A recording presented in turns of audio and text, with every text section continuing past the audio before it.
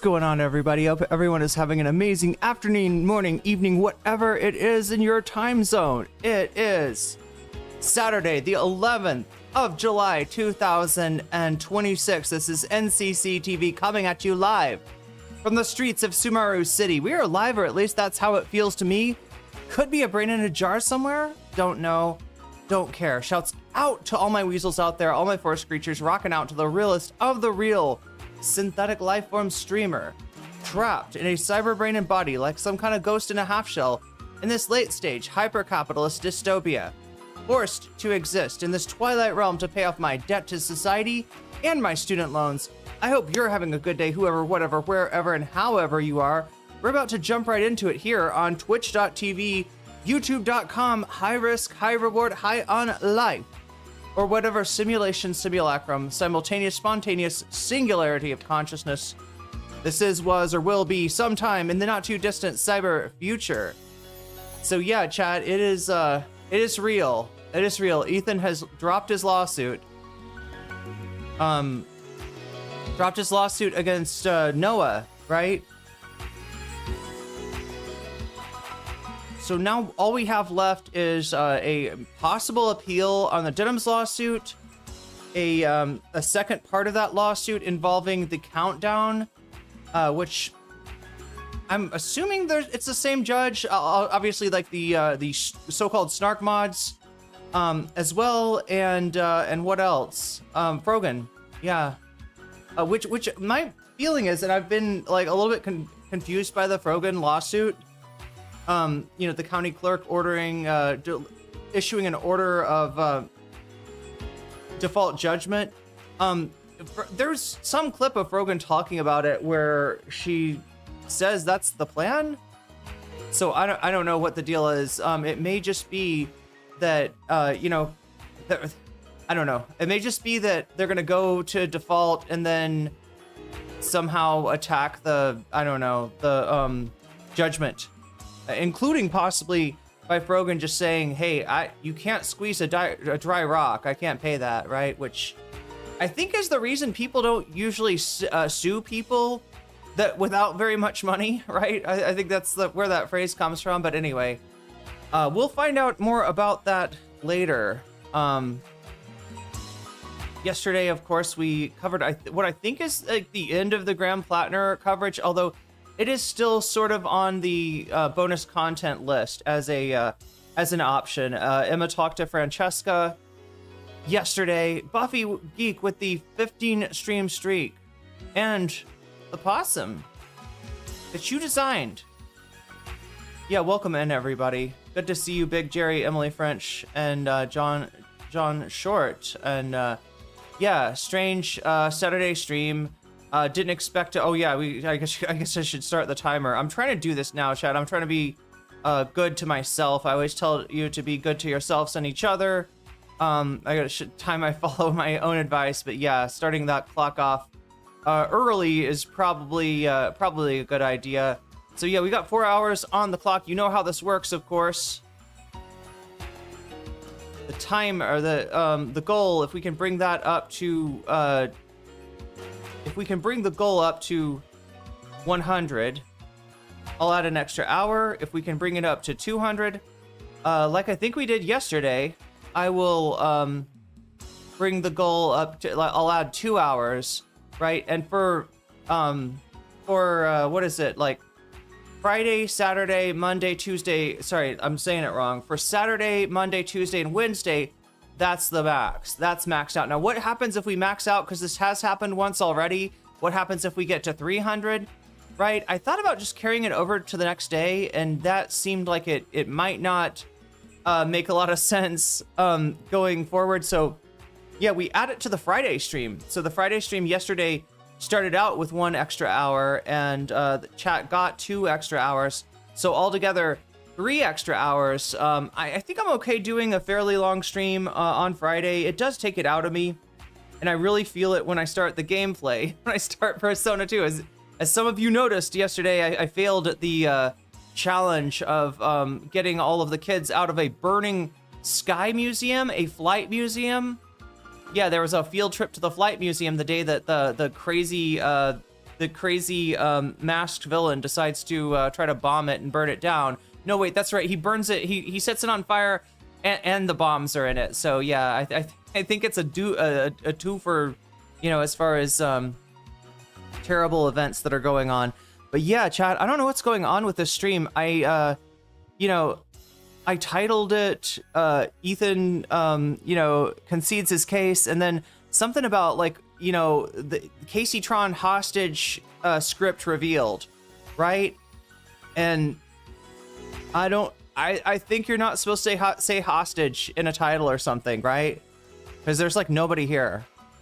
I changed it to H stage to try to salvage something, but I don't know. I've never seen it like that. Yeah, especially after yesterday. Yesterday was a pretty good day. Look, I'd like to tell you that you hit 100 likes on yesterday's stream, but actually you hit over 110 likes on yesterday's stream. So yeah, really amazing day. Feel bowled over by the support, and people were really here for it. Given that we're kind of wrapping up the whole Ryan Grimm thing, and there's a lot of creators that people care about or cared about, as the case may be, that are just wrapped up in it. But yeah, this feels like I went on stream at 1 in the morning. I don't know what's going on. I don't know what's going on, chat. But yeah, if you can let other people know that yes, the stream is on, just maybe YouTube's not showing you the maybe YouTube's just not showing you the notification or something. I think that might be what went on. But yeah, banger show for today. We got Noah made a video, and that's where we get the insight into Kaceytron and what happened with that hostage video. I don't know, maybe I shouldn't say that word. Maybe YouTube doesn't like that word. Can somebody help me figure out another word for this, right? Is there another word that I could be saying that is not gonna get my stream like shit canned? That is like describes the same thing. You know what I'm talking about, right? When Kaceytron is sitting there and like, I have wronged Ethan Klein. I have also wronged Asmongold. I feel very bad about what I said to Asmongold. He is a nice boy who doesn't deserve any of that. He did nothing but good things to his mother. Buying her cigarettes was based. No, like it's like that whole thing. Captive, coerced apology. Yeah, probably. That's a little bit longer, a little bit less pithy, but I think forced apology. Okay, forced apology is good. Coerced apology. Yeah, forced apology. I like the way you're thinking, chat. I like the way that you're thinking, but yeah, we're gonna deal with it. Look, I'm on the fucking, wait, what do you, like, I'm on the schedule, okay? Like, I'm scheduled for today. I'm working today, and I will work whether there are customers or not. I've already had my coffee and my emergency coffee for today, so I'm feeling pretty good, feeling pretty energized and pretty ready to go into, yes, another Ethan Klein, maybe the last Ethan Klein for a while, although I don't know, chat. Does anybody, Direful and I were talking this morning, trying to figure out if Ethan is Ethan coming back tomorrow? Is that the day? Like, I remember he went on like a break, and they do like a Christmas break usually, and they do I think a summer break. I thought it was, oh my god, I thought it was for some reason I thought the break was 3 weeks, and it feels like he's only been away for 2. So if anybody knows, if anybody can confirm, I guess we could look ourselves and see if it's on the schedule. Sorry, Ethan's schedule. See if it's on see if H3 has a stream schedule. That's what I was trying to figure out.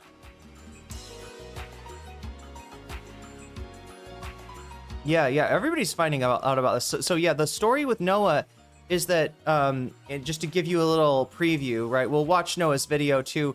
Actually, we might watch Hasan respond to it, because I think Hasan has some insights to that. And this prompted Hasan to, I don't know, either finally watch or maybe finally finish the Kilo the Giants video. I feel like he's watched it before, but what was it, like the Cam section and the Willie Mack section? I think they're called like the bumbling idiots of SlopTube or something in that video. So yeah, Hasan watched a little bit more of the SlopTube spectacular, the Hasan Bad industrial complex and how these commentary channels were sort of drafted into doing the most lowly task of all commentary channels, which is sweeping. Sweeping is when you are taking some bad shit against somebody else and making it look less bad. And they don't like to do it. They really don't like to do it. And if you are doing it, right, it's considered that you, I don't know, owe a favor to the, you know, person you're sweeping for. You, yeah, the sweepers, I think, were like Nick Diorio and I can't remember who else, but yeah, Kilo's got it. It's like that 4-hour marathon video. We watched, I think, all of it except for maybe this part, the part with Cam and I don't even know, I don't even remember who Cam is. Cam was important at some point. Cam was like a slap tuber. Wasn't, I feel like I remember hearing like Ethan and DGGers kind of building up this Cam video on Hasan as being like, oh, this one is the one that Hasan's not going to be. He's fucking totally cooked now.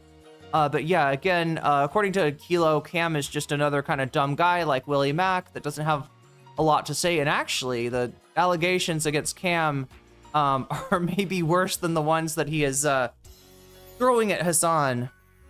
But yeah, so Noah made his video. He talks about, you know, his experience, how he got in touch with a lawyer who didn't give him pro bono work, didn't do the, you know, didn't like, you know, do the work for him at no cost, but did give him a deep discount, it sounds like.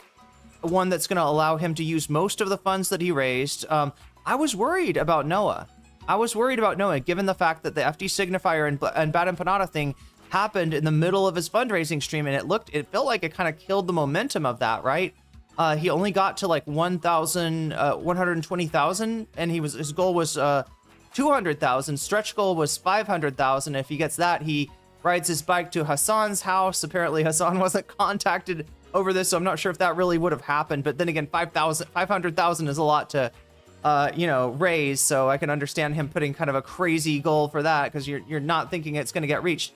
They did reach 1,200, and it sounds like 100,000 of that is going to be able to go to charity now that Ethan's dropped the lawsuit. But yeah, how Ethan dropped the lawsuit was this, right? They got contacted by Ram Barneesum, I'm assuming, by Ethan's lawyer, and with an offer of a settlement.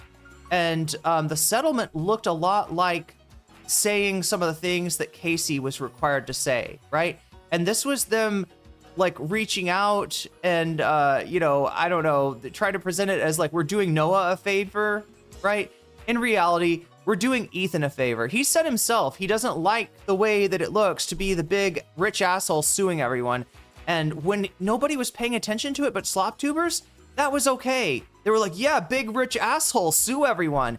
But now that Moist Critical kind of opened up the aperture and, you know, shined a light into Ethan's bunghole, we're, you know, a lot more people are seeing how dirty it is up there. And Ethan is like, you know, I gotta get a cleansing. I gotta get this thing hydrated.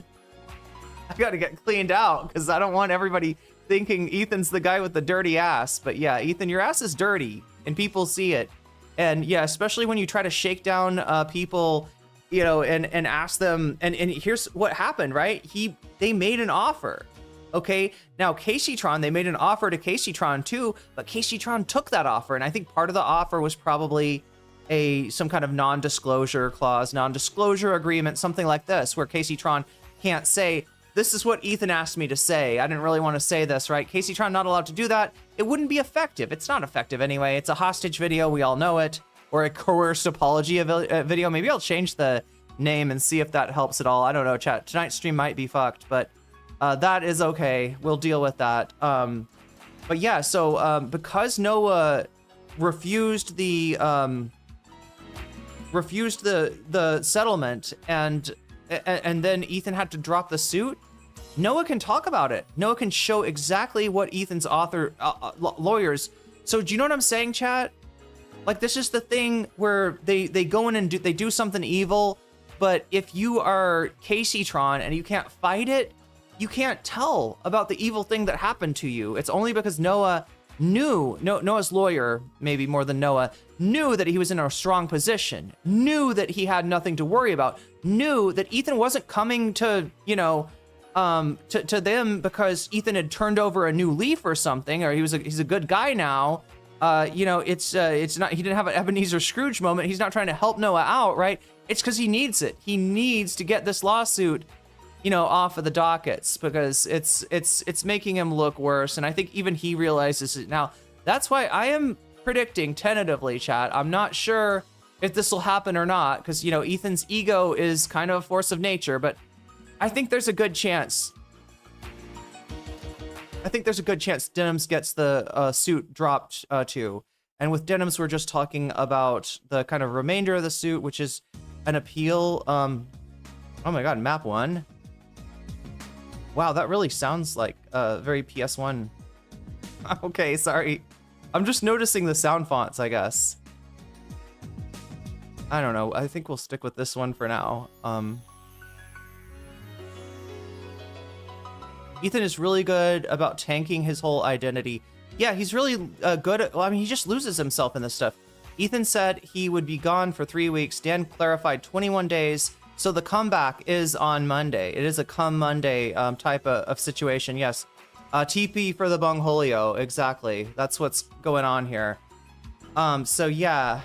Let me go ahead and show you what Austinox has posted.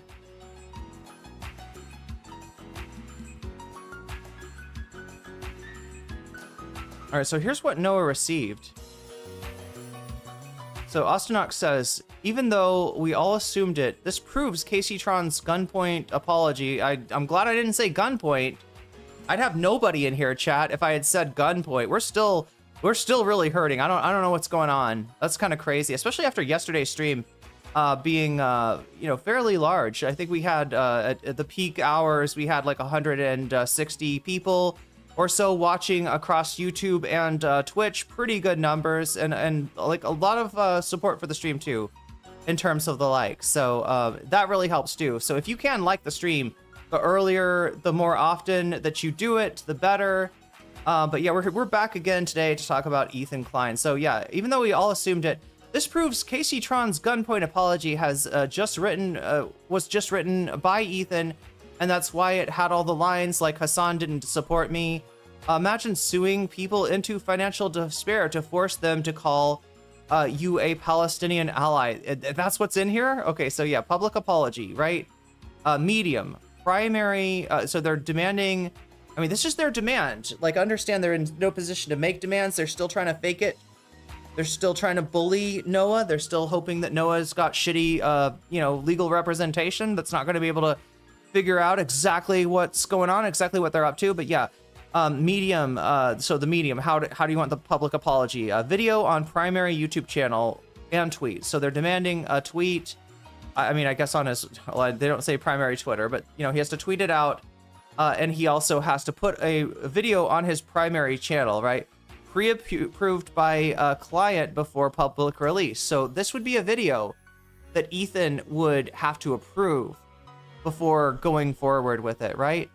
Contents of the video. Apology saying my client supported, apology for, I'm sorry, let's say this the correct way. Apology for saying my client supported genocide. That's what it is, right? Oh my God, chat, I gotta get stuff set up here today. Yo, thank you, JJS. Thank you, Gene Short, for the gifted membership to Ricky Hall 1477. Why did I almost say Ricky Bobby? Is Ricky Bobby the character from Talladega Nights? Am I mixing that up, chat? I don't even know. I don't even know, but yeah, that's where we're at.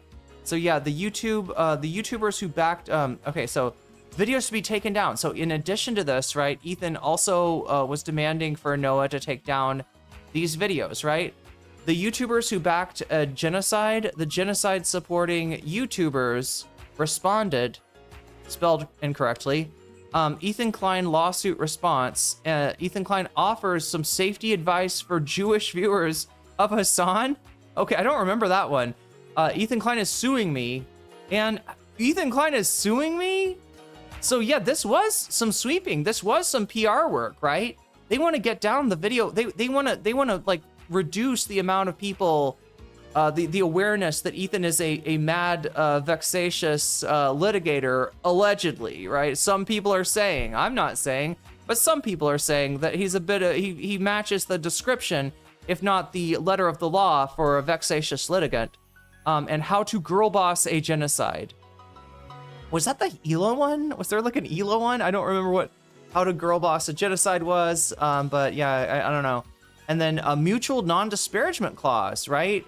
Which means that Noah can't make videos on Ethan, and I guess Ethan can't make videos on Noah. So there's a little bit of recognition of, you know, this isn't just like a NDA on Noah's side or something like that. I don't know, maybe there's a little bit of a recognition about that. But yeah, this was a ridiculous ask. Noah's lawyers knew it, and I think they made a counter offer that was much less. You know, it was like, I'll take down the videos about the, you know, I don't know, the videos that about the lawsuit if the lawsuit is dropped, because so they were, you know, they were offering Ethan something, but just not what he asked for.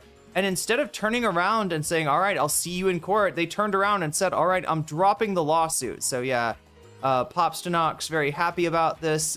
Ethan Klein's defamation lawsuit against Noah Samsen has been dropped without prejudice. This is the second unsuccessful lawsuit after losing to Denham. So yeah, the whole vexatious thing is like, you gotta lose a bunch of lawsuits in, I think, the same district or something like that. I think that's how it works. So he's not, you know, legally considered a vexatious litigant, but, you know, we all know in our hearts what the heck this guy is up to. Speaking of what people are up to, what I'm up to right now is trying to get more people into the stream, because yeah, again, we started off on a weird one. Hey, look at that, 9 likes already without me saying anything on Twitter. Some of you know the drill. For those of you who don't, I'm gonna put this link in the stream again. If you want to click on that link, if you use the hell site, twitter.com, you can go and help me out, help spread the word that this stream is actually on, and well, it's gonna go on. Okay, now there's like a decent amount of people. I don't know, chat. Maybe it's just, is it because it's Saturday? Like, people are kind of getting here late. I'm not even sure. I'm still the clips leader, by the way, and I don't want to be. Please, Twitch users, if any of you have the, if you consider yourself an editor, if you are an artiste of any kind, right? If you would like to, you know, try to wrestle with the API that is the Twitch clipping, you know, mechanism, right? Which is a little bit difficult. It takes a little bit of getting used to. Sometimes you try to clip what you want, you don't get what you want. Hey, there's trial and error. I won't be mad at you if you make a clip where like the good part is just after the end of the clip, or where the part where it would make you understand it is just before the beginning. That's just growing pains. But seriously, get out there and make something if you want to, right? It does help to have clips a lot, and I hate that my clips are the number one, that I'm the number one. Look at that, 8 views, and that's the number one clip, and it's me. And all I did, chat, was make a clip accidentally. Like, I hit the button accidentally. I didn't try anything. I didn't edit shit. I literally just clipped a random part from my stream, and it's got 8 views. So I think you can beat me, and I want you to beat me. I want to be the lowest on the you know, on the list, on the hierarchy of clippers on my channel, not the highest. But yeah, I don't know. We might have to spend some time on that. Maybe I'll try to make myself available in the Discord, do a little clipping and shipping myself, show people how it's done for those, you know, because it's a little bit hard. And I've tried showing people on stream, and it's not good content, right? It's not for stream. So yeah, I'll maybe try to show up in the Discord tomorrow or something if I have the time. Got a lot of stuff to do on my day off, but I'll try to make time for it anyway. But yeah, that is the blast off tweet. And if you want to help us blast off, of course, Elon makes it hard, because anytime you are listing an offsite link, even if it's in the comment, Ethan Klein is a loser. What a forever comment. That is based. Did I spell vexatious right? I'm not even sure. It looks like that looks like the wrong way to spell vexatious. Anyway, chat, I don't know. I used to be really fucking good at spelling. Now I'm like misspelling pretty easy words. But yeah, because it's got a link to offsite, that's why Elon likes to bury these things. You can force him not to bury it though, because if you get it to, I don't know, 17, 20, I'm not sure what the number is, right? We did it once where we got it to like, I don't know, 17 or 20 or something like that, and then Twitter itself carried it to like 60, 70 likes. So that one got some pretty good attention, some pretty wide spread. That's how I spelled it. Yeah, that's how it's spelled, I guess. Okay, that's what I thought, Neopergos, that it was spelled like that. But anyway,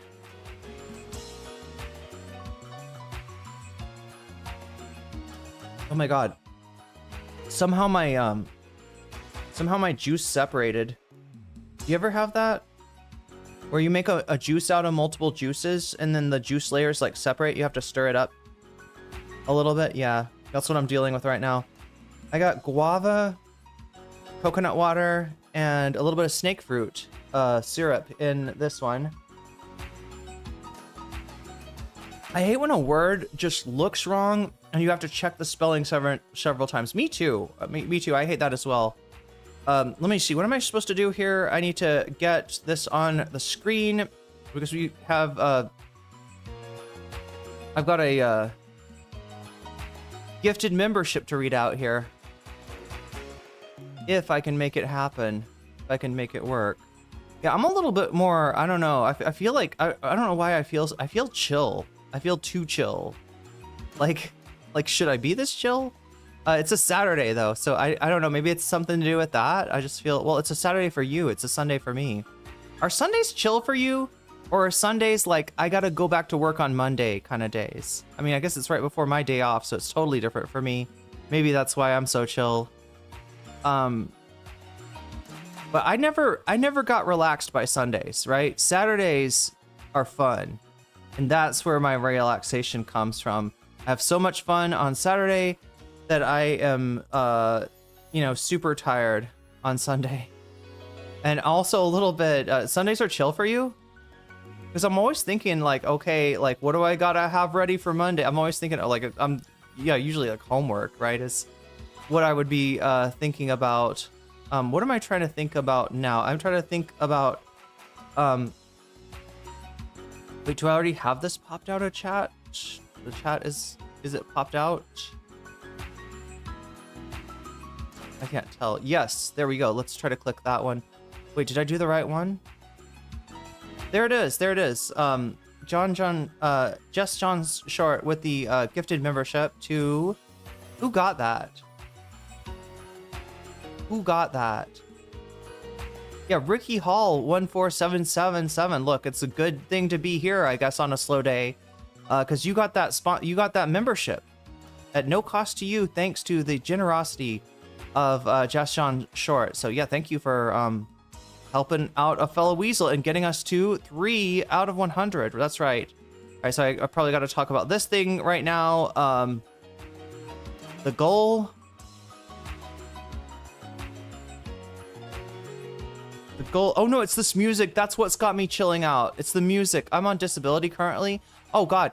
Listen, chat. When I talk about supporting the stream, like, understand, I am fully aware that probably most of you need to keep your money for yourself and your friends and your family and your significant, you know what I mean? Like your pets, like, right. You got places that money needs to go. I'm fully aware of that.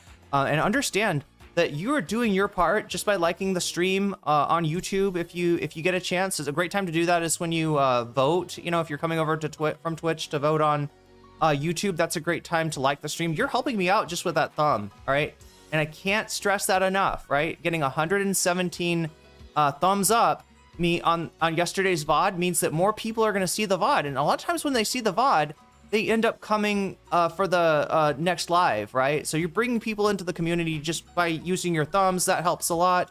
If you have something like Prime, you know, you can get yourself a free membership if you want to have those benefits of being able to rewind the VOD, not seeing any kind of ads, and getting all the emotes, the animated emotes over on Twitch, right? That's another way that you can support the stream for free, and you're also supporting just by being here. So just like, don't never think that like you know, that you're like freeloading or something. This isn't church. We're not passing around the, you know, what is it called? The tithing bowl, the tithing tray? Is that what it's a tithing tray, right? Is that what it's called, chat? I remember going to church and just really wanting to, Rusty, I figured out what you said to me so many days ago in Thai. I remember going to church and like, you know, they're like passing around these trays, and at first it's like crackers, and I'm just a little kid. I'm like, I want a cracker. And my grandma slaps my hand away. And then they got wine and grape juice, or like wine for the adults and I guess grape juice for the kids. And I'm like, oh, a drink. And my grandmama's like, slap. And she's like, you didn't build a church, okay? Me and your grandfather, we built a church. And I'm like thinking about my grandparents going out and doing construction on a church or something. No, I think she's talking about like she gave enough tithes to where you could say like a church costs this much, and that's a lot of money. She gave a lot of money to tithing, I guess. I don't know, chat. I never really thought about how much money my grandma was giving the church, but no, it's not that. It's not that, because like, you know, church, they're all like looking at you. Did you put $1 in there? Did you take $1 from there? Like, what, you know, are you contributing to the church? Collection plate. I think that's what they call it. The money bag is what they should call it, Rusty. But yeah, okay, wait, let me see if I got that right. Pasa, the word that you sent to me, right, was pasa something Dao. And Dao means star. It wasn't pasa con Dao, which I would think might be how you'd say alien, but it was pasa something else Dao, and it means like I don't know, moon speak would be one way to say it. Alien language would be, yeah, that one. Let's see if I can sound it out. Pasa Ali? Wait, Pasa Alien? That's not even Pasa something Dao. Okay, yeah, but wait. Is it just Pasa? Alien. The word salad? Yeah. Wait, for some reason I thought the last one was Dao, like star. But no, maybe I saw a different version of it or something. But yeah, what fooled me is that this first letter right here, the one that looks like a little bird, there's several letters actually, chat, in Thai that look like a little bird. This one is a P, but I always want to think it's a T or a K. And then the other, yeah, it's like the S sound that comes after that is like not the one that I'm accustomed to. I usually see the one that looks like an L with a line through it. But yeah, pasa, that is how pasa, that was the word that I recognize. Wait, am I saying it right? Pasa alien? Pasa alien? Anyway, I'm learning Thai, and I'm also learning to read Thai, which is almost like my favorite part of it. Because yeah, like these words, chat, I mean, they might as well be an alien language when you don't know them at all, right? If you don't know the alphabet, if you don't know how to sound anything out, you don't know what a vowel is, right? It almost feels like alien language.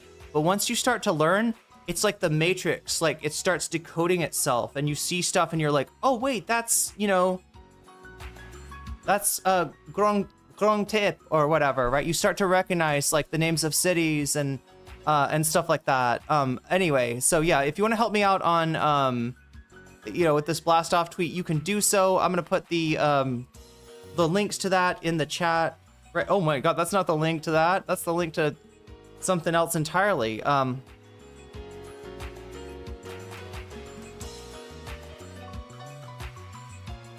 It's right here. I'm gonna put that there. And where else? Oh yeah, here. There we go. That's the link to the blast off tweet if you want to help me out with this.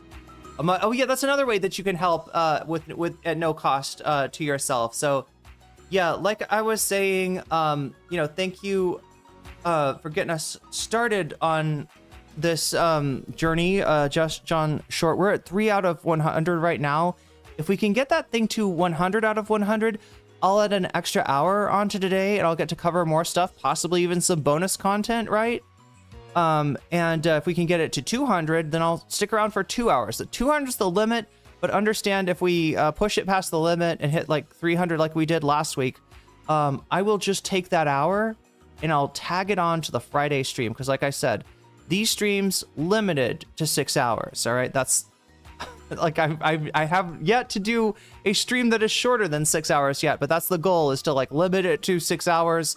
The Friday stream, there's no limit, at least for now. I mean, there probably is like theoretically a limit to like how long I could stay awake or be functional, you know, but yeah, there's technically like no limit to the Friday stream. So we'll just add everything onto there every time that, so make sure to go to the Friday streams, especially if you are part of that support that gets us that extra hour. Like we had yesterday, the extra hour is very useful because I had so much to go over. We had the Emma debate against Ryan Graham. I don't know how many people thought that was a debate, right? Because it was, for a debate, it was very nice. Obviously they're friends, and you know, Emma disagrees with some of the things that Ryan has done lately. I think everybody kind of has some, you know, feelings about him trying to make a big deal out of that whole glute massage thing.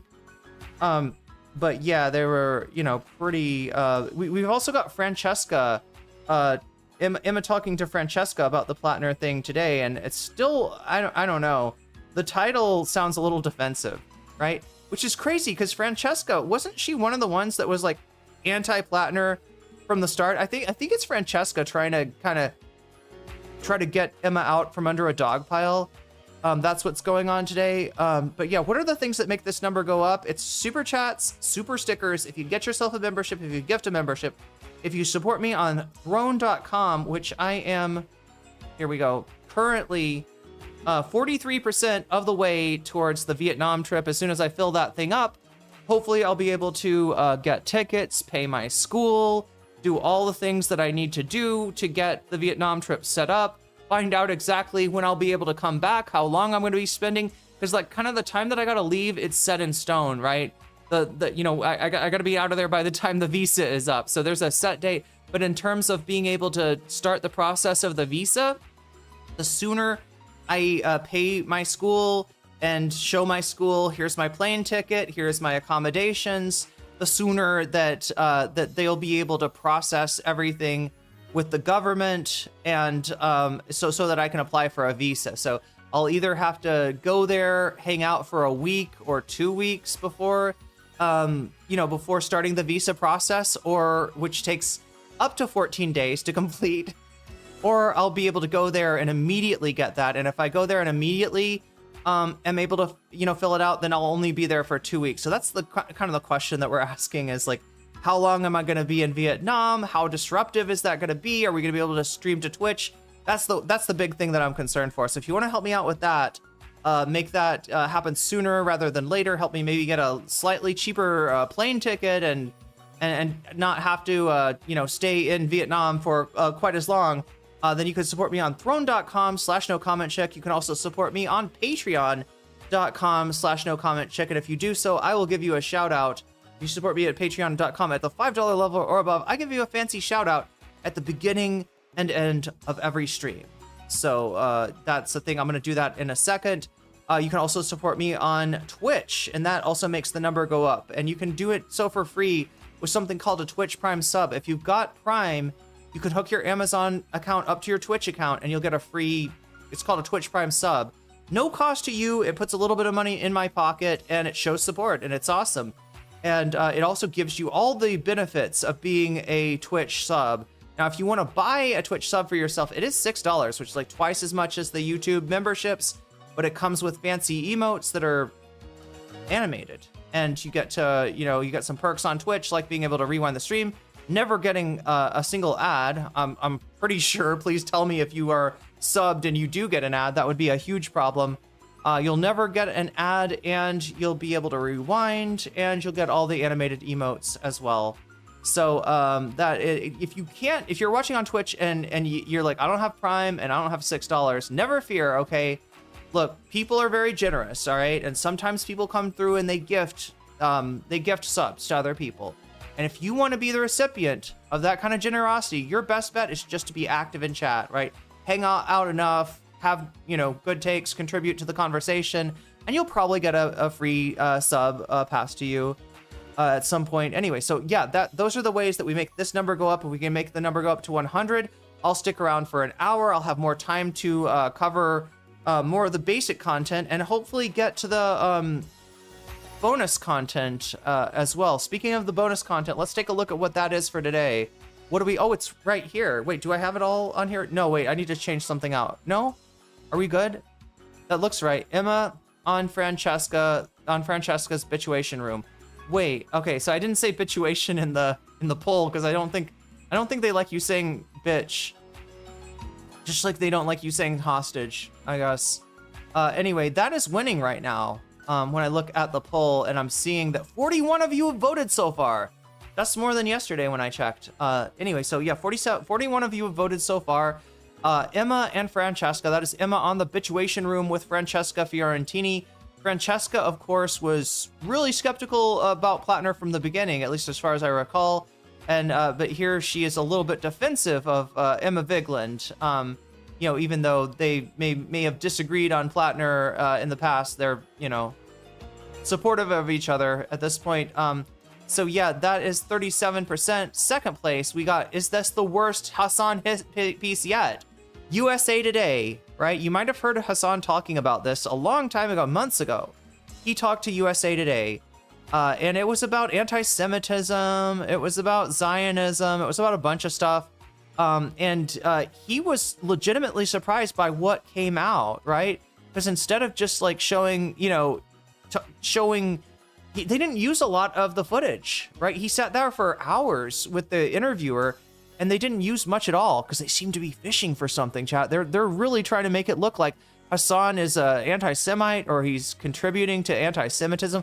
The worst thing I saw was when they show the clip of him saying pig dog, right? You remember the pig dog thing? Ethan tried to make a big deal about it, tried to be like, pig dog is a Nazi dog whistle, or it's a, there's a dog in it, right? Like, it's a dog whistle and that refers to a dog, maybe.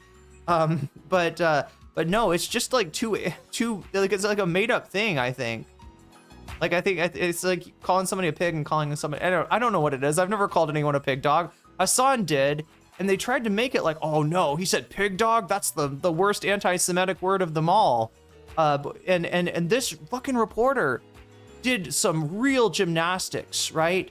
To find a German term, and I'm not gonna say it, chat, because I think it maybe is a slur in German, I'm not sure. But it combines the word for pig with the word for Jew. Like, as if that was what he said. He didn't call anybody that. He didn't say that. He has. I don't think I've ever heard Hasan use an insult that like includes the word Jew or implies like that part of the criticism is the person is Jewish. You know why? Because he's not an anti-Semite. He's anti that, right? Anti-Semites are Hasan's enemies. Anti-Semites, people that are look at being of Jewish origin, right, as a evil in and of its own, also look at being a freaking communist, being a socialist as an evil in and of its own. So yeah, it doesn't make sense, but they're trying to make it make sense, and they're trying to force this meme, and I don't think it's working. It's such a stretch. It's such a stretch.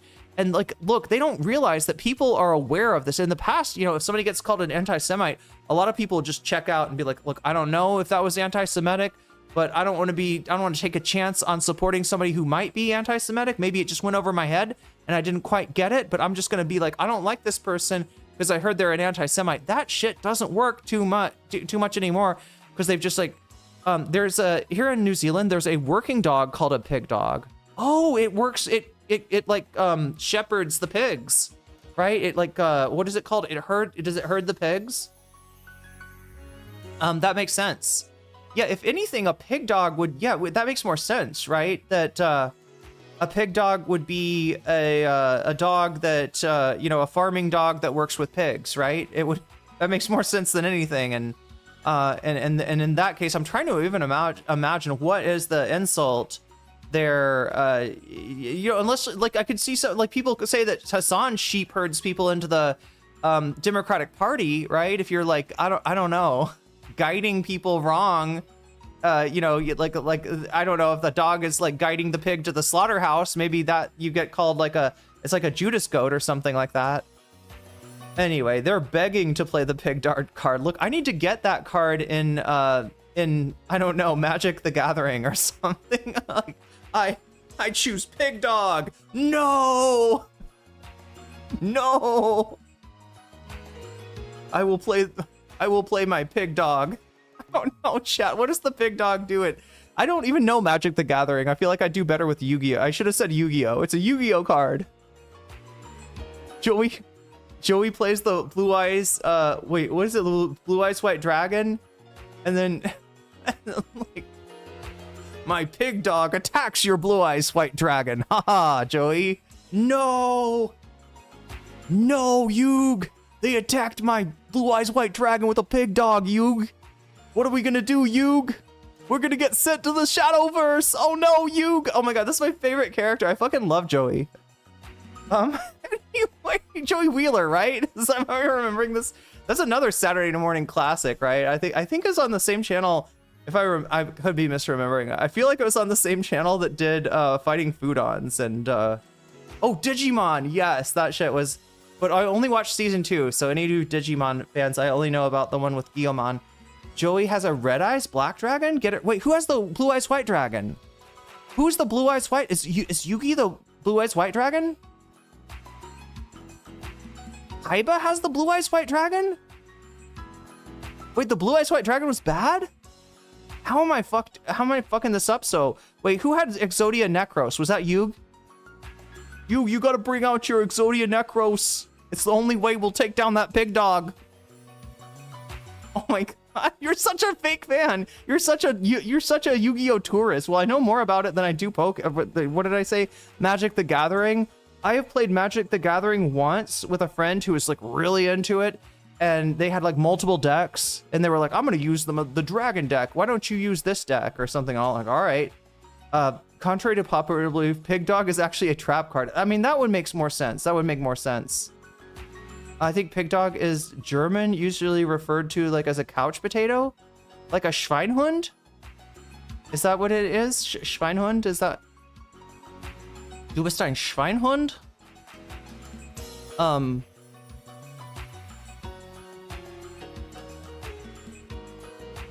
I used to think Yu-Gi-Oh was so stupid, but it was on when I got home after school, and yeah, you get into it. Yeah, my whole deal was like, I had a friend who was an artist, and she hated Yu-Gi-Oh, I think because of the perspective, right?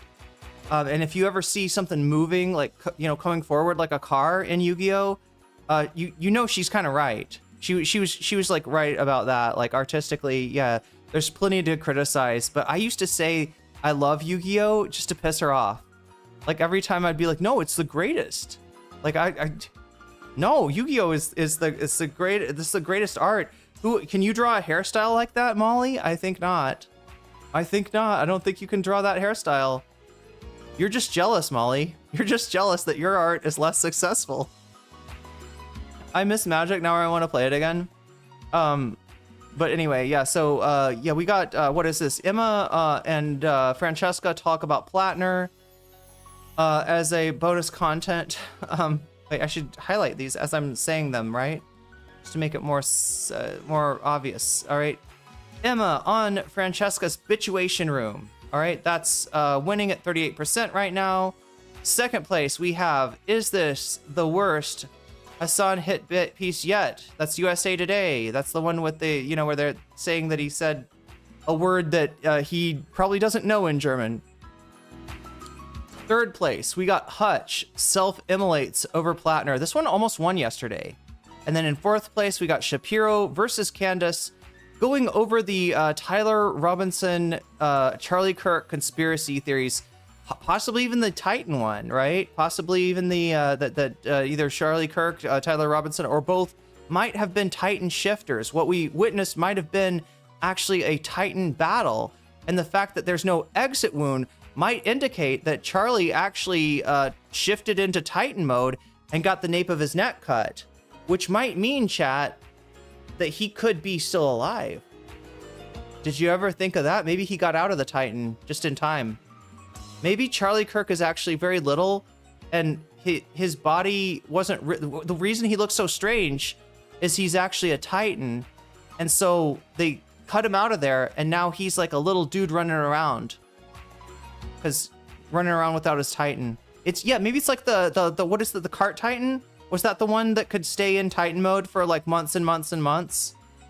Like, the only thing about that, chat, is like they need to get Titan showers, okay? Do you know what I'm saying? Because like if the Titan like forms and then disforms and stuff like that, it's one thing. But if you have to be like if the Titan's there for like months and months, like the cart Titan, you need a Titan toothbrush. Like, you really need a Titan toothbrush for that cart Titan. That thing's got a lot of teeth, okay? That thing's gonna get thrush on its tongue with all the people that it's carrying in there if you don't brush the teeth and use some mouthwash too, right? Can you imagine the Titan, the fucking cart Titan gargling? They tried to say he had a steel spine. No, actually, he's the founding Titan is what he has. It's not a steel spine. It's just that that's how the founding Titan looks, right? It's got the big spikes out of its spine and everything. Anyway, chat. That's enough of that. But yeah, Ben Shapiro versus Candace Owens. That one's in last place at 14%. Go over to youtube.com, even if you're watching on Twitch, youtube.com/nocommentchick. Click on the stream, click on the chat, and click on the poll, and you too will be able to vote. And if you want to, while you're there, you can like the stream because that helps me out a lot and gets more people in here. And the sooner that we do it, the better, just like the blast off tweets. So anyway, I've explained that. What is the other thing I gotta explain? Yeah, once again, so I said that when you do super chat, super sticker, if you get yourself a membership, if you gift a membership, if you support me on throne.com, which you can do by clicking on this QR code. Is this thing big enough? I don't even know, chat. I don't know how big QR codes have to be, but this is the one I'm trying to feature right now because I'm trying to get that Vietnam trip locked in, so I will not have to stay out of Thailand for very long, right? It gets complicated if I have to stay, right? Then I have to decide, okay, what do I want to do? Like, how do I want to do this? Do I want to, like, I don't know. It might even be like more plane trips, right? If I go back to Thailand, get a 30-day visa-free thing, extend it to 60 days, and then go back to Vietnam and do it. That's another option, but that's a bad option. That's 2 plane tickets rather than 1. So I'm hoping to keep it to a minimum. And if you want to help me do that, you can support me on throne.com/nocommentchick in Throne or Patreon or Twitch, right? Any of these things that allow you to raise this number, because that's what this number is. I'm counting like those things in specific, right? You can also let me know in the chat which of these topics you want to see, and you can put your money where your mouth is, right? Because all these things say 000 right here.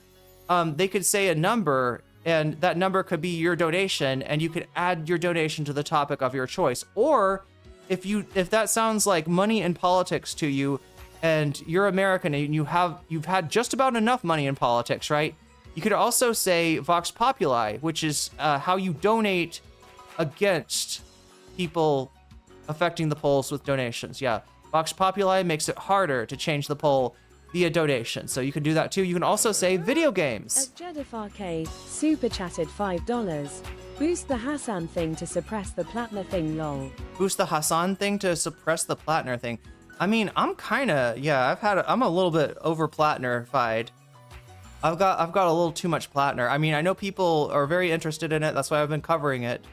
But we're gonna boost Hasan to fight against. So that's the reason that somebody would want to, you know, put their money where their mouth is. If they're looking at the poll and they're like, I don't want to watch more Platner. All right, Hasan's in 3rd place right now. But yeah, with that boost, actually, it's in 2nd place. So yeah, if you want to help Hasan, the hit piece, you know, you want to see what the conspiracy theories are between Candace and Shapino, or you're desperate to see more Hutch content, because I haven't done Hutch content in a shit long time. The best part of Platner dropping out is Platner discourse goes away eventually. It's taking its sweet time though, isn't Hot Sexy Chungus? I mean, yeah, the Platner thing has really got people that should be allies kind of at odds, and some of that's understandable, right? When you somebody supporting a candidate that turns out to not be helping, take the Senate away from the Republicans, take that seat away from Susan Collins, but actually might drop that seat right into her lap, right? It's making some people question their content creators. That's understandable. Some people have apologized. I even apologized a little bit, chat. I never supported Plattner, but I also never really pressed the point when I saw what was going on. What I saw was a liar that's going to keep lying, and that's how you lose a race really bad. Even like a Tim Waltz kind of lie, which I would classify Tim Waltz. Also, thank you for the super chat, Jedafaki. I would classify the Tim Waltz lies as being white lies. They seem like lies that he accidentally said it wrong or something. Like I don't see Tim Waltz as trying to trick anybody. But even those lies, right? Even when you get caught in a lie, it looks really bad. It hurts the campaign. And when you got the drip, drip, drip, that's the worst. And that's what Plattner was. He was dripping. Everybody's like, no, he's not dripping. He's perfectly clean. I'm like, this guy's dripping. I really should have pressed the point more. Right? Because like in my mind, I was just like, all right, I don't think this guy should be the candidate. And then his numbers go up after all the scandals. And I'm like, well, I guess the people of Maine feel differently. And, given what we knew about him at the time, it would have been, he seemed like a better alternative to Mills and Collins. But yeah, he's no alternative at all because he is incapable of winning. And this was going to come out sooner or later. And it was gonna fuck up the whole campaign. I understand that leftists who are banning TMR that makes sense. So I'm not giving up on TMR. Well, you don't have to. Luckily you can make your own choice. But anyway, yeah, that's where we're at. We're at 8 out of 100, so we're almost 10% of the way towards open up a whole new hour. Let me fix. There it is. So yeah, we're at 8 out of 100 so far. Oh my god, I can't make this work. 8. There we go. 8 out of 100. Okay. And like I said, everybody that supports me on Patreon at the $5 level or above gets a fancy shout out at the beginning and end of every stream. And since we're near the beginning of the stream, I say let's do it. All right, so shouts out go to Neil Pergos, shouts out to JMB, shouts out to Emily French, shouts out to Big Al of the Cake Mix, shouts out to Direful, shouts out to Joel Siverud, shouts out to Sarah, shouts out to Izzy Mandius, shouts out to Steven Sayers, shouts out to Animus, shouts out to Infallible Fowl, shouts out to Oralt's Ellipsis, shouts out to Nadia Yvette, shouts out to Choki, shouts out to Moe Noip, shouts out to Temporal Insanity, shouts out to Buffy Geek, and a fancy shout out to Rachel K, Omega Star, Crystal Saphira, and Zera Zerex. All right, with that being said, chat, I believe we are ready. Oh my god, what are we ready for?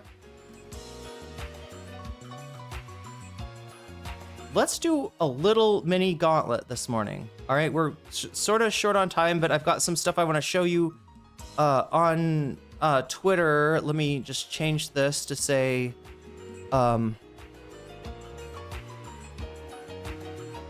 drama gauntlet, and then after that we will watch Noah Samsen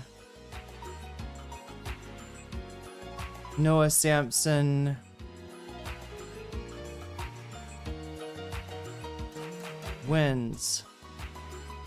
Sure, that's what we'll call it. Noah Samsen wins because he's a winner. Oh my god. The breeze on my face, chat. It feels so good. So and then the second one, what is it? Oh yeah, I got it. So here we go, chat. Here we go. And once again, if you want to support the blast off tweet, it's right here. And you can support it on twitter.com to help this get jailbroken. The more likes we put on here, the more likely that people will actually... Yeah, we're up to 15, doing pretty good. So yeah, thank you everybody that supported it so far. I'm gonna take you now into my bookmarks because I got a few things bookmarked for us to see. Oh my god, and the fan is running out of juice.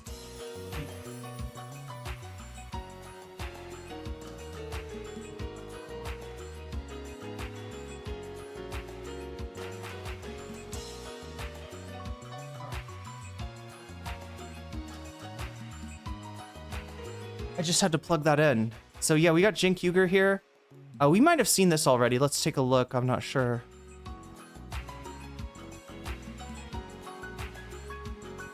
You got some shaky gurgurs for me, chat? Can we start this off with some shaky gurgurs since we got shaky gurgur on stream?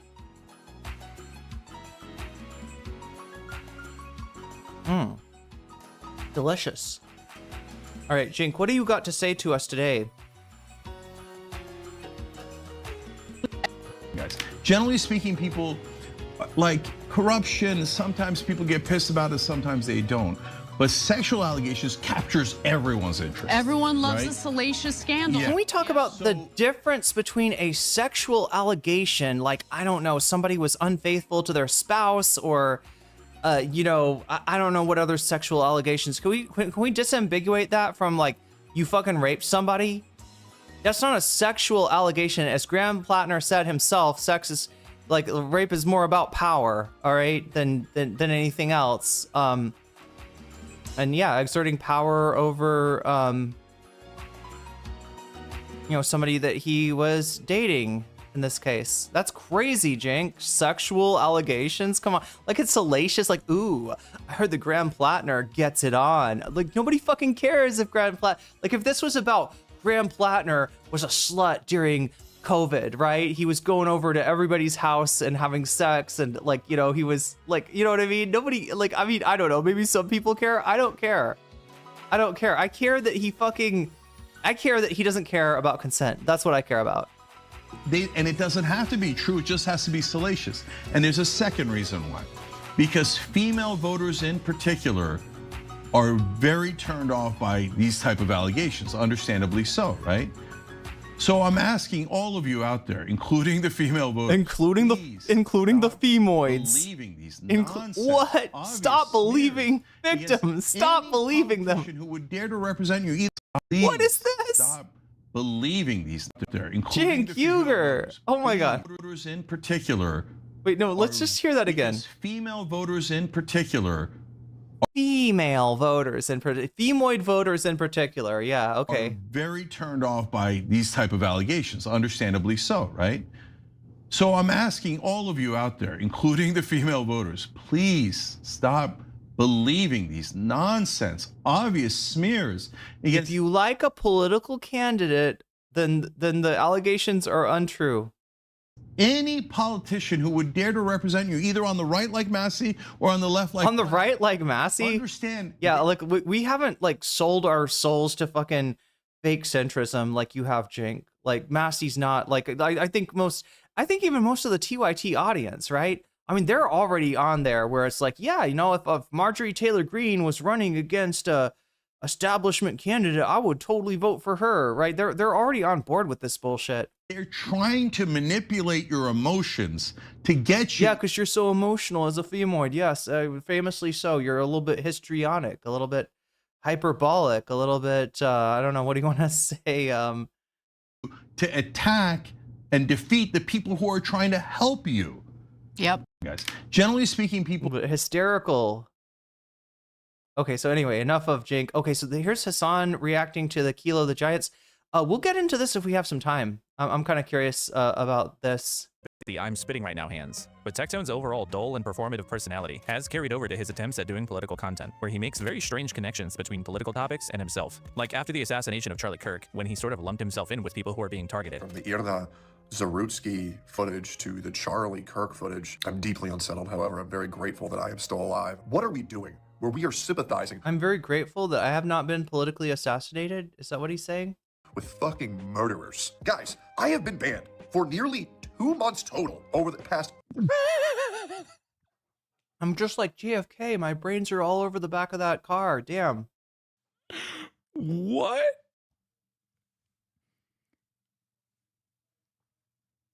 Dude, you are dumber than dirt if you watch this fucking guy. Oh my god.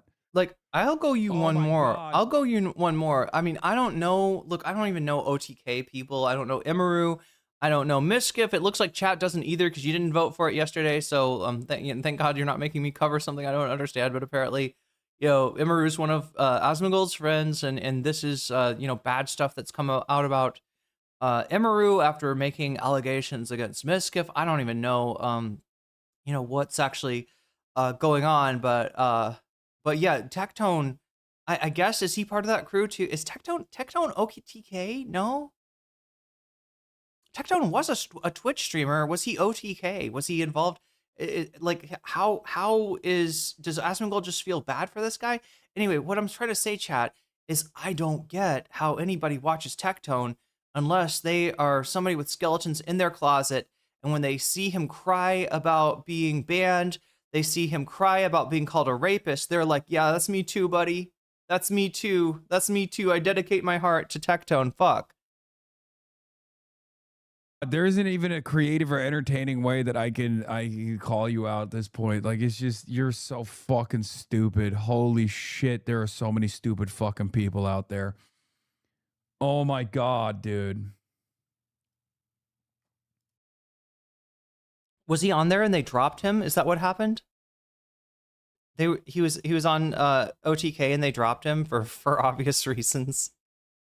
Denims calls out Asmongold's hypocrisy on fair use by saying she should have lost the Ethan Klein copyright lawsuit. God, he said some fucking ridiculous shit about this whole thing, right? And it just, like, the underlying thing is that Asmongold thinks he's smart, or he thinks he's smart enough to at least to figure things out, like that he can look at a lawsuit and be like, yeah, that lawsuit is based, that should go through, yeah, Denims is gonna lose, right? He thinks he knows, and he's not even close. He's not even close. He doesn't have the fucking prerequisites to know anything about anything, right? But he's convinced that he doesn't need to do research, and if LawTuber, if legal mindset, Lolicon mindset, tells him that Denims is 100% cooked, well, that's as good as gold to him. So yeah, it's a foregone conclusion she should lose. Yeah, I mean, like, I don't see how. I'm actually shocked, and I think it's a bad precedent that a person like her is able to say that kind of stuff and then upload the content and then do that. I mean, I just think it's extremely bad. It's so crazy too, because this isn't even necessarily something that he would believe in for himself, or his fans would believe in for himself, right? If he actually did what he was accusing me of doing, he would defend it 10 toes down, right? If he Fallen Gemini's got some insight for us on the Imaru situation. I followed the Imaru thing. She claims Miskiff essayed her, and Miskiff dropped a text screenshot showing Asmongold using the N-word and her being like, what was her reaction to it? Asmon reacted to the same video. Wait, to the same video? Isn't this Asmongold reacting to the legal mindset video? Which video do you mean, Hot Sexy Chungus? He was watching a video from someone that he didn't like me or anyone else. And he was like, I don't want people to support this person.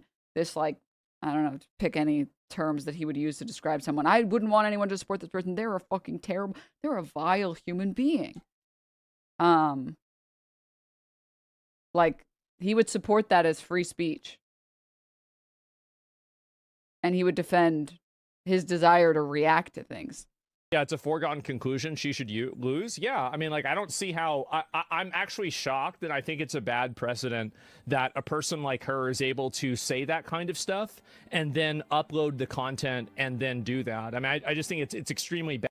It's so crazy too, because this isn't even necessarily something that he would believe in for himself, or his fans would believe in for himself, right? If he actually did what he was accusing me of doing, he would defend it 10 toes down, right? If he was watching a video from someone that he didn't like me or anyone else, yeah, it would become a free speech issue. If Denims had a million, if Denims was a billionaire and she was threatening him with lawsuits, it would be, she's trying to silence my free speech. This bitch doesn't want, she's trying to get away with her. I don't know. I'm trying to expose her and she wants to silence me. It would be that kind of language, right? Like bricks and minifigs, like what everybody said about bricks and minifigs, right? But when it's Denims being suppressed by Ethan Klein, somehow that's based. Based. And he was like, I don't want people to support this person. This, like, I don't know, pick any terms that he would use to describe someone. I wouldn't want anyone to support this person. They're a fucking terrible, they're a vile human being. Like, he would support that as free speech. And he would defend his desire to react to things. Yeah, it's a foregone conclusion. SM, this is what happens when you put the word hostage in your YouTube title.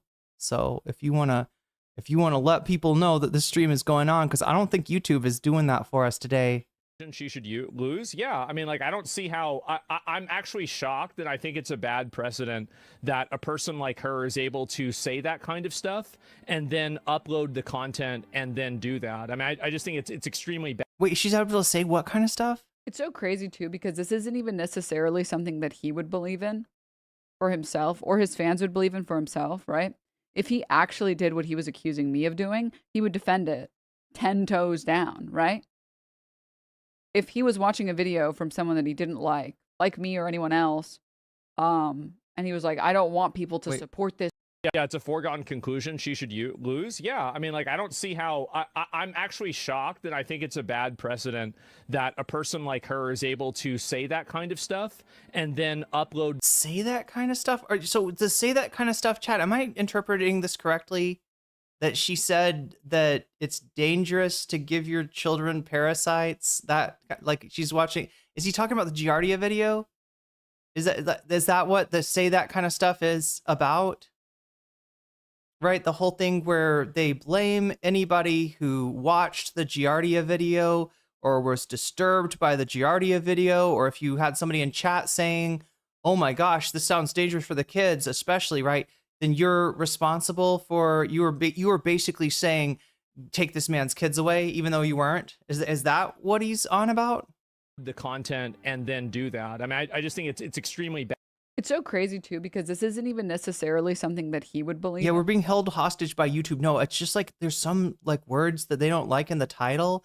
And instead of like, I don't know, like you set a title and they say, this title is in violation of our guidelines, or like, you know, this title violates like our ad-friendly guidelines, and, you know, you can't use it or else your stream will be demonetized. What they do instead is they just like don't, you know, it's like this weird. This is the thing. YouTube is, you know, the phrase cargo cult, right? When you think that something that you're doing affects something, but you're not sure what affects it, so you just try doing, you know, wacky stuff. That's what YouTube is like, right? Because there is this whole, you know, weird like shadow moderation thing that goes on. Nobody's sure like what the no words are. YouTube doesn't tell us. Right. And so sometimes I just have to find out when I use the word hostage in a title, and like I see like, you know, that it takes forever to get the numbers up, like for people to see the video. Right. It feels like people aren't seeing the notification. But yeah, if you want to make sure that you're seeing the notifications, make sure you're subscribed and make sure you ring that bell if you want to know every time that I'm going to be going live.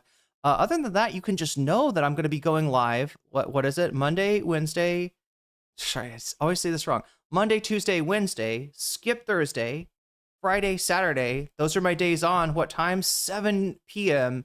Pacific time, 10 p.m.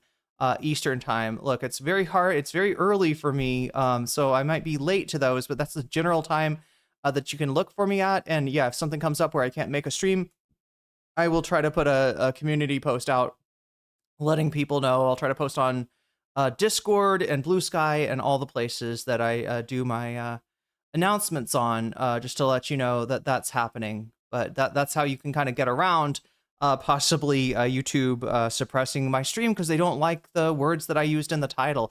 That's the best thing I got, Chad. That's my best guess, is I used the word hostage in here, and YouTube is not having it. For himself, or his fans would believe in for himself, right?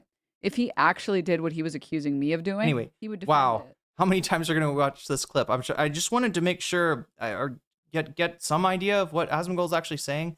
I think I understand. Okay, so this is about the Emaru thing. Niara says, I've noticed how Asmon pre-watches content and pauses to take it out of context like he did with me. Yeah, Niara made a video and Asmongold reacted to it. makes sense that he would also use this disingenuous tactic as a way as well. Denims catches Asmongold red-handed pausing her video. This is what I call pause fucking. Okay, so I don't know much about this Imaru thing, but I guess we're gonna see. You know, we're gonna learn a little bit of it right now, maybe. Watch me so that they don't get any views. Oh my god, why is she making no, fuck you, Freddie Mercury, the ghost of fucking, that's not even the same one, that's Supersonic Man or something. No, that is Don't Stop Me Now. I forgot the lyrics are in there. Oh my god. Okay, is this one? Pause right before she came up. She's cooked. I mean, oh my god. Okay, here's I don't know what to do. We got the subtitles, but they're very small. I just can't have the volume on. I mean, now I move my percentages for Denims losing above 90%. Okay, that's what I think Legal Mindset is saying. Yeah, Legal Mindset is saying that. You know what? It will be really funny. It will be really funny what happened. Okay, so she's got him paused, so First play.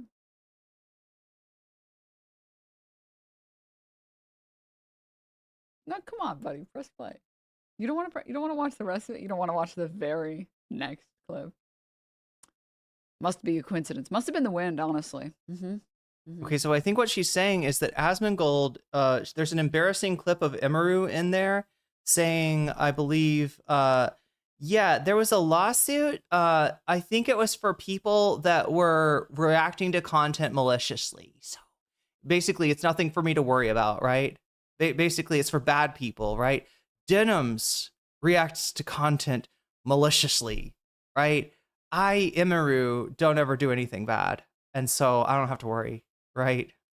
But it still belies this whole, like, you know, some kind of, you know, feminist bad. I don't know. I don't know what the underlying narrative is. Like, what it makes, like, Denim's reactions bad and Emaru's reactions are just fine. And obviously, we're not even going to question the guys reacting, right? Guys should react. And if you don't want them to react, you're hurting their free speech. But Denim's, she's a femoid. She needs to be seen and not heard, I guess. I don't know. Just like he quit Dark Souls of his own volition. Oh, shit. Not because he was too bad to keep playing. Watch me so that they don't get any views. Yeah. So that's what Inamaru thought that, you know, was the difference between her. Like, I would never say, watch me so they never got any views. But if I did, I'd do it to somebody. Chat, we got to talk about acceptable targets again, right? I think the first time I mentioned this, you know, I was the acceptable target in Twitch poll, right? Like anything that I say that's critical of another content creator on Twitch is bad, but because I said bad things about somebody that people like, then I become an acceptable target, and they're allowed to basically, I don't know, wish homelessness and death on me, which did happen. It did happen at the time, but you know. Then we noticed it, you know, with Vosh and his orbiters piling on people, you know, making them acceptable targets. It's this whole idea of I mean, it's just simply rules for, you know, that there's an in group, all right, and the rules don't apply to them. They only apply to the out group. The in group can do anything. This is classically Bad Empanada was the target of this kind of stuff, right? Shark 300 puts out a fake tweet of Bad Empanada.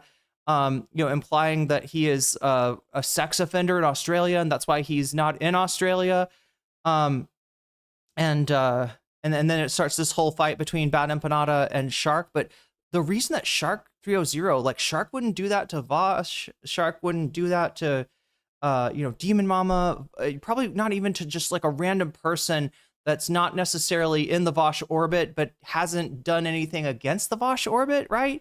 They don't do that to people like that, but you know, somehow Bad Empanada, it's like all bets are off. You can just straight up lie about him, call him a sex criminal, right? And that's cool, right? And so yeah, that's the whole acceptable target, right?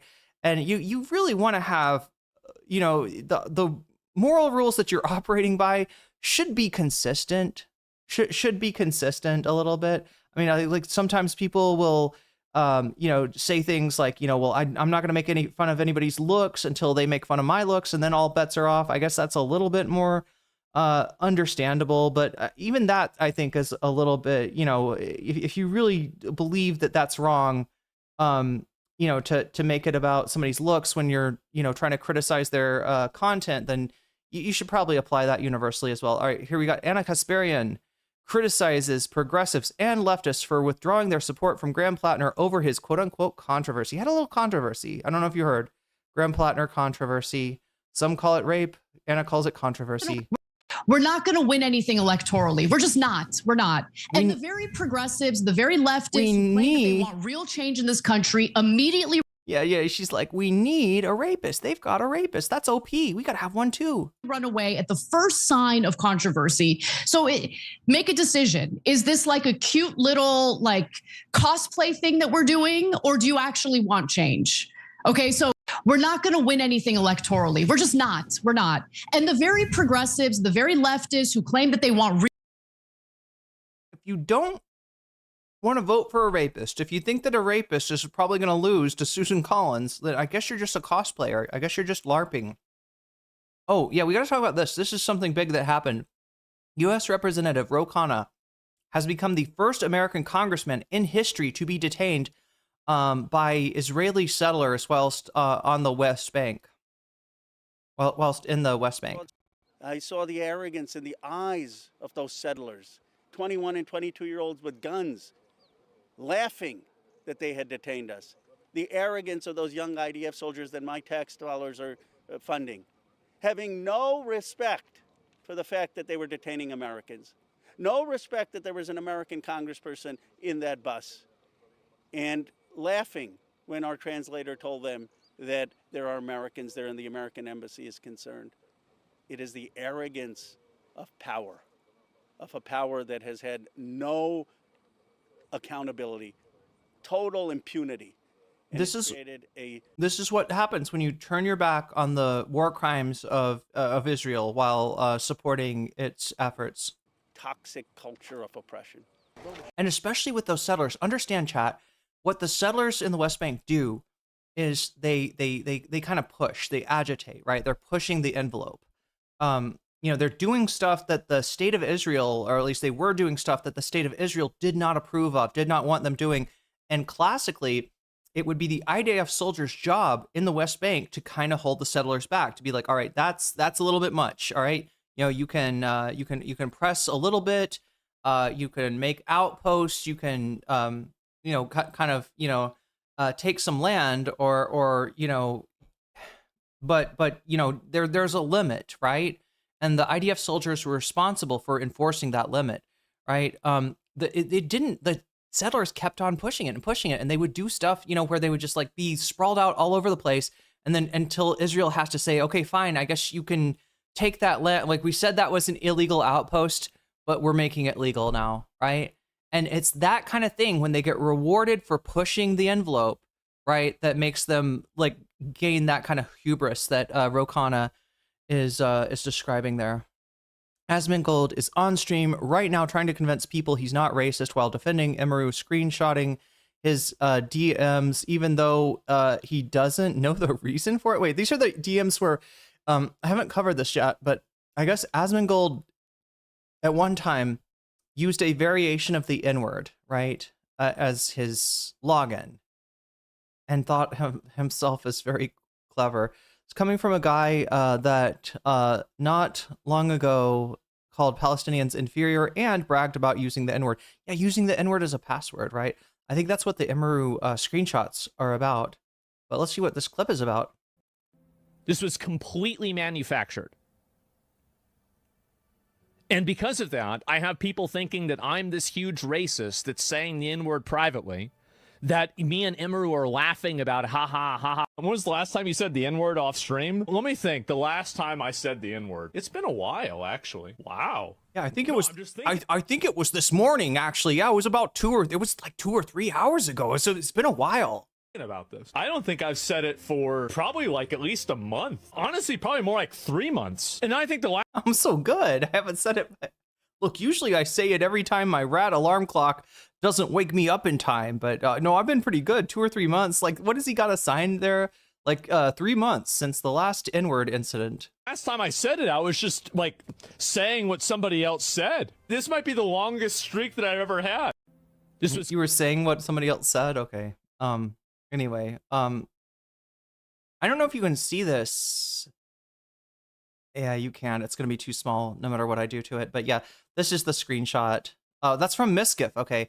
I guess Emiru gave Miskiff these DMs that she had with, even though, okay, defending Emiru, screenshotting his DMs between Asmongold and Emiru, right? It's Asmongold telling her about his system of password, how he uses the N-word and like variations of it. And she seems fine with it. I'm not sure if she's like laughing, but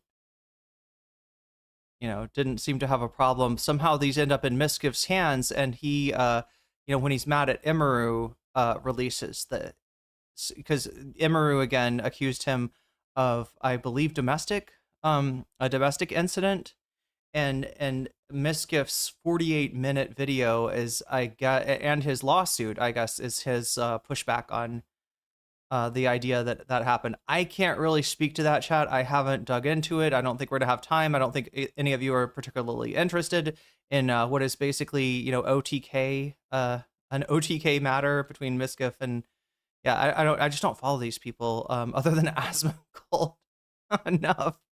I'm a big Asmon fan though. All right, what does Jink got to say? So I don't know what's going to happen. It's not my business to on whether he should drop out or not drop out.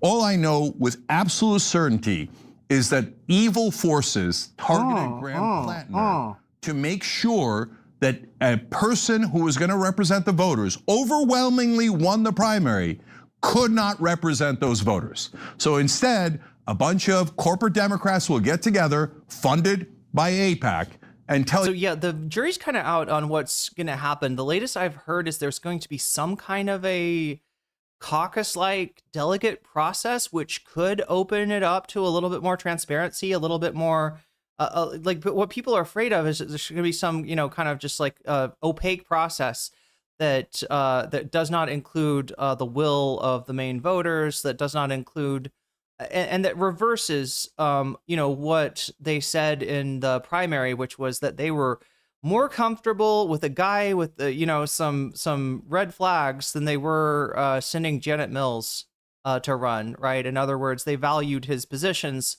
more than they were concerned about his, his baggage. All right, what do we got? Oh no, it's Chud Logic. What is Chud Logic doing on my? What is Chud Logic doing in the gauntlet? Came up with. In exchange for dropping his lawsuit, Ethan Klein wanted a public apology on my primary YouTube channel and Twitter account, pre-approved by Ethan, which would need to include a claim that he and his wife Hila have both supported the Palestinian cause. Bro, trying to get them to settle in order to do PR spinning for them. This is mental, bro. This is fucking crazy. Yeah, how would this be spun by Ethan's supporters? This is just like... Wait a minute, did Chud Logic say anything during the... This is basically the Kaceytron thing. Somebody check for me what Chud was saying during the Kaceytron thing. Now, understand, chat. Chud is a moving target, all right? Yo, Omega Star, thank you for the 100 bits. Yeah, Chud is a little bit of a moving target here. All right. Back in the day when I knew him, he was hanging out, in like trans streamers chats. I think that's probably where he got his name, Chud Logic. It might have even been something that I said. It's the kind of thing that I would have said at the time. I'm not going to accuse him of getting the idea of the name from me. But yeah, I remember, being in like, chats of like trans streamers and seeing Chud there. Of course, we kind of know what that's about now, that, it's not that he was there for trans rights. He was there for trans girls, I guess. But yeah, and at the time, he was representing himself as like a trade unionist and a leftist and et cetera, right? When he gets revealed to be chatting with a 17-year-old in his Discord, and most of the left is like, we don't fuck with this guy anymore. He turns, he leaves the left, and it wasn't that hard because it turns out he's kind of a chud to begin with. I mean, look, the whole thing is the name wasn't that ironic, right? Like, I kind of thought at first like his name was ironic as mine, right? Chud Logic from a leftist streamer, is kind of an ironic name, but yeah, no, it turns out it had more to do with him. Then Destiny defends him. He becomes a Destiny orbiter for a little while. He ends up in the picture that Mr. Girl's girlfriend or abuse victim, I'm not sure how to typify this person's relationship to Mr. Girl. But when they drew Destiny as a evil sled master and all of the orbiters as like dogs hooked up in like bondage gear to Destiny's sled, which is a pretty striking metaphor, pretty accurate, I would say. Chud Logic was in there with a fucking ball gag. Like, Chud Logic was in that picture because he was an orbiter. He was a Destiny orbiter. At some point, he gets tired of being a Destiny orbiter. It doesn't work out for him. He sort of pisses off Destiny and leaves that, and then becomes just kind of a douchebag anti-woke commentary dude. And now you're seeing him as the worm turns on Ethan Klein, going from like, I don't know how much he actually supported Ethan, but there was definitely some empathy, for Ethan. Oh, I can't believe they're mischaracterizing this. The left is so woke. You've got to basically say Hamas is awesome, and I want their dicks in my mouth right now, or else you're considered to be a Zionist or something. Like he really did that kind of shit for a long time. And now that the worm's turning, right, Chud is put his finger in the wind, and he's, and it's obvious too. Ethan Klein is cringe. Even from a commentary point of view, right? There's reasons not to support Ethan Klein. And the biggest reason of all, chat, I think, is because Ethan has revealed himself as a loser. Anyway. Egregious, speech oppression shit, isn't it? Wait, what did he say? Yeah, how would this be spun by Ethan supporters? This is just like egregious, speech oppression shit, isn't it? Suppression? Okay.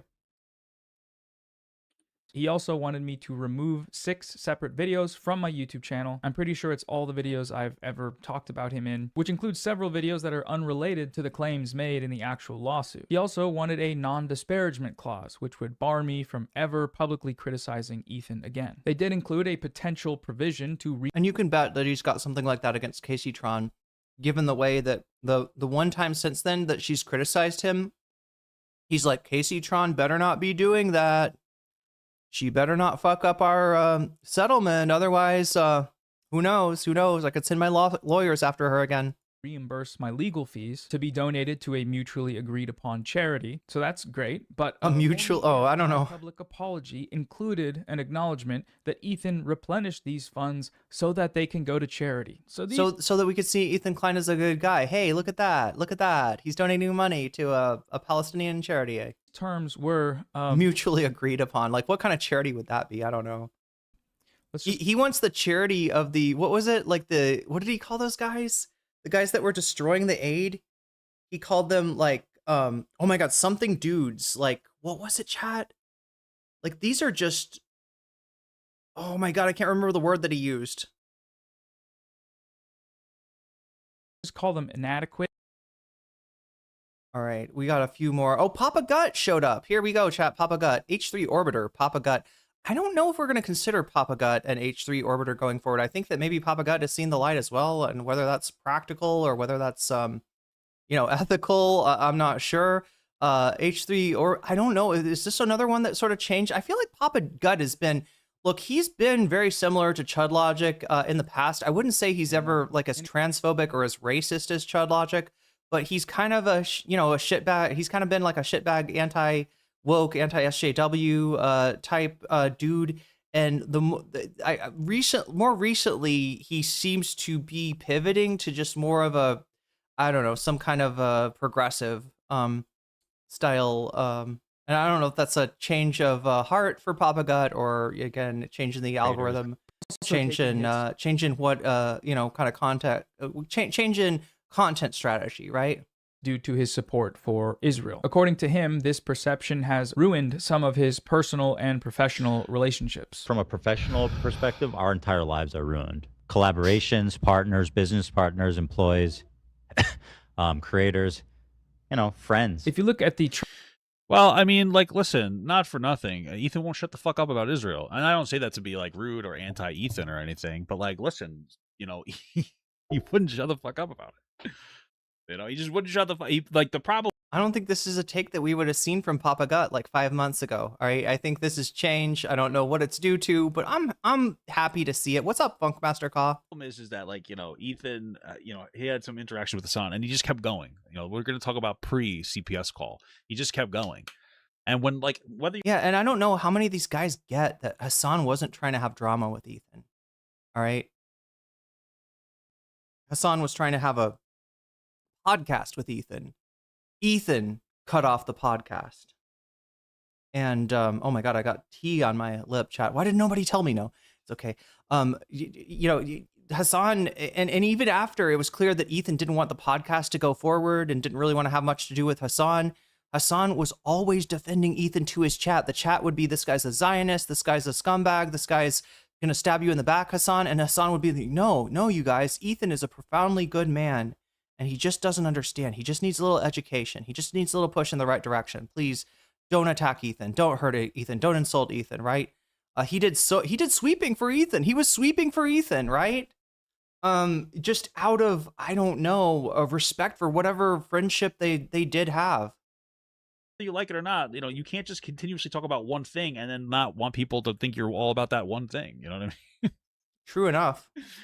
So, if every day, and I understand, like, every day he's, like, defending himself, like, oh, I don't actually think this about Israel and Palestine, blah, blah, blah. I get it. But, like, at one point, at a certain point, you just say your piece and you just fucking move on. And you just make other content. And you do other things. And you focus on your content strategy. And then, just like Papa Gut is focusing on his content strategy. And since this fucking, Ethan dick riding has, associates you with somebody embarrassing like Nicholas Diario, he doesn't do that shit anymore. So congratulations on Papa Gut on focusing on your content strategy, not trying to defend the indefensible like Ethan Klein, and yeah, calling this stuff out, realizing what's wrong with this. And just from a YouTuber perspective, I think here, right? Just from a YouTuber perspective of, your chat will get tired of something. Sometimes you get tired of stuff before your audience. Sometimes your audience gets tired of stuff before you. Sometimes a portion of your audience really doesn't like to see Ethan Klein content and they get tired of it. And another portion of your audience really wants to see it. So you have to like kind of keep it limited to very few days. But that's what you do. And then, maybe 3 months from then, like, something will happen that'll give you the opportunity for more people to change their mind. That's all you could do. But when you just kind of like go on and on and on and on about it, people are just not going to, you're not letting them move on. You kind of have to treat the public opinion like an animal, like a beast. Like a beast. You kind of have to tame the beast. You got to tame the beast. Who the fuck am I, dude? I'm just a fat loser. No. No, don't be so hard on yourself, Papa Gut. People can change. All right, so I think we saw this July 8th. Yeah, I'm sure. Okay, so there we go, chat. That is the end of the gauntlet for today. We're going to move on and get to something else. I'm going to read chat first, though. Yeah, Direful is pointing out that if we get to 100, we can add an extra hour. We're down to 2 hours left. That's enough for me to cover some content, but maybe not all the content. If you want me to be able to cover all of that content and even some bonus content, we need to get to we need to add an hour to that. Let's take a look at the poll. 59 of you have voted so far. All right, I'm liking these numbers, right? Out of the 59, 36% supporting Emma and Francesca talking about Plattner. Some people a little tired of the Plattner discussion.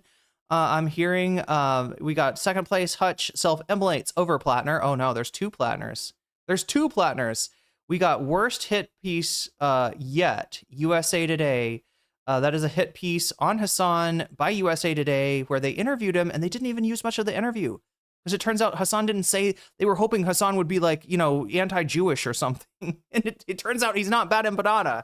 He's not trying to play that game. So anyway, that is in 3rd place. And then 4th place, we got Shapiro versus Candace Owens on Charlie Kirk, Tyler Robinson theory. So those are your options. Make sure to vote if you haven't already. The voting is going on YouTube right now. If you're watching on Twitch, feel free to open up a YouTube tab if you want. Find my channel, nocommentchick, on YouTube.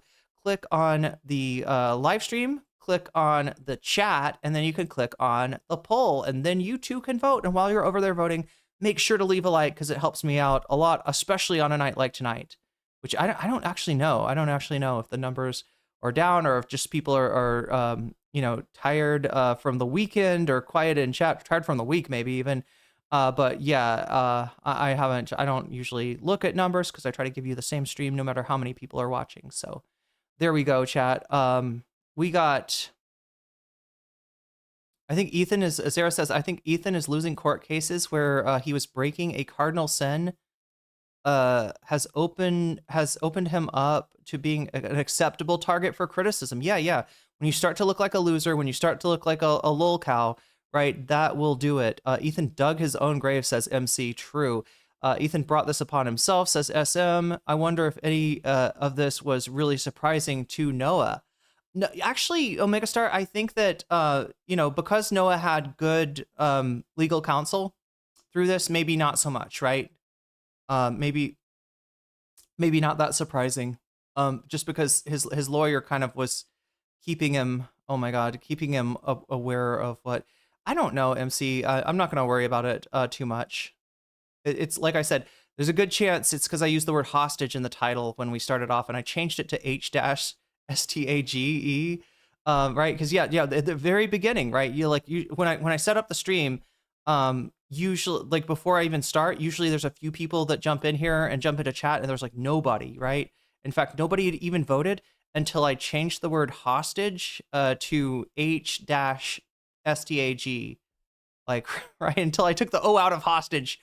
Basically, and then immediately I started seeing some votes. So yeah, maybe it's my fault for the title, but hey, look, here's what's happening. Probably notifications not getting out, possibly because of the title. If you want to help let people know what's going on, there's various ways that you could do that in the Discord, or even by jumping on the blast off tweets, which I should go to. We got to get into. I don't know if I want to watch let's just start watching the Hasan thing. We'll see if Hasan covers enough of the Noah video himself. We've seen actually a little bit of it at this point. I just want to make sure I give you as much good content as I possibly can. And yeah, here is the blast off tweet. We're on 16, chat. One away from the vaunted 17 that may be the dividing line between people actually seeing this and people not seeing this. Omega 5 tar super chatted $19.99. Let's take the O out of H stage together. H stage, yeah, we'll call it H stage from now on. That'll be the joke. Like I don't want to be in an H stage situation. One vowel can make all the difference. Yeah, apparently so. The other thing I'm worried about though is because I thought about just like changing it to a 0, but I feel like at some point YouTube is going to catch on. And they're going to do something like if there's a combination of words and numbers, we're going to suppress that, right? Because they're trying to get away with something, and we don't want them to do it. But yeah, thank you for the super chat, Omega Star, and getting us up to 28. We're at 28 out of 100. We're almost a third of the way there. That's not a line from the Bon Jovi song. I think they only give you a line when you're halfway there, but we are living on a prayer, so. It fits. What is that phrase? A wing and a prayer? What the fuck is that about? Like an angel with one wing trying to drive it home with one headlight? What kind of craziness is that? Anyway, chat, I'm not gonna worry about it too much. All right, we're just gonna bring the content, and yeah, thanks to everybody that's supporting the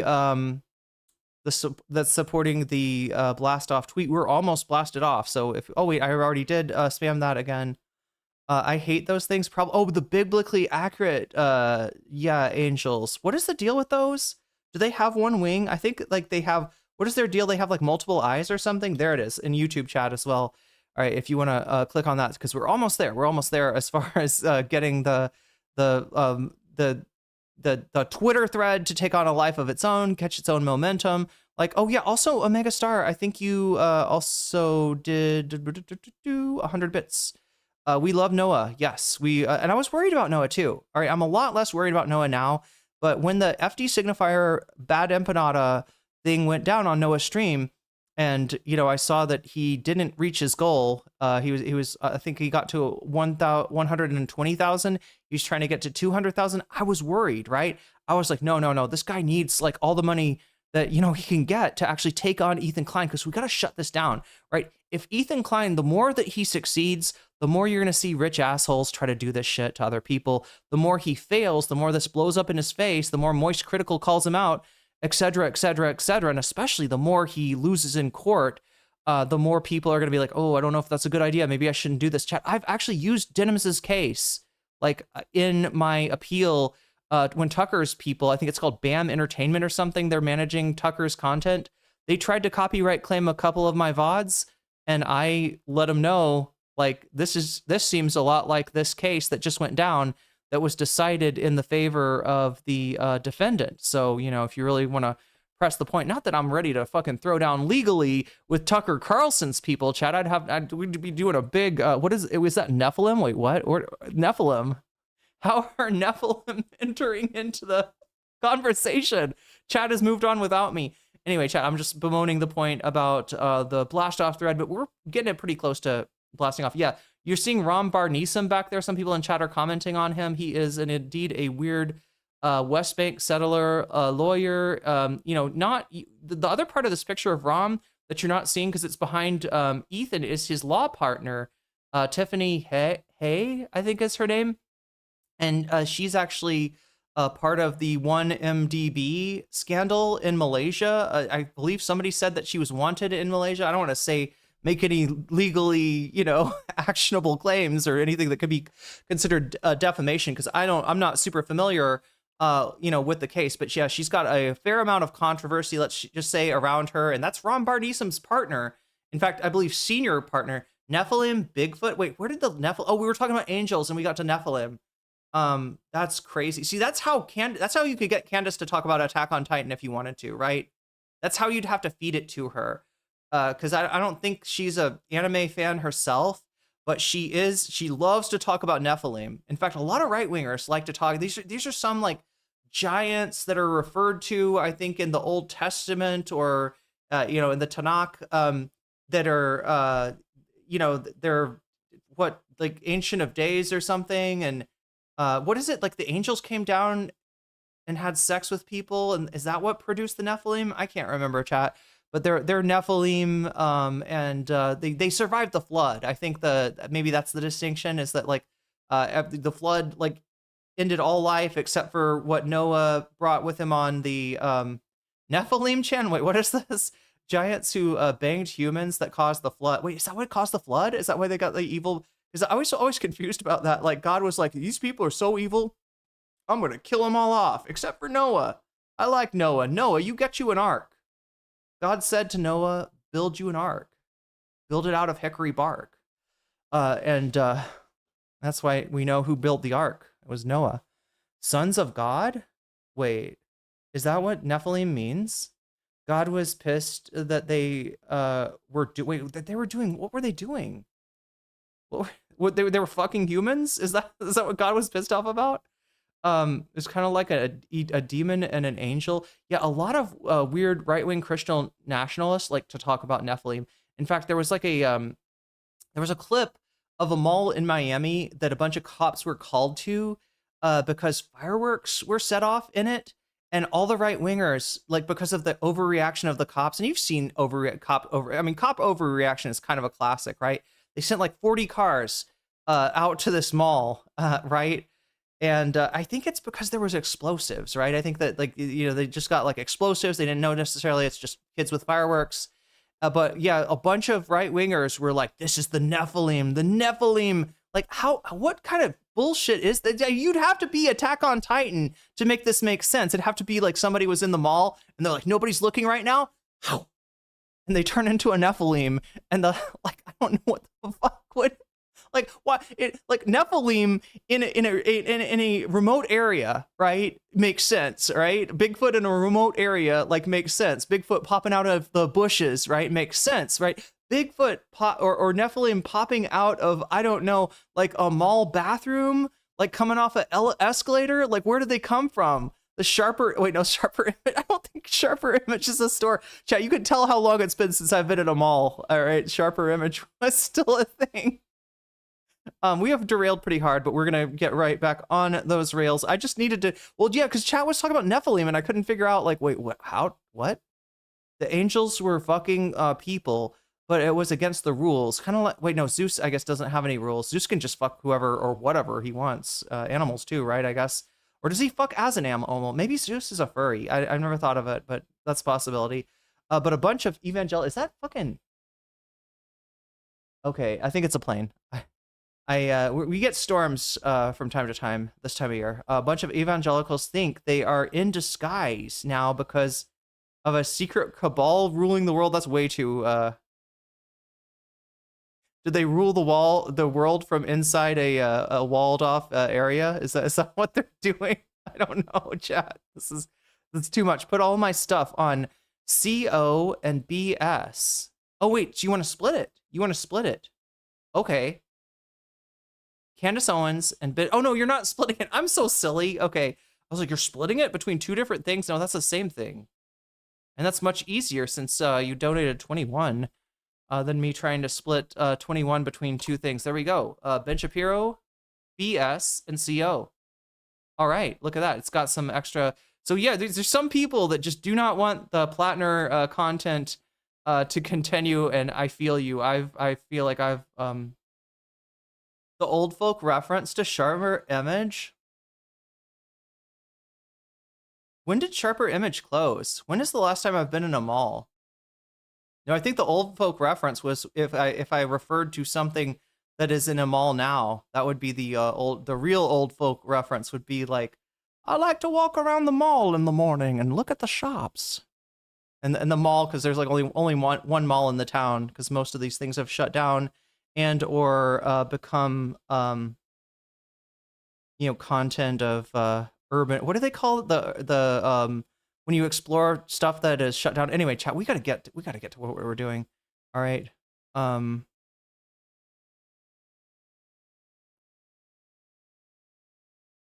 just feel like if I got attacked by like Titans or Nephilim in a mall, I'd probably want to go into like the Sharper Image or whatever the version of that store is now. I think that's the only place I'd find weaponry to be able to fight back against the Nephilim. Right? They've got a lot of weird gadgets in there, don't they? A lot of weird gadgets. They're very expensive. Anyway, what am I doing? What are we doing? We're going to start with I think we'll start with Hasan.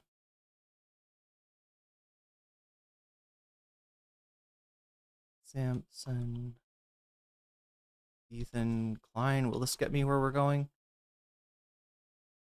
All right, we're not watching the bot channel. That's Noah's video. But thankfully for us, it looks like Hasnabi Productions has got us. Apologize to these other people whose lives you f***ed up. So here's the deal, chat. We're gonna watch this. I'm gonna try to notice if Hasan is showing the whole Noah video. If not, maybe I'll show it. It's also on I believe the Noah video. I believe he put it on Twitch as well. Yeah, this is it, right? This is the whole thing. 10 minutes and 18 seconds. Seems like it. Seems pretty good. Okay, so if we need this, we got this. But I think we can probably just watch it all through Hasan. And I'm interested in Hasan's reactions to this. Okay, let's go. Used your wealth, your unbelievable amounts of wealth, to go after all these people, and you ruined their lives. Maybe one day we'll be able to talk about the actual... What is it called? Abandoned exploration? The only thing I know about the goth band, Fields of Nephilim, that'd be a lot of Nephilim. Stuff that happened on the background. Because I want to start off by talking about, before we get to some other news, I'm going to talk about some good news. Noah Samsen, ladies and gentlemen. Ethan Klein obviously tried to sue Noah and has backed away from suing Noah.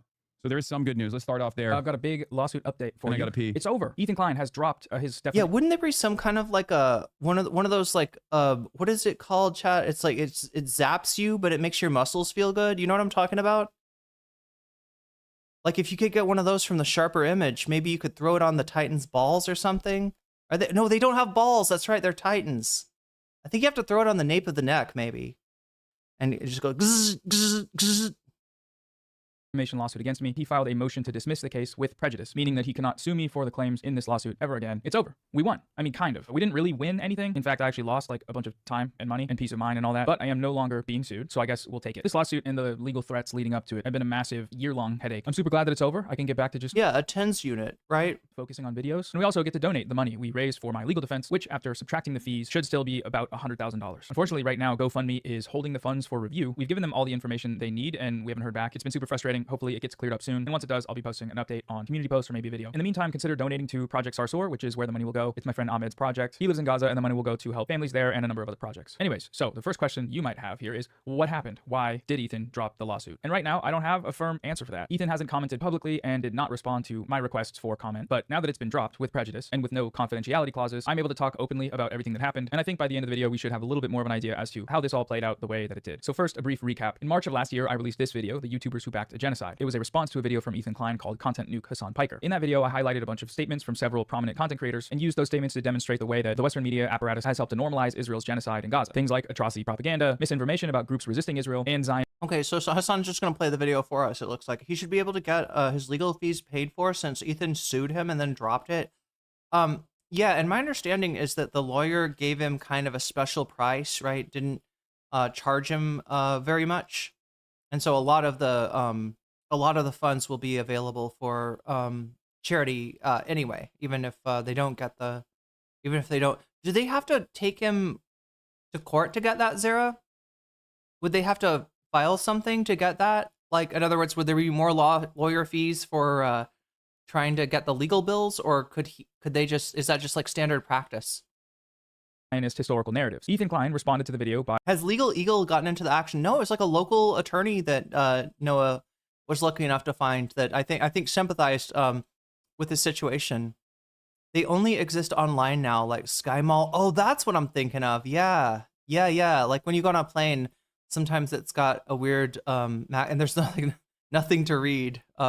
Urban Exploration is what it's called. By immediately threatening to sue me for defamation. He issued a cease and desist and demanded that I take the video down and apologize or else he would sue me. He dedicated a few episodes of his podcast to issuing these sorts of threats. All he has to do to avoid getting sued is apologize for everything he said and did. He started his second video by saying, Ethan's threatened to sue me. It's not a threat. I'm going to sue you. Noah This kind of arrogance is one that you only achieve after Zionism rots your brain. Said in his second video, Ethan's threatening to sue me. Have fun with that, I guess. He said, well, I'm about to have fun with it. And unfortunately, I don't think you're going to be having much fun with it. But I kept the video up. After speaking with several lawyers, I felt pretty confident that I'd be able to defend against a defamation suit. And I also believe that the cease and desist was just a scare tactic, as they're commonly used, to get me to delete my criticism from the internet. The deadline passed and I didn't hear anything from Ethan, and it seemed like everything was good. But then a year later, 2 days before the statute of limitations was up, Ethan actually filed the lawsuit. He alleged that I defamed him with 6 statements, including the title and thumbnail of my video and various other claims that I made. He was seeking unlimited damages and a jury trial. When you get served a defamation lawsuit, you have 30 days to respond or face default. So I spent the majority of my time the next few weeks looking everywhere to find a lawyer just to file a reply. I was being quoted upwards of $100,000, which is obviously pretty stressful because I don't have that kind of money on hand. So I ended up doing a fundraiser, and I fundraised as much as I could. We got not quite to the goal, but over $100,000, which I thought was pretty good. That's the deadline. Imagine if you sued a YouTuber for a video you didn't like, the entire internet would turn on you. It would be world news. Yes, 100%. Not even a question. And we know already because I joked about suing. More Pegaslop. And chat, that's what used to happen. That's how YouTube used to be. If somebody files a lawsuit and it's pretty clear that they're doing that to try to intimidate people from criticizing them, trying to get criticism taken down, right? YouTube used to band together like Lilliputians and take down the rich asshole that's trying to throw their weight around, right? That used to be a thing. YouTube hates the idea that some rich guy can shut you the fuck up. You've seen it, with Reckless Ben. I joked about suing More Pegaslop, and More Pegaslop's defenders went crazy. They went crazy mode.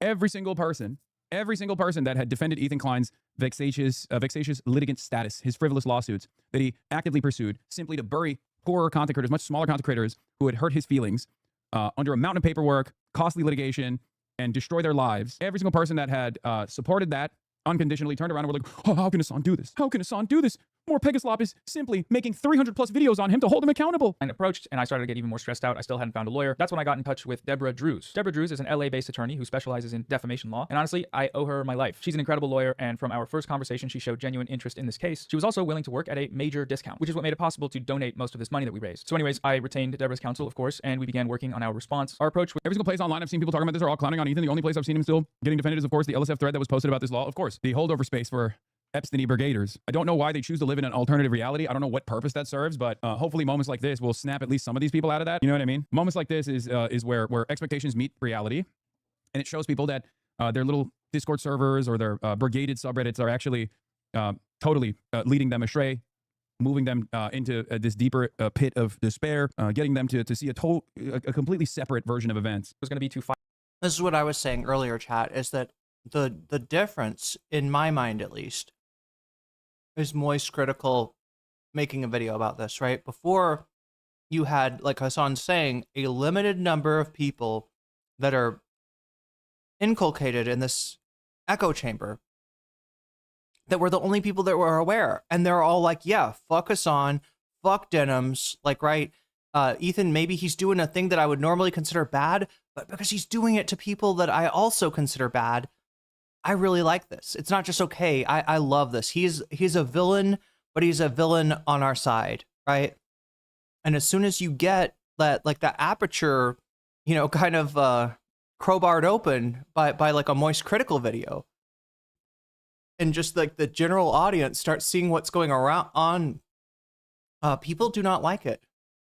People do not like it. File an anti-SLAPP motion. The SLAPP in anti-SLAPP stands for Strategic Lawsuit Against Public Participation, and the statute was designed to prevent powerful people from weaponizing their resources to silence dissent from critics that cannot sustain a long-term legal battle. A successful anti-SLAPP motion can dismiss frivolous lawsuits before they even go to trial and force the plaintiff, in this case it would be Ethan, to pay the defendant's legal fees. As our work on the case progressed, we started to feel like we put together a pretty strong case. But then, just a few days before the filing deadline, Ethan Klein reached out to us looking to open up settlement talks. Now at first, I was taken aback. Ethan sued me, made me pay a bunch of money, stressed out me and my family, and now he's coming to me to settle? No, we're not doing that. That's not happening, especially given how strong we felt our defense was. But Deborah, in her infinite wisdom and expertise, suggested that we didn't know what their terms would be. Maybe they really wanted out of the lawsuit, and maybe their offer would reflect this, and it could be good for us. A settlement would end proceedings immediately, it would eliminate all risk, and it would free up the money that we'd raised to be donated right away, depending on the specific. Hasan, you're stupid if you actually believe Ethan is going to suddenly change. Did I say that? Did I even imply that? First of all, for Ethan to even begin the process of change and restitution, he has to, one, drop the numerous other lawsuits that are still ongoing, Morgan being one, Denims being another one, because he said he was going to pursue an appeal with Denims.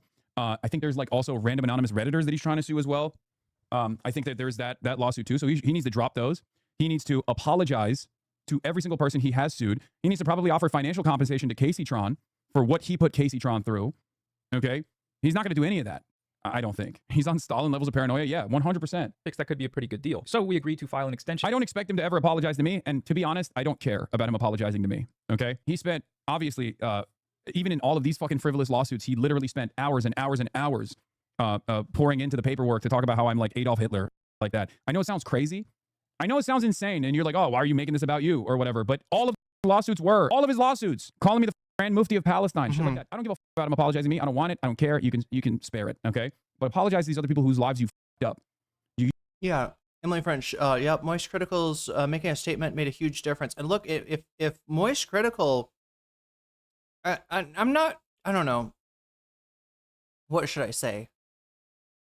If Moist Critical, like, I want to say did his job, but obviously it's not like, you know, he doesn't have a job. He's a YouTuber. He makes whatever content he wants to. But, you know, the function that he generally serves on this platform is to, yeah, draw attention to fucked up, unfair shit. Right? Sometimes he will, you know, draw attention to somebody being bullied. We've seen that before. I'm trying to think of examples. So what the it's just $5 thing. But you know, so sometimes he's drawing attention, and a lot of his content is about, you know, injustice, unfairness, right? And had we had a bigger audience, more people with eyes on this earlier, you might actually have seen Ethan, you know, putting the kibosh on this way earlier. You used your wealth, you used your unfathomable war chest, your unbelievable amounts of wealth to go after all these people, and you ruined their lives. Maybe one day we'll be able to talk about the actual stuff that happened on the background, okay? And to start settlement talks. But nothing could have prepared me for what they came up with. In exchange for dropping his lawsuit, Ethan Klein wanted a public apology on my primary YouTube channel and Twitter account. For the record, this is, let's just say, this sheds a little bit more light into the Kaceytron apology, don't you think? Remember when I talked about how like that was a hostage style video and everyone was like, no, Casey's being sincere. Yeah. This is exactly what he did with Kaceytron, clearly. Approved by Ethan, which would need to include a claim that he and his wife Hila have both supported. Again, pre-approved by my client before public release. As in, Ethan gets to pre-approve the release, the apology release. Apology for saying my client supported genocide, acknowledgement that my client and his wife have supported the Palestinian cause Free to say he disagrees with my client. My client does much to defend Israel. Palestinian cause. He also wanted me to remove 6 separate videos from my YouTube channel. I'm pretty sure it's all the videos I've ever talked. Yeah, that's exactly what happened with Kaceytron, by the way. So even though we all assumed that this proves Kaceytron's gunpoint apology was just written by Ethan, and White had all these lines about how Hasan didn't support me, or worse than that, an apology for Asmongold. Ethan Klein, through this litigation, got Kaceytron to apologize to Asmongold. A pre-approved Asmongold apology. He looked at that was crazy. That was crazy. That and he checked it off. He looked at that and he demanded it, and he got it, and he said, "This is." Who said that Kaceytron's apology was sincere? I don't know.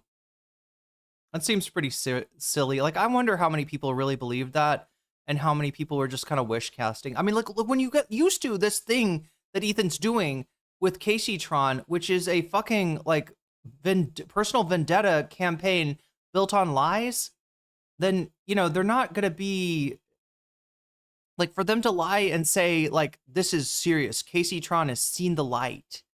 Kaceytron is mad at Hasan.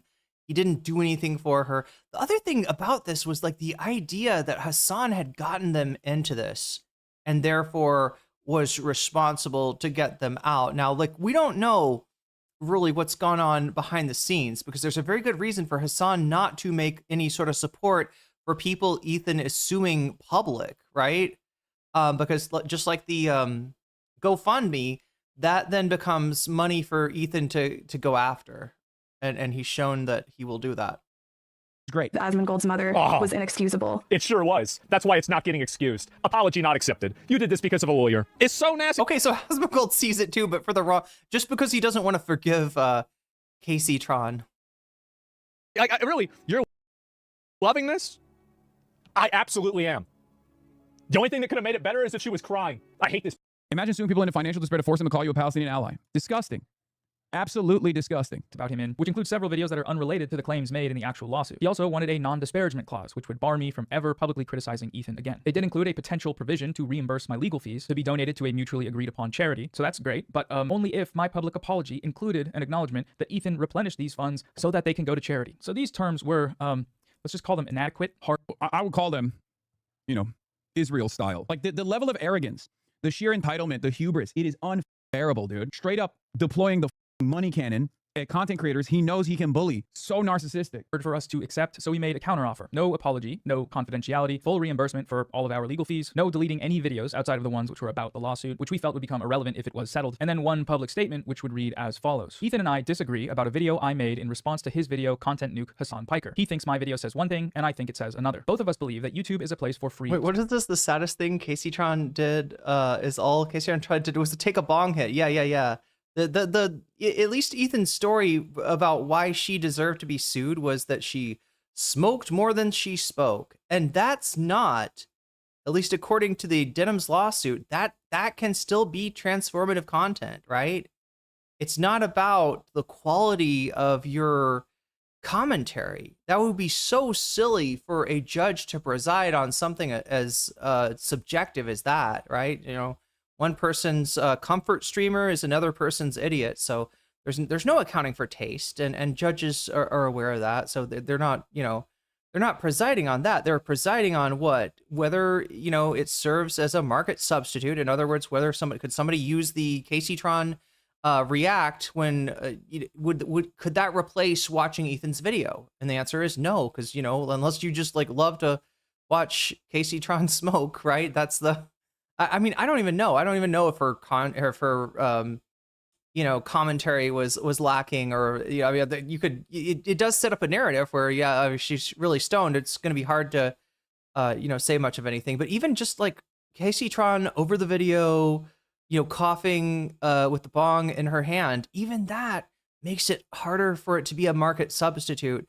The other thing is the intent, is the purpose of the video similar, or in Denham's case, almost contradictory, almost like 100%, 180 degrees in the other way, as Ethan's purpose for the video. And obviously Kaceytron is not, you know, like, ironically enough, the judge kind of left open, I don't know. I don't know. I assume that Asmongold, if he got sued for agreeing with somebody for saying, yeah, based, Your Honor, the defendant did not add any information to my client's video. He just sat there and said, yeah, based, right? I mean, the door's slightly ajar for that kind of thing, right? if Asmongold's video is the same purpose as Ethan's video, theoretically, Ethan could have a go. But then again, I'm not sure.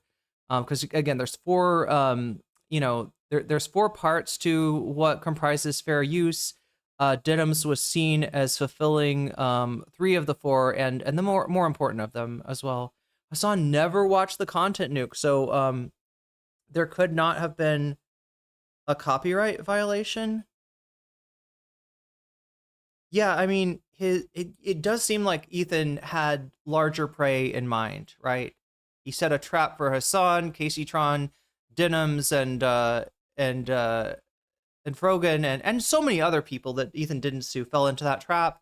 Hasan, either he was legitimately just didn't want to respond to it, he was having too much fun in Japan, or he sensed something, right? Or he sensed that something was off and that Ethan was going to try. But it would have been so ironic, right? Look, the fact that he's suing Frogan is ironic considering how many Frogan clips Ethan's video relies on, right? Certainly you'd expect like that if a person, talks about you on YouTube, you'd have a chance to respond to that, right? Hasan is even more represented in Ethan's content slop nuke than Frogan. So hopefully Ethan stops. Yeah, I'm hoping too. I'm hoping he that's what Hasan was saying.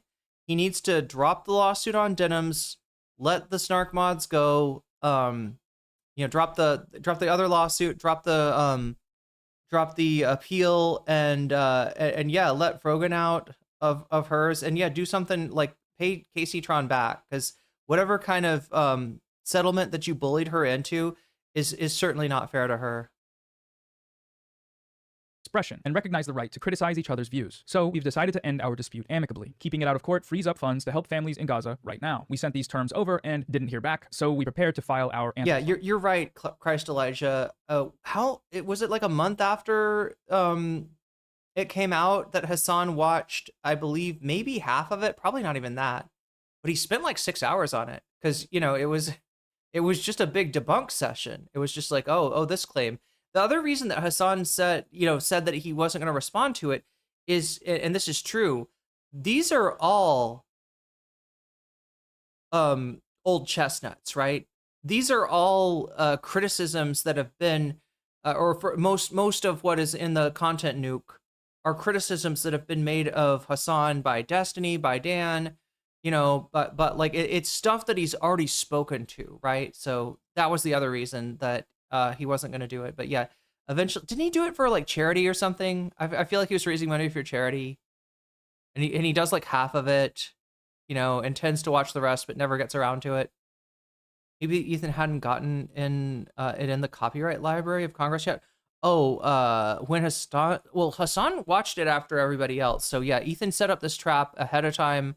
I think the last thing that he registered with the Library of Congress might have been the countdown video. And that's just to have another shot at Denims or Denims, Frogan, and Kaceytron, I guess, in case something got out. I think that's what the purpose of the countdown was, to just be able to, take another, hit the slots one more time. Hasan watched a little over an hour in the entire. Yes, that's what I'm saying. That's what I'm saying. Did he watch over an hour of the video? I thought he watched like less than half of it. But yeah, he watched a portion of it. And yeah, the reaction was, I don't know, like if it's what you're saying, it's 9 times, he added 9 times as much content to it. So even more of a striking, like, remember Denims's barcode where Denims shows like, all right, this is the actual, watch through, and where it's dark, that's me responding, that's the video paused, and where it's light, that's the video, that's where we're watching the video. And you saw that there was never like a long stretch of Denims not reacting. There was never, and that the overall reaction was way than twice as much of the original video. And I think Frogan's got one of these too.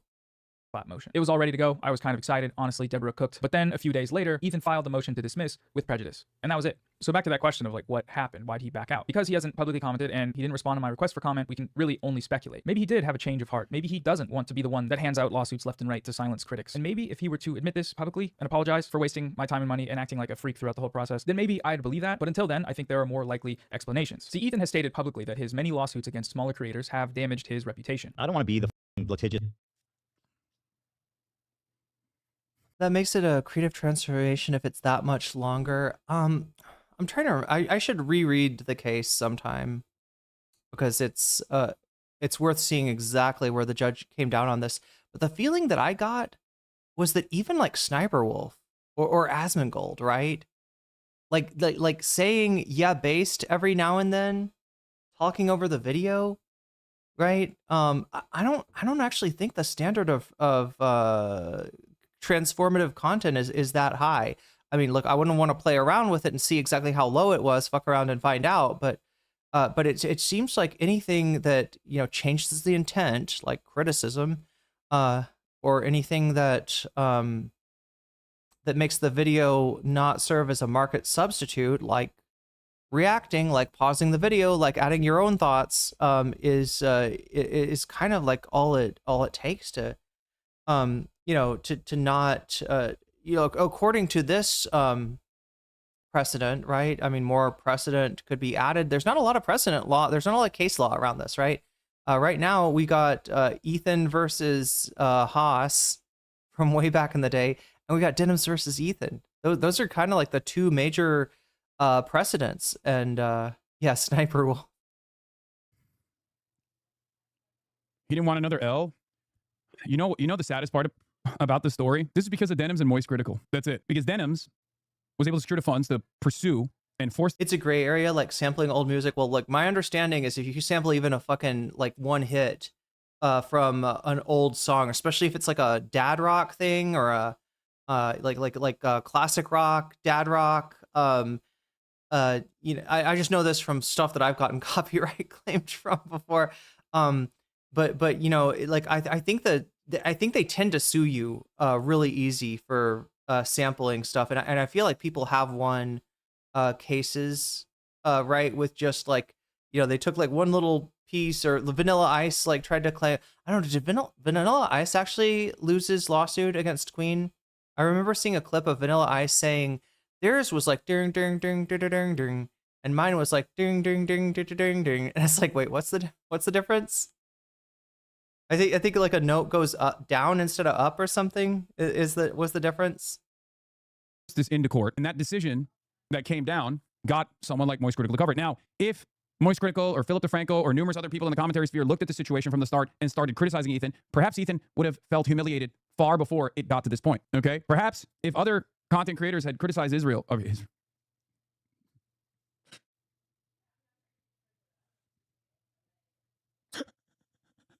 Well, that too. Perhaps if other content creators had been not too shy to, one, criticize Israel, learn more about what Israel was doing, and two, criticize Ethan and learn more about what Ethan was doing, perhaps then Ethan probably would have backed away. Oh yeah, George Clinton has let a lot of people sample his music. I wonder if that's just because he's you know, that's his like that's something he believes in, or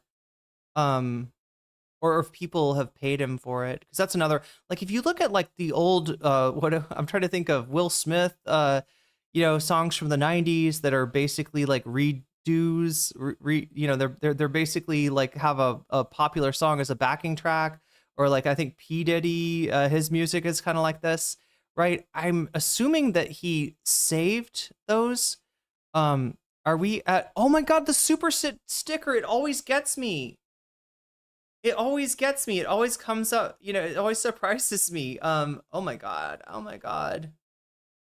Yeah, it doesn't make a sound. It's silent. We got it fixed. So, and also thank you for reminding me to caffeinate some more. All right, all I've got right now is tea, but I almost feel like I should make some more emergency I feel like it would be a good oh god, want a new drug. Yeah, that was the lawsuit with the Ghostbusters guy. The Ghostbusters guy did get successfully sued. And to be fair, there was they asked the Yeah, we gotta change this. It should say 32. Here, I just want to toast this. Woo. Yes. Woo. Cheers. Okay, I have a little bit of this tea left. But the pears got coffee. All right, and I love, I don't know, the tea is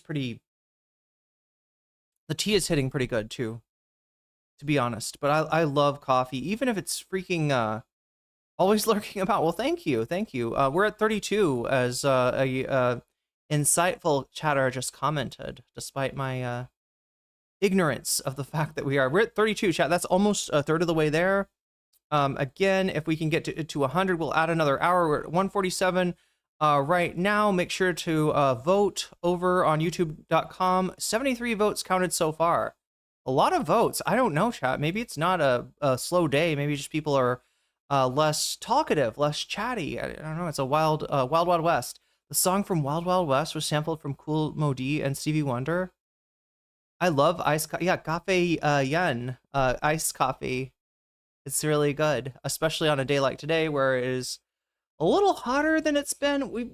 I've been super fortunate, chat. The last week, there's been an overcast sky, and it does make it muggy. And yes, I have been bitten now by let's see, 1, 2, 3 mosquitoes at least, which is not good because look, the jury's still out on how I got sick last year. And one of the possibilities is mosquitoes. It's not a very likely possibility, right? But there are mosquitoes that carry malaria here. There are mosquitoes that carry dengue. And so I'm trying not to get bit. That's why I've got long flowy pants on right now. Apparently, loose clothing makes it harder for you to get bitten. I'm trying not to get bitten, but yeah, we're at 73 right now. We still got Emma and Francesca in first place. We got Hutch self-immolates over Plattner in second place. We got worst hit pace on Hasan yet in third place. And Shapiro versus Candace on Charlie Kirk. Titan shifter. We gotta get Candace to take that bait. I swear to God, if you told her that that Attack on Titan was based on Nephilim, she would probably say, yeah, this was an anime that was made to condition us into thinking that these were all stories and anime shit, when in actuality Nephilim are real and they walk amongst us. And if you ever with somebody and they go watch out because they're about to shift into a Nephilim. Paul's Boutique, that's the Beastie Boys song. They went to Damax because we were gonna die one day, because are these all songs they kept going this way, not like a roach or a piece of toast. They went, this sounds like lyrics. They went out first class. They weren't going out coach. Okay. Did they get sued for that? That's like a classic album, supposedly. I've never listened to Paul's Boutique. I'm not a Beastie. I don't know. When were the Beastie Boys popular? Like in the 90s or something? Moist Critical only looked at the lawsuits because of Ethan suing iDubbbz. You're right. That's true. I up. You're right. And by the way, I'm not talking about in the last, because Moist has done a lot of critical coverage on Israel. I'm talking about from the start. He is critical. I'm talking about from the start, because there were a lot of people in the commentary sphere who are still on Ethan's side, for the record. Okay, they're still on Ethan's side. I'm genuinely grateful for Moist Critical not only criticizing Israel a lot, especially in the last half a year or so, but even taking the time out to cover the iDubbbz controversy, because that was absolutely 80s. What I think caused Ethan to reflect. He realized that the commentary sphere was going to turn on him. Many of the commentary sphere, the smaller orbiters, are still firmly on his side. But there is a growing movement of people who are very critical of the shit that he's doing. Why hasn't he gone after you at all? Doesn't it make him look like a hypocrite that he won't take you on? I mean, he has tried. He wanted to. Part of the problem here, I'll tell you why. He desperately wanted to. Because he tried and failed. Because I refused to watch the dumbass video that he made. Okay? Not only do I have money, not only do I have a much larger audience and a lot more support and a much larger group of haters. Paul's Boutique was 1987? What? I always thought that Beastie Boys were they came around. I always thought that they were sort of like a nostalgia act, because they were doing what is it, Run DMC type of lyrics or rhymes and stuff. It feels like it's from it feels like it's a throwback, like that. You tell me to stop. Obviously, including entire governments at this point, but he tried his hardest. He tried his darndest. He tried so hard. He made a whole video about it. This was a cause for celebration. But the reason why he couldn't sue me in court was because he thought he could get me to react to the content nuke. And then he thought he could sue me for reacting to the content nuke. And I never reacted. And for the longest time. They were originally a hardcore punk band? Wait, like Rites of Spring kind of shit, or?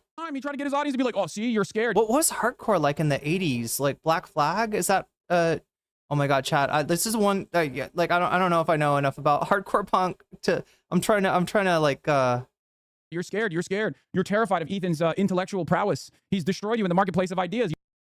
For a whole ass year after the context nuke came out, for a whole ass year, people kept coming in here to be like, oh no, Rites of Spring was emotional hardcore. That's right. You're terrified. And I was like, you know what? I'm not going to play this game. I've already reacted to the context nuke before it even came out because it was the exact same commentary that I had heard a million times over because Ethan just basically scoured the same subreddits. It was all coming from the same place. And it's the ADL uses the same database. Ethan used the same database. It was all coming mostly from Epstein. And I had already reacted to it. So if you wanted to hear my perspective. Oh, more like Minor Threat. I gotcha. That's Operation Ivy's first incarnation. You could go and watch that, right? And I told people that. What's the other version of that? At the time, nobody wanted to listen. Nobody wanted to watch because they just wanted drama. For them, this wasn't about a genocide that was ongoing. This wasn't about criticism. But that's the reason why. That's the reason why he couldn't catch me in a lawsuit. And he also blew his load by basically begging on camera to get me to react to it. It would have been. I don't want to think about Ethan blowing his load. Hilarious. After all of that, if he turned around and tried to sue the subject of his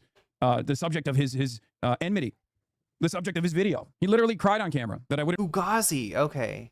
React to his video. He straight up crowed, real tears. He won't watch the damn video. Don't let him get away with that, man. You know, it's just pathetic. And then when all was said and done, I did react to it. It took 9 hours to react to like half of it. You can go watch the video if you want. It's on my YouTube page. Yeah, he crowed. He crowed real tears. He crowed real tears. Where's this coming from? Where's this coming from? Crowed real tears? Is this a reference to somebody? Something? Remember back in November 2024 when we watched Stalkman on stream constructing the tweets with boner box that would lead to the Twitch's banning Israel IPs crusade? It was all a joke, and look where that went. It wasn't even a joke. He lied, and it failed. That's suing everybody. Like I know what people think of me. I know what people say about me. I'm not a sniff. Consequences of doing all these lawsuits and stuff. The biggest backlash. I'm sorry. That's so bad. I feel bad for laughing at that. Ethan's like, I know what people sniff think about me. I know what they say. They say I'm on drugs. So far came very recently when he was criticized by a prominent YouTuber, Charlie of the channel Penguin Zero. He criticized Ethan's lawsuits, and these videos got millions of views. Ethan, of all people, should be very familiar with how defamatory lawsuits can be exploited by those with a lot of money. He was the guy that always fought on the right side of these kind of battles. And now in this case, I really think he's lost his way in that regard. Ethan also just lost a lawsuit against the streamer Denims. He sued her for copyright infringement, and the ruling on this one was just brutal. The judge ruled against Ethan while citing his own previous case of defending against a... Literally cost so many small content creators their ad revenue, and people blamed you for talking politics. I know. This man tried to trigger an adpocalypse on Twitch deliberately and saw a little bit of success in the interim because Twitch had to reroute certain things like create a political alignment that were Look, if anyone even wants to bitch about anything about Hasan, it's that, yeah, the ordinance that was meant for him, that was meant to take him out, ended up, taking out every small streamer. Obviously there's probably some, it's hard to tell, right? There's some, well, I don't know. There's a possibility, like Hasan says, that he doesn't do ads on his channel anymore because he's no longer under contract, right? That's possible. Right. It's also possible that he does not want to give, and you should not give, Dan freaking Saltman a win. All right. Dan Saltman is a drama addict. He is like a 60-year-old man, fucking grown ass man with a wife and kids and everything.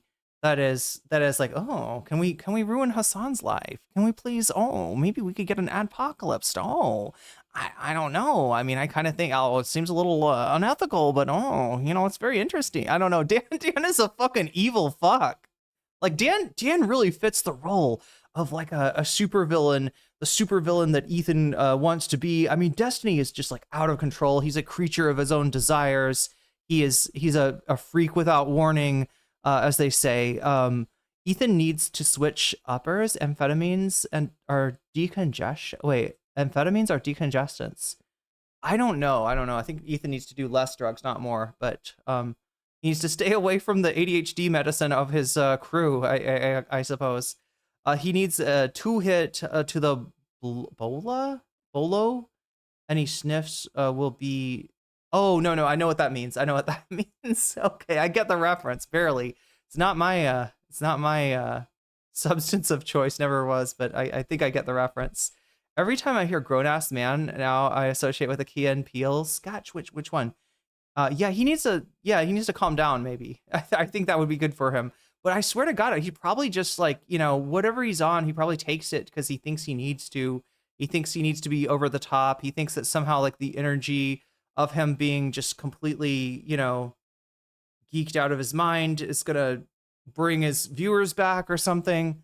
I linked the Crowd meme. Oh, the Crowd tears of what was it? Crowd tears of something here in the Discord. If you were trying to recall the phrase that, no, I actually haven't heard it yet. Zara, you're making me aware. It's a new meme for me. Oh, okay. It's a reference to 2020. Oh, okay. I feel less bad since it's an older reference. What are we doing? Copy something. Copy the image link. Yeah, that's what I think I need to do. Copy that image link. Put it into here, and I'm going to show you, for any of you like me who are unfamiliar with this meme, with this reference. I was thinking it was like crow. Like I thought it was something to do with a crow. What is going on in this picture though? Wait, can I show this, Sarah? Can I show this? Okay, no. That's her head. Okay. I thought for a second that was like legs and some panties and his hand going in between. I was like, I don't know if I can show this. This is maybe too spicy, Zara. I'm so sorry. I can't show your meme. No, that's okay. Yeah. It's not nothing bad going on in this picture. She found me crying. She crew too. We both crowed. But what did he say? Crowed tears of joy or something?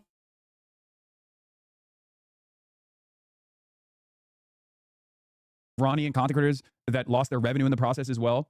Their ad revenue. He did that shit. And then see, I can't make fun of somebody mistyping cried, right? Because I feel like I'm the source of a lot of typos on Twitter. And it's always chat. It's always the shit that pops off. That gets. It's always like my tweets that pop off.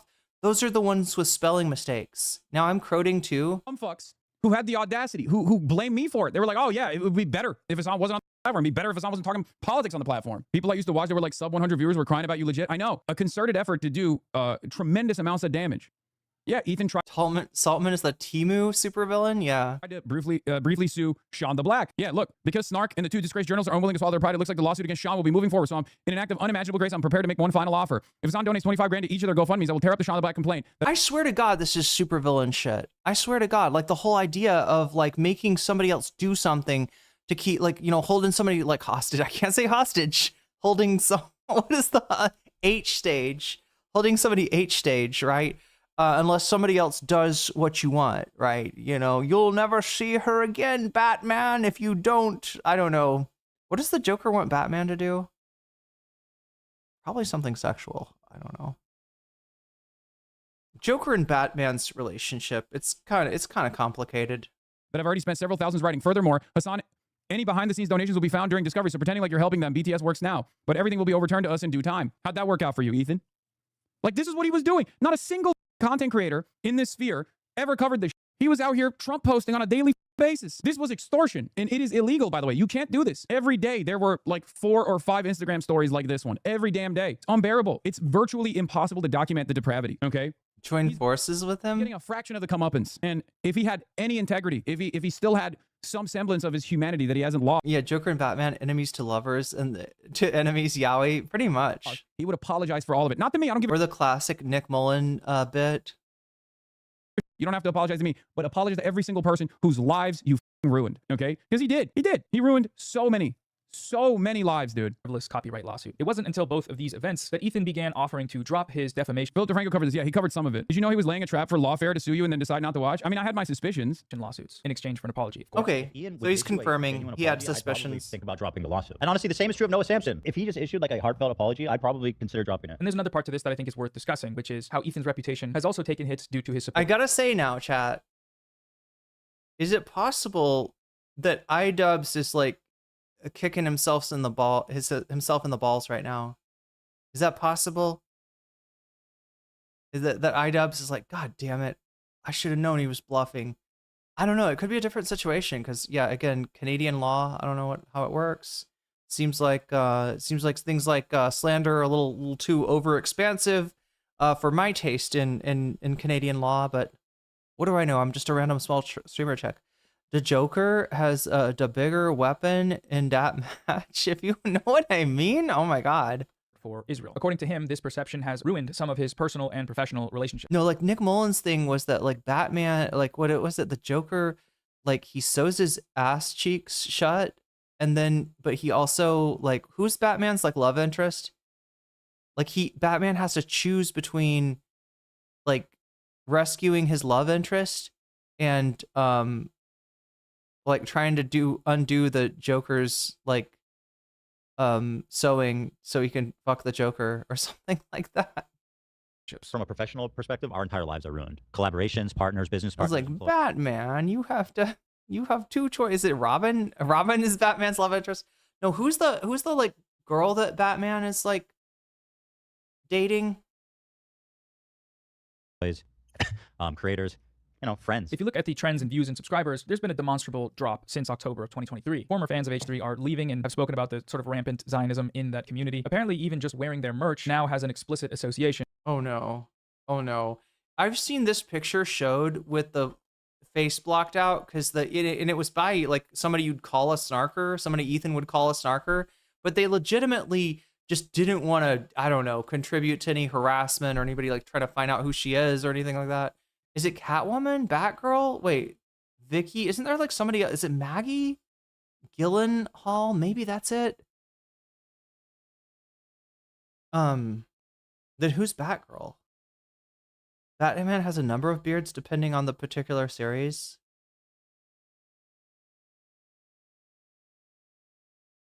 I mean, can we actually?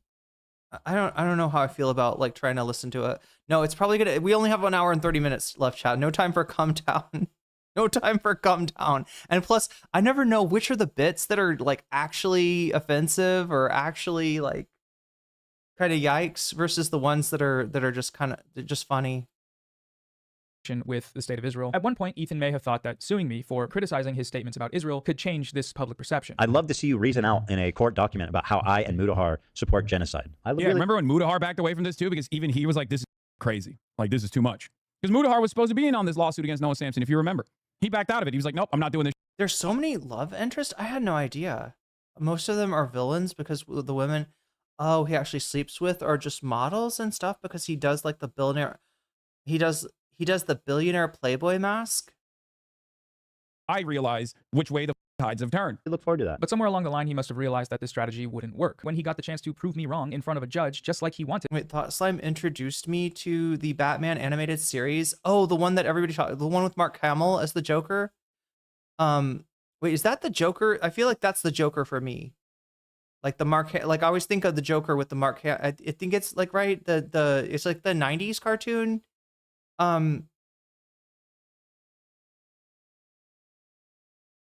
And Mark Hamill is the Joker. A series episode where where Catwoman misses a date with Batman because she gets turned into a giant humanoid cat lady. Well, that's a different fetish then, I guess, right? That's definitely a fetish. Giant woman. He folded. He backed out at the last minute. So here we are. So anyways, super glad this is all over. Ready to get back to making regular videos. I'll update everyone with a post as soon as I can about the GoFundMe situation once that's cleared up. I appreciate everyone who has supported me throughout this whole ordeal, including those who have contributed to the fundraiser and the many creators who were kind enough to join in on the fundraiser stream. That was super cool. And once again, huge shout out to my lawyer, Deborah Drews, and her firm, Drews Legal. She genuinely saved the day. If you have any legal troubles in the vein of this case, her firm may be interested down the line, so hit them up. Okay, that's it. We're done. Yeah, here he is. Only facts. I think he added to the pressure of the shape. Oh, Moist Critical, you mean? He's crying. Watch the damn video. Don't let him get away with that, man. You know? It's just pathetic. He won't watch the damn video. Don't let him get away with that, man. You know? Yeah, chat, you don't have to argue me away from Batman. I've never, I don't know. I almost don't consider Batman a superhero.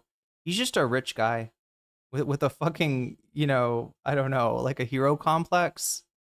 It's just pathetic. Yeah. So yeah, glad I'm glad that Noah is no longer in the crosshairs. So that's good. There's still a long way to go for restitution. Yeah, this is the power of gray rocky tax Batman users. Yeah, a lot of tax Bateman too, right? No, nobody ever talks about Bateman. This stuff is just pure narcissism. Yeah, his superpower is his money. Well, does that mean that his superpower is his inheritance? Or is Batman also implied to be like exceptionally good at business? A lot of this stuff is pure narcissism. My girlfriend cut up her Teddy Fresh hoodie after I showed her some of the content nuke. It's the fail son. He's got the fail son res. I will buy that Ambigabot. He can't reopen this lawsuit. It's over. He dismissed it. Yeah, with prejudice. So it's over. I love Batman. Y'all look. Maybe I just never got. It's one of those things that like, if you don't like watch it, if you don't get into it, like JoJo, right? A lot of like there's a lot of JoJo that I could show somebody who wasn't into it that would probably make them never want to watch it again, right? That maybe I even think it's really funny, or I even think it's really good, and I'm just not getting that they don't like by itself, like that joke actually isn't funny.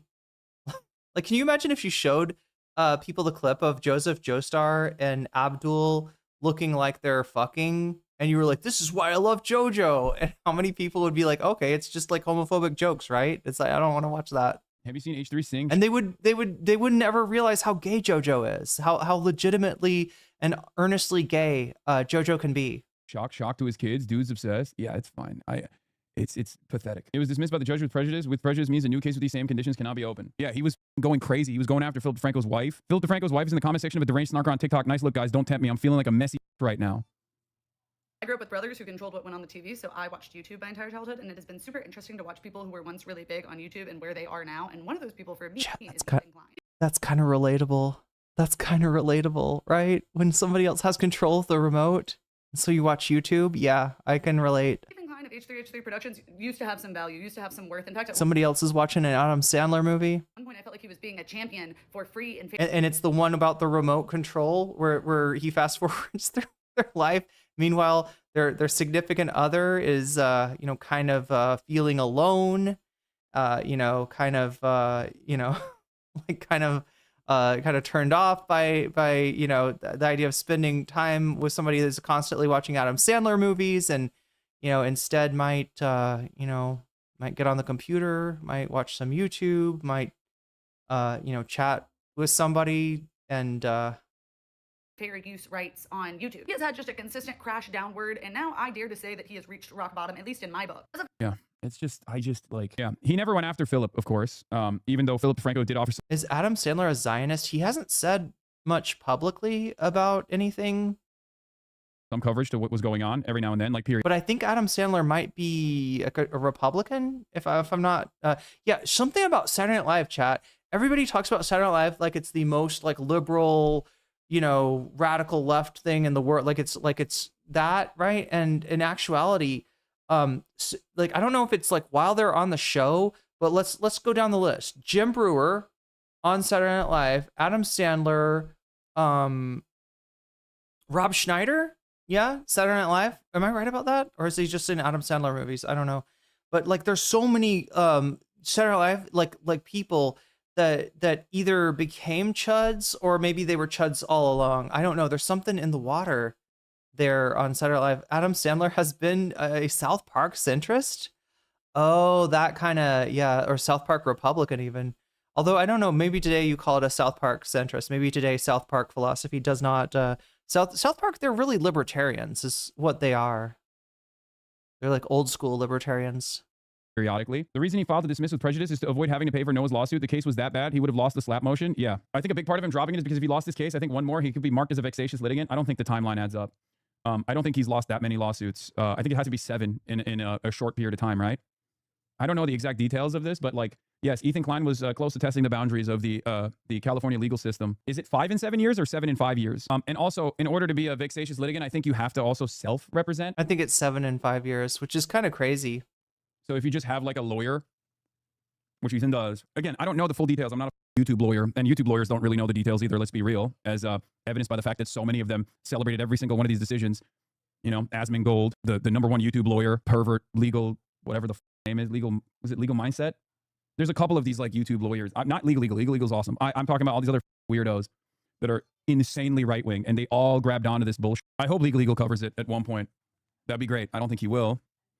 I don't know where his I don't know where he's at on some of the stuff, but only filing frivolous lawsuits against the rules of professional conduct. Yeah, I mean, yeah, maybe you could get. Wait. Do we think that Do we think that Legal Eagle has eyes on this? Do we think that Legal Eagle is like aware? Like this is the whole thing, right? I talked about Moist Critical as being the person that like opened the aperture of the normie world into what's going on with Denims and Ethan, and that while it was all slop tubers and commentary people were kind of okay. They've made Denims into an acceptable target, right? I don't remember when or how, but Denims said something, and the clip got blasted around, and they were like, "This stupid woman, she's so dumb," right? And all these guys are like less educated, less intelligent than Denims, but they're just latched onto this idea that she is, I don't know. They what do they say? Like women are never accountable, and that women expect too much, and I don't know. There's a lot of shit that'll get men on the internet to like turn a woman into an acceptable target, but she had that done to her. So as long as it's slop tube, they were like, oh yeah, Denims, do whatever you want to her, right? It's all, the more horrible, the more immoral you act to Denims, the better, right? The more based you got, and that is changing. They are a little bit shamed. Like when like it's like this chat, they're doing all this fucked up shit, targeting Denims, and then Moist Critical like crowbars open the aperture, and the normies like look down and they're like, what's going on in here?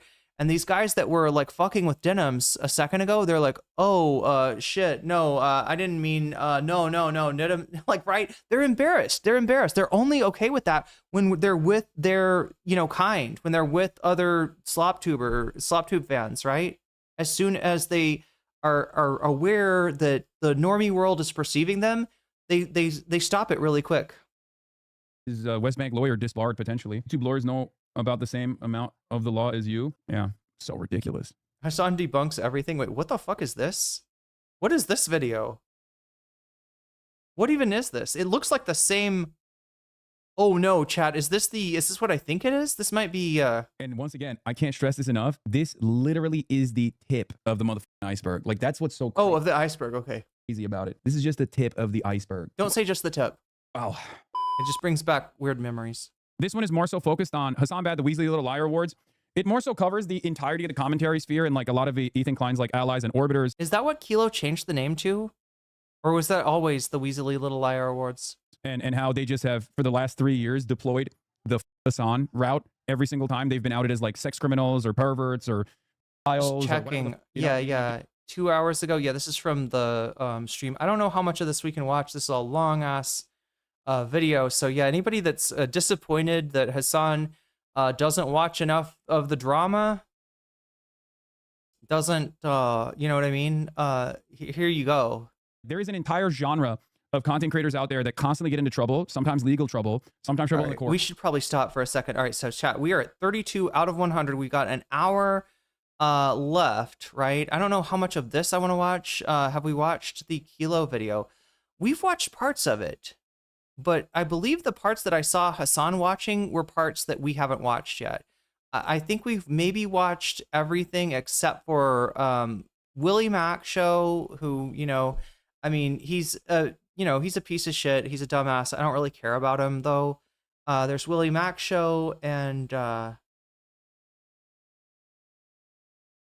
I don't know what else we've got today, right? We're kind of hoping to get to 100 so that we can watch some bonus content. And I should probably let you know possibly what you'll be missing out if we don't watch the bonus content, because it's important. And now is the time to say that, as there's an hour left in the stream. So 73 votes. Wait, is it more than 73 votes? Let me switch really quick. Have we got more than 73 votes or not? Looks like maybe. Yeah, 81 votes. 81 votes have been cast. We got Emma and Francesca Talk Plattner in first place. We got Hutch and his self-immolation over Plattner in second place. So yes, the Plattner content is still doing numbers, at least on the poll. And tied in third place is Shapiro versus Candace on whether Charlie Kirk is a Titan shifter or a Nephilim. And then the worst Hasan hit piece yet. That's the USA Today piece. That one's really crazy, chat, because USA Today is saying insane shit about Hasan. They apparently talked to him for multiple hours and then used precious little of that footage because Hasan, they were hoping to get something out of Hasan where he'd be like, say something bad about Jews, but knowing, you know, Hasan, that's not what he says. That's not what he believes. So they have to like kind of make it up. These are the, you know, this is where they're taking him saying pig dog in call it, you know, referring to some Zionist, right? They're taking that and twisting it and saying, oh, it's just like this German word for that combines the word for Jew with the word pig, right? And it's like, unless you think that a dog is a dog whistle for Jewish people, no, it doesn't make any, no, it doesn't make sense. It doesn't make sense. It doesn't make sense. But yeah, that's where we're at right now. We're 32 out of 100.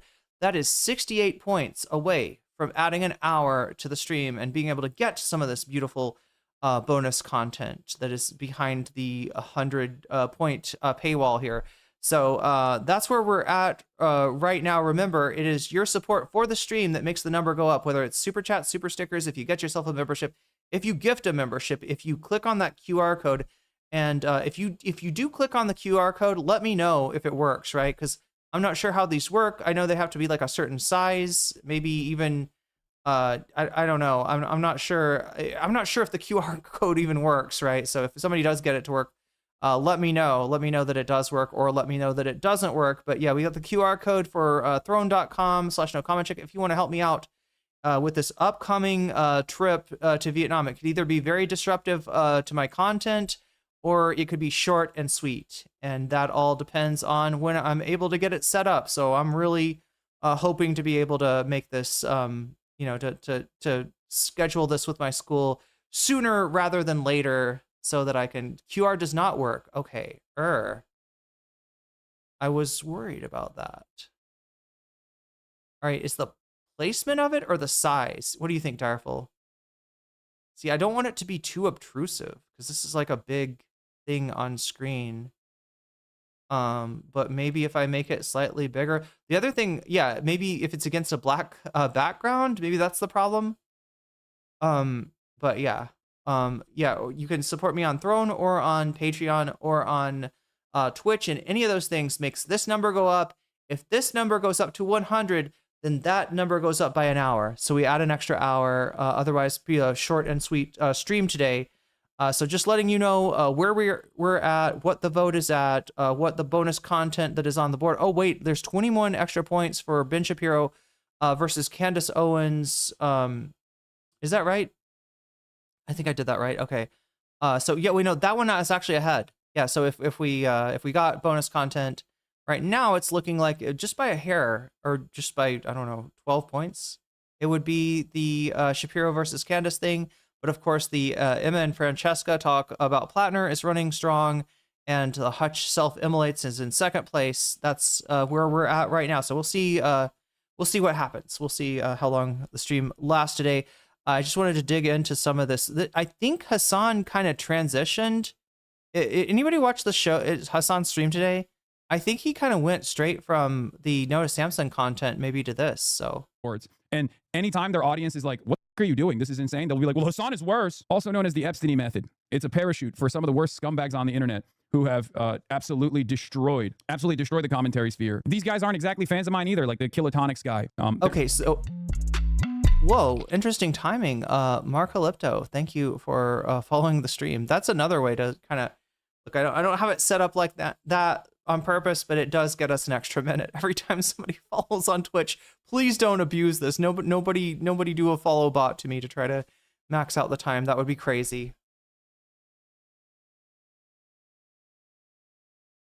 They're not. I don't think that they're fans of mine at all. And they certainly used to be haters of mine for the longest time. I think many of these guys actually come from the Destiny. Okay, Crystal Saphira? And they used to be Orbiters of Destiny, and then they realized that he was a real piece of... Yo, Hot Sexy Chungus with the Twitch Prime sub out of nowhere, and getting us to 35. So we are now more than a third of the way there, which is more than halfway there. Sorry, it's more than half of halfway there. That's what I was trying to say. That's what I was trying to say. 35. We're more than halfway there. Wait, what else was I trying to say? Who was kind of using the fuck Hasan method to get away with doing actual criminal. The Kilotonics video is insane. Oh yeah, but Direful, do you think it was it me making it bigger, or was it me moving it away from all the other stuff? Like now it's against like a black background. I'm not sure, but it's usable now. So if you want to use the QR code, that's probably the easiest way to support me on Throne. And the reason that I'm featuring it, the reason it has a bar and a QR code, chat, is because this is kind of important to the oh no, it was as a Twitch Prime sub, Direful. Ever knew you had more villains in your rogues gallery than Batman and Spider-Man combined? Yeah, I do. Here, let's watch this a little bit. Let's get a little taste of this.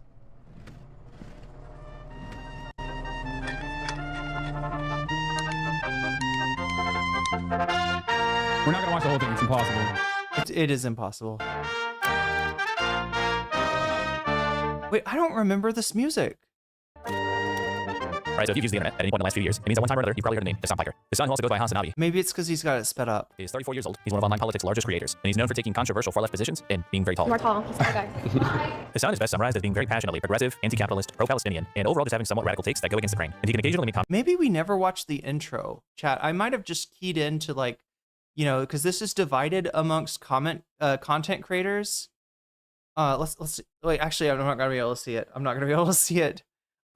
You should watch the Kilo video. It's really good, and he's in here sometimes. Wait, Kilo is in here sometimes.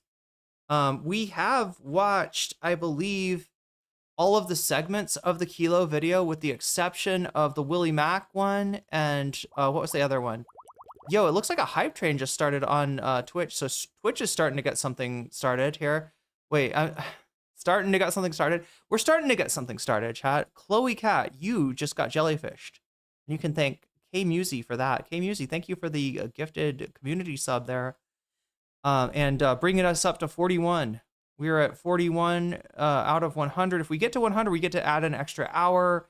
And that extra hour I will use to, I'll try to get some bonus content in there for you with this extra hour if we hit it. Comments that have a tendency to make a lot of people very upset. America deserved 9/11, dude. I'm saying it. We totally brought it on ourselves, dude. Holy we did. Over the duration of his career online, while he does have some support around him, Hasan has gradually become public enemy #1 for a lot of creators and their fan bases. He draws some pretty intense criticism from not just the right, but also the left. And lately But yeah, I've always said, you know, since we watched this kind of piecemeal, see, I can't see, here, I'll open the Kilo video. Yo, K-Musi with the 300 bits. And reminding me that I haven't come on as in a VTuber in way too many years, and also my VTube model isn't very is pretty much just out of the box. But yeah, thank you for getting us up to 44. We're at 44. Nope, wrong. We're not at 44. We're at 47. And I think you just hit level 2 on that hype train. We're at 47 out of 100. We're almost halfway there. We are definitely living on a prayer. But let me open the Kilo video for you all and just show you kind of what I remember us watching. It does feel like we've maybe never watched the oh god, the mission consent debate is another thing I want to. We got what? Oh, not even halfway through. Ooh, maybe we should give that one another pass sometime, because that is that's a good debate. It's, unless you're a Haley Stevens fan, in which case it's a very bad debate. Kilo, what is this one called? Weasel Awards. Oh my god, Omega Star coming through with just getting us to a whole nother level. Kilo Weasel, yeah, this one. This is the one that we're talking about. I think, right? Omega with the 5 community subs. Fattest Yakuza, you just got jellyfished. Rum Ham, you just got jellyfished. Imperial Gamer VDM, you just got jellyfished. I almost want to call Hermit Horologist. For some reason, chat, I get like stuck into like not pronouncing the H's. I don't know if it's because I'm too French or what, but yeah. Hermit Horologiste, you just got you weasel. Vous avez être weaselé, peut-être. Quelque chose comme ça. Site admin. Oh my gosh, the site admin for Twitch just got a gift sub. Wow. Kilo claims to be working on several more videos. I think Kilo loves this shit. I think Kilo's good at this shit, and I want to see what Kilo does in the future. Yeah, Kilo, you know, I don't know much about Kilo, where Kilo came from. Yeah, I suspect just kind of the commentary world, and I always, you know, deliver a caveat with that of like, you know, I don't know, you know, some of these people are like Destiny orbiters, or, you know, just like don't assume that because somebody is like on the Hasan side of a drama that they're left wing or anything. There's plenty of examples of people who are not. I don't know what Kilo's politics or background or anything else are, but I do know that Kilo is a very talented YouTuber, right? Both in you know, the writing and in the editing and in the whole way that everything's put together. Yeah, Kilo's got skills. Kilo's got skills, right? It's an American thing because the Francophilia Arab, for example, perhaps, or peut-être. How close does that get us? Let me add that up. That gets us to 77. We're 77% of the way towards adding an extra hour. Lowly Horse Vash probably punching his desk right now. That could have been me, hated on by the right and the left, working alongside politicians. That would have been a strange world, but yeah, it could have been. Lindsey Graham died. Wait, sorry. Are you pulling my chain? Are you joking? Are you memeing KP son Twitch? No, I gotta stop with the French. It is true. Lindsey Graham is dead. Wait a minute. It was supposed to be Mitch McConnell. Did shit got switched? How did the fuck did Mitch McConnell do the Captain Ginyu to Lindsey Graham and switch bodies at the last minute? Like Lindsey Graham came to be like, well, Mitch, it's been a really, you know, I've always admired you and yada yada yada. Like, oh, Lindsey, my road doesn't end here. I've got the Captain Ginyu ability. Psh, I could switch bodies with you. No, now I am dying instead. Oh my god, chat. Oh my god, it's a Dragon Ball reference, but yeah. Mitch McConnell not dead? Is that true? Okay, you got the link for us. If you can give me the name of a YouTube video, I'll check it out. Because that is news. I can also look at Twitter. Oh my god, chat! Nobody complained about the sound. Oh no! Oh no! Oh no! Wait, Hasan. Oh wait. Okay, we hadn't really started watching this yet. Yeah, because what I wanted to look at here is okay, so this is, I don't know, there's the intro called Hasan Bad. There's this one, History of Dishonesty, which is, I think, about Ethan Klein. Ethan the victim, more on Ethan, the Snarkafesto.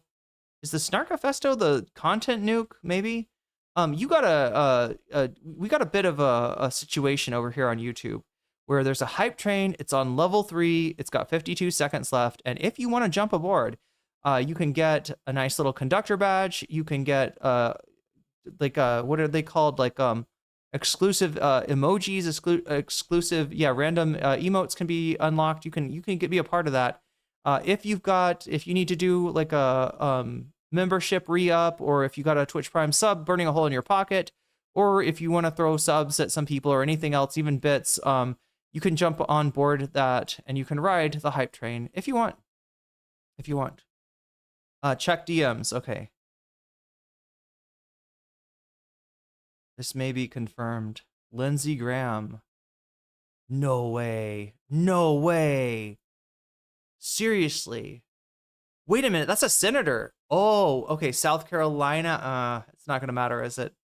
Sorry. I'm sorry. I should be thinking of the life and times of Lindsey Graham and, you know, how his family will be affected by this. But instead, I'm just thinking about how the Senate will be affected.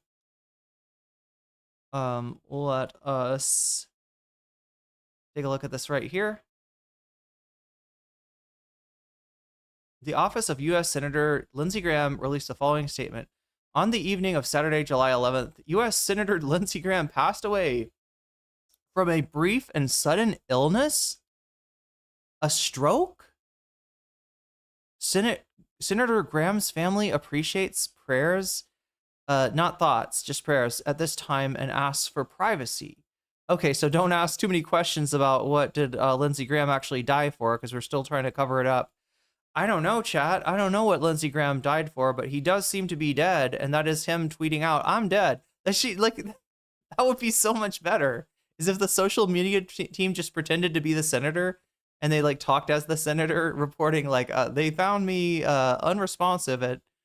No, I'm sorry, chat. This is ghoulish. This is ghoulish. I'm not trying to be ghoul. I'm not too ghoul for school. Okay.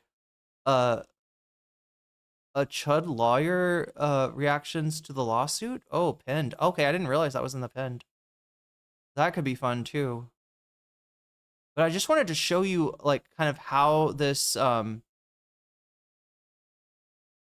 wanted to show you how the Kilo the Giants video works, right? So it's 4 hours almost, and it's cut into different sections. Right, the first 3 about Ethan, and the first 4 about Ethan, first 5 about Ethan. I'll sue you. I'll take. Okay, first 6 about Ethan. Cameron. Okay, there we go. There we go. So now, Kilo, I'm noticing, even though this is the section we didn't watch, Cameron F305, I guess is his name. I remember he made a Hasan bad video. I don't remember much about it. Willie Mac show. Yeah, Cameron and Willie Mac show, I think, are the only 2 segments we haven't watched. When I saw Hasan react to this, he was reacting to this shit, right? And then Tectone is after that. I think we watched that because it was like Tech. Wait, maybe we didn't watch. Did we watch this Tectone, Nuxtaku, and Diorio? Maybe not. Dishonorable mention? Yeah. Oh, Dan Saltman. So anyway, what I'm trying to say is I think we've watched most of this video. But maybe there's more. Anyway, chat, we're at 77 right now. I'm gonna keep on moving, just in case we don't hit some context for the Kilo video. Is that what you need? Yeah, like I said earlier, I don't know where Kilo came from. Seems to be, kind of commentary, and the caveat I always give with commentary people are that they're gonna skew a little chuddy, even if they're like on the side, like attacking Ethan Klein. Just understand, these people's politics are either non-existent or right-wing or even kind of groiper, or even former Mr. Girl fans, right? That exists too. Wait, there's a death hoax? I'm sorry, is that a hoax? Is there a hoax? Am I looking at a hoax? It looks like Lindsey Graham's fucking actual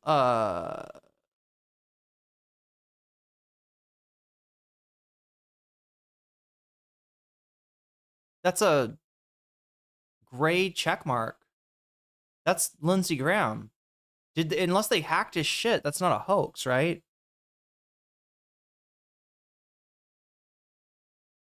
Lots of ads. Wait, are the ads on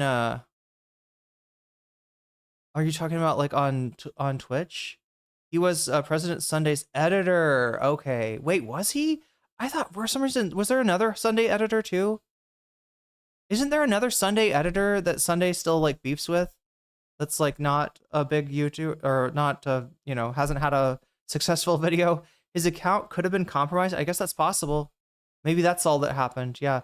It's also on the Jerusalem the chat. I feel like we're gonna see more of this like fake news that like Sunday has had several editors. Yeah. Okay, so maybe not the editor that I'm thinking of. Did Kilo work on what, the Destiny video? Is that the video that just trying to? But anyway, Kilo made and had been working on for like a long time a passion project, a 4-hour pièce de résistance about Ethan Klein and the Hasan bad cult and all the sweepers like Diorio, and so that is where it came from. It's a 4-hour video, and as such, I haven't had time to watch it all. I didn't. We watched it in pieces, right? We watched it like the relevant content creators, but I suspect that we didn't see the introduction or the beginning because this all seems new to me. Only posted 12 minutes ago. Okay, well, word is still we're still like jury's out on Lindsey Graham. We'll try to confirm whether or not he has actually passed away. Yeah, we're expecting to see Mitch McConnell, like a death notice for him. He's been in the hospital for upwards of a month now. But I don't see anybody on here like throwing a cold blanket, like a wet blanket on this. Don't tease me. So this person thinks they're teasing. I don't know, chat. Some of these replies do seem like they could be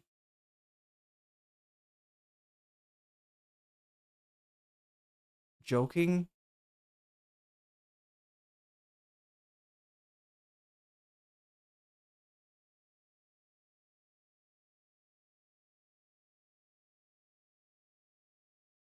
Breaking on, yeah, a lot of these. There's multiple sources on Twitter. There's not necessarily high quality sources.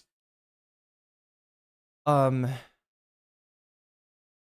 is 71 years old, so it's not impossible. Not a joke, says this account, but that's of course what a joke account would say. Appears to be real according to this account. I mean, it is literally his account posting this, right? So straight reclosed. Connor, wait, what the fuck is his name?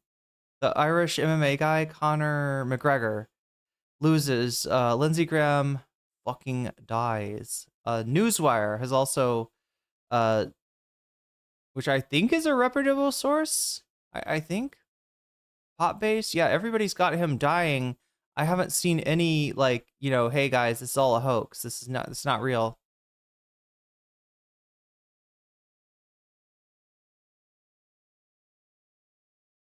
I don't know. I don't know, Chad. Is this real? It seems like I really think Mitch McConnell is dead. Yeah, I think so too. Otherwise, he would have spoken up and disputed Hasan Piker's claim to be in a sexual relationship with him. But yeah, anyway, the way that this is divided is it's kind of divided by streamers. Boom, boom, boom. I shared another link in chat.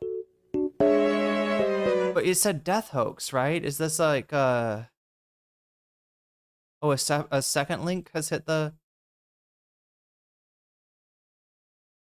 I'm scrolling through chat right now.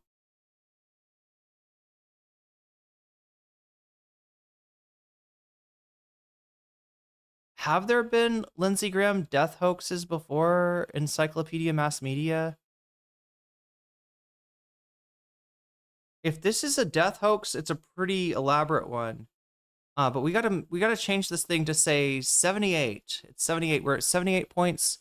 We are looking for what, 22 more points, and we can add an hour to the stream today, if you want. It's way too early to determine. We need to wait for more info. I'm just gonna look at Omega's link really quickly and hope it's not a Rickroll.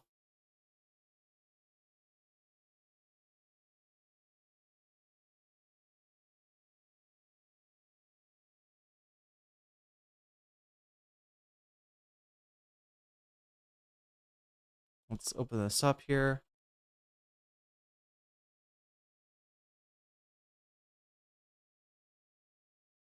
Wait, what is this? God damn it. God damn it. Rickrolled again. No, I'm just kidding. I'm just kidding. Omega did not send me a Rickroll. Okay, updated 1207 26. That's today. The story seems to be false according to Media Mass. Okay.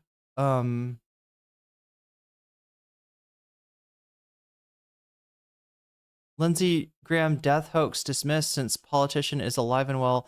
On Saturday, June 11th, the politician's reps officially confirmed that Lindsey Graham is not dead. Well, they must have hacked his fucking shit. Like, how come his own Twitter account says that it is like claiming that he passed away? Did they get hacked? Direful's got something for me. Check DMs.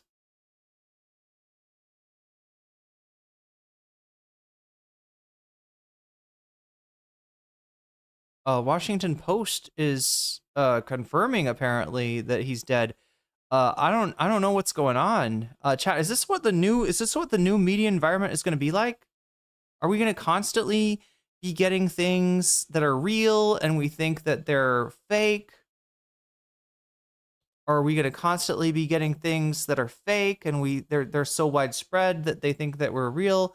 Washington Post, unfortunately, is paywalled for me, so I can't open it. But yeah, they do indeed seem to have an article that says staunch ally of President Donald Trump died Saturday night after a sudden illness. Huh. Oh my God, chat, I didn't realize I still have Ducknado on. That's making me wanna but yeah, just to get back to the content. Yeah, the final thing is like a wrap up. Dishonorable mention. I think that's where Dan Stalkman lives in dishonorable mention. Nicholas Diorio. I think we watched the Nick one. Did we watch the next Taku? See, now I'm wondering. Now I'm like legitimately wondering. We didn't watch Cameron F305, and we didn't watch Willie Mack Show, but somehow that is the biggest replayed. The most replayed are these two? Huh.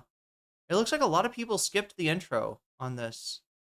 Anyway, I was just trying to show you how the Kilo, and this is an amazing thing. The fact that he's gotten a video that's this comprehensive, that yes is, look, 4-hour videos, chat. Well, whenever I post a live stream, I have people in my comments saying that it's too long. Why would I watch this 4-hour video? Like, you're obsessed with whoever you're talking about because you obviously talked about them for 4 hours nonstop, and they don't figure out it's a live stream, right? People will not watch something that's interesting to them because the time is too long, right? And they feel like they have to watch the whole thing or nothing at all. When in actuality, how you should look at a YouTube video is if it's long and you get bored, guess what? There's like 4 videos on the side. Scroll down. There's more videos, right? Hit the home button if you want. Look for, you know what I mean? You got a lot of choices on YouTube. You're not, nobody's telling you that if you start watching a long video, you got to watch the whole thing. But anyway, that's how people think of it. So the fact that Kilo got people to watch this thing is a little bit of an achievement on his part. Like I'm saying, I got mad respect for Kilo's skills as a YouTuber. He's at 3K subs right now. I suspect that number, we're going to see that number go way up. Anyway, let's take a look at what Hasan is doing. We can kind of click around if you want to, if we got requests, if somebody's like, I want to see Nux Taku, I want to see, like, if anybody can remember like something I didn't cover, there's Nux. I don't think, I suspect Hasan is not watching this whole thing. It looks like he's clicking around too. He's even becoming more and more of a regular target for a bunch of apolitical idiot slop channels. Hey, Hasan, you crying stupid brother. You are the biggest piece of shit I have ever seen. Shut your mouth. The attack on Hasan ranged from him encouraging violence to him being an anti-Semite to him simply being kind of stupid, which is probably kind of true. I don't know which is which, dude. Doesn't know where Yemen is. I think. Nope. This is literally a video about my critics making ridiculous claims and him unironically using me joking that was then taken seriously by Epstein, who probably knew that I was joking at the time, but still used this as an example. I still remember this. I fake accidentally couldn't find where Turkey. You know what? Of course I'm joking. I didn't really look at chat very much while I was looking at all that information that was coming in, trying to analyze what's actually going on. And it turns out that we got a turd in chat, and somehow this has missed the mod's attention. Let's fix this. All right. Take some time off.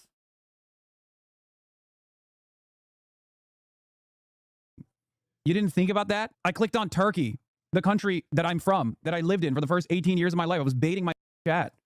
Nope. Got it. Now, this video is not really about debunking every argument against him, but a lot of the attacking is coming from pretty dishonest places. Like the time. Can we try not to be turds? Can we try? Do we understand what that is? Right? If you come into chat and you feel the impulse to be a turd, could you please go back into the bathroom and flush yourself?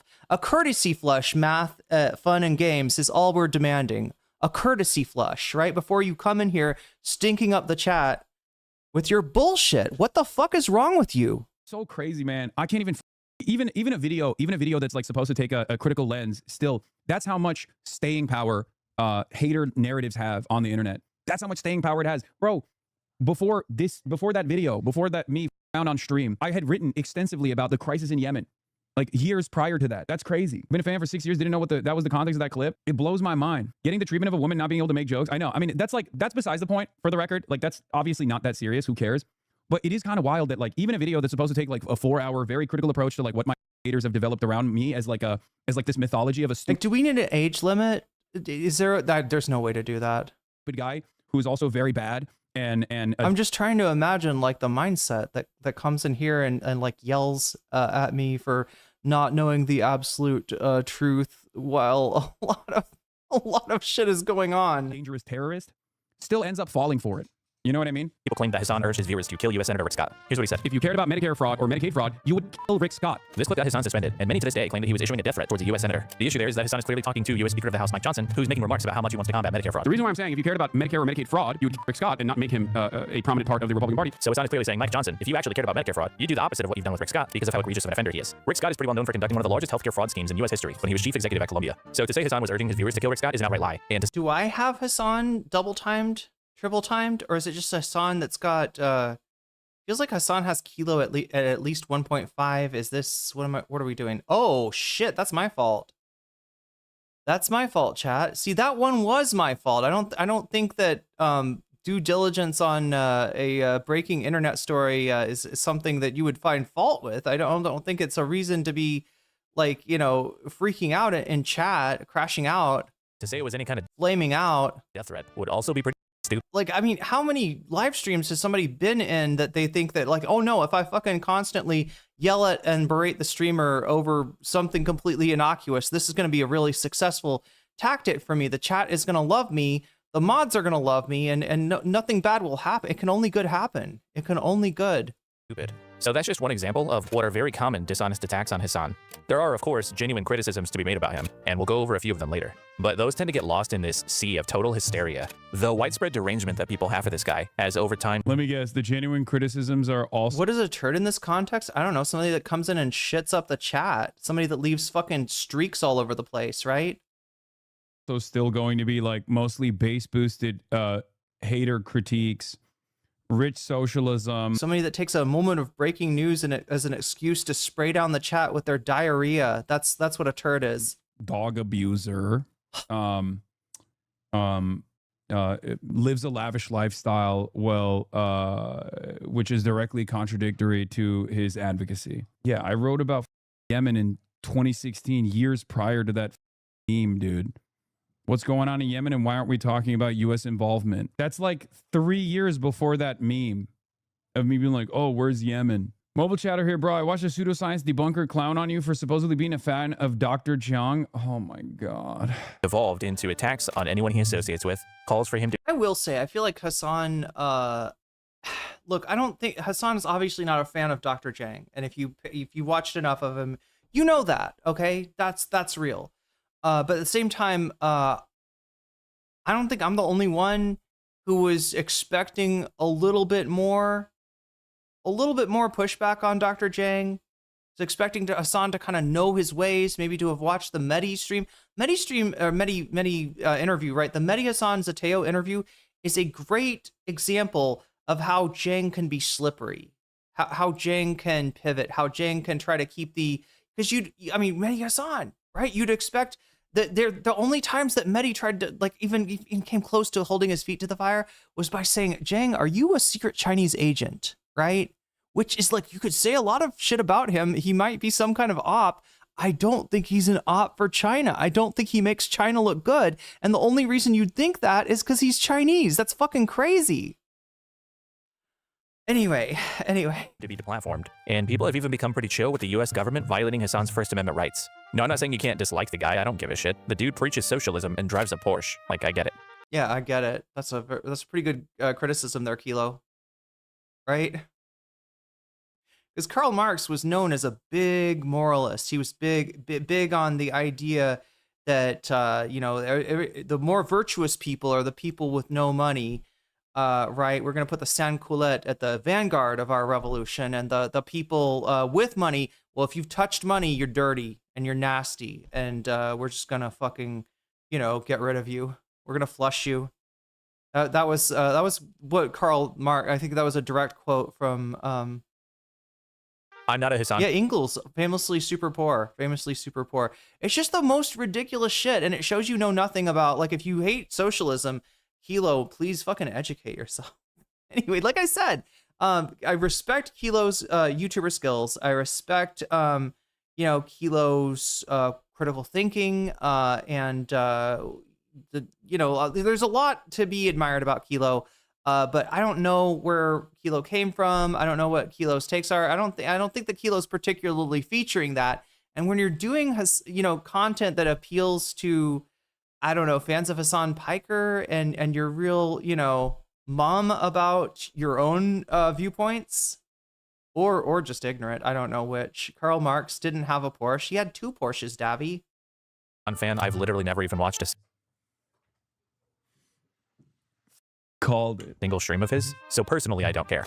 But the tendency for people to lose their minds and just make it up. Also, I don't think Hasan has a Porsche. I think he rented a Porsche. Whenever Hasan is involved, left me wondering, how did we get here?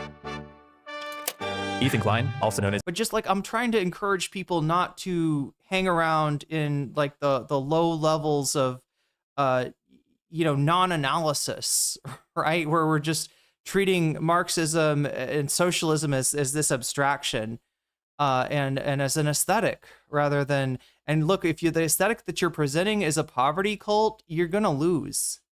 Your revolution's going nowhere quick. Is H3 is 40 years old. We need some class traders, okay? We need some class traders. Don't scare the hose.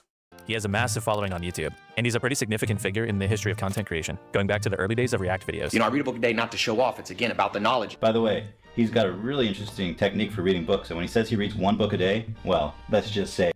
If you want to understand how strong and how powerful the Hasan bad aura is, especially in the commentary sphere, even a commentary guy who's like going to dissect how stupid these arguments are has to still hedge their positioning by being like, yeah, this guy is bad.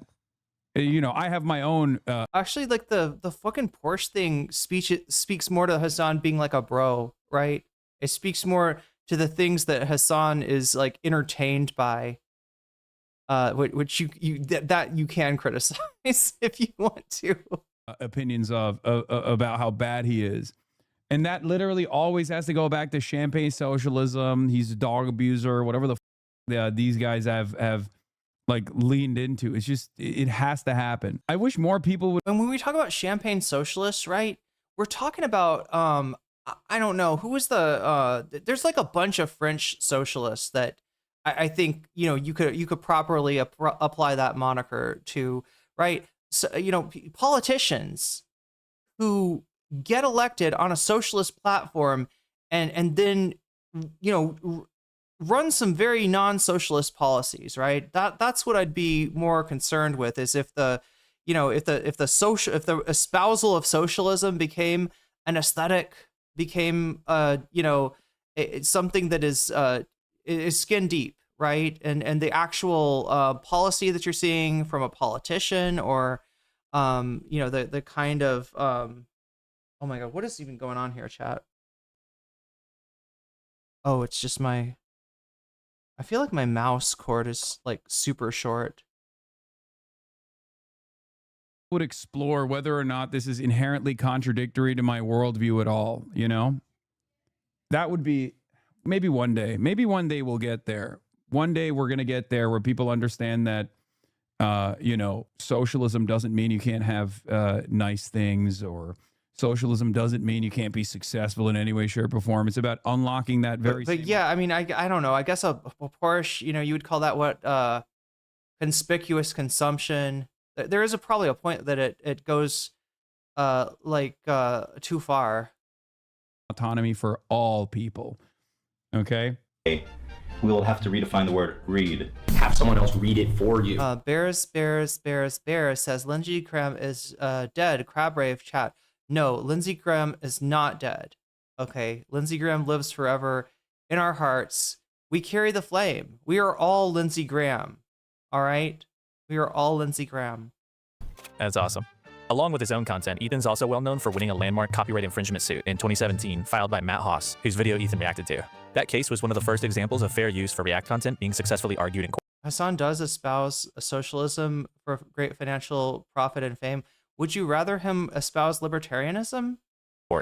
In 2020, for great profit and fame? Ethan and Hasan started a podcast together called The Leftovers. It was a political and cultural talk show with a left-leaning slant, and the show was a huge success. Until October of 2023, when a Hamas-led terror attack targeted Israeli citizens. After the attack, Ethan and Hasan went live for an emotional episode discussing the events. As a father, it's even hard to talk about. This dude was holding his infant. It was like a year old. Ethan is the only thing I say to kind of agree with you there, Davi, is that, and this isn't about Hasan, right?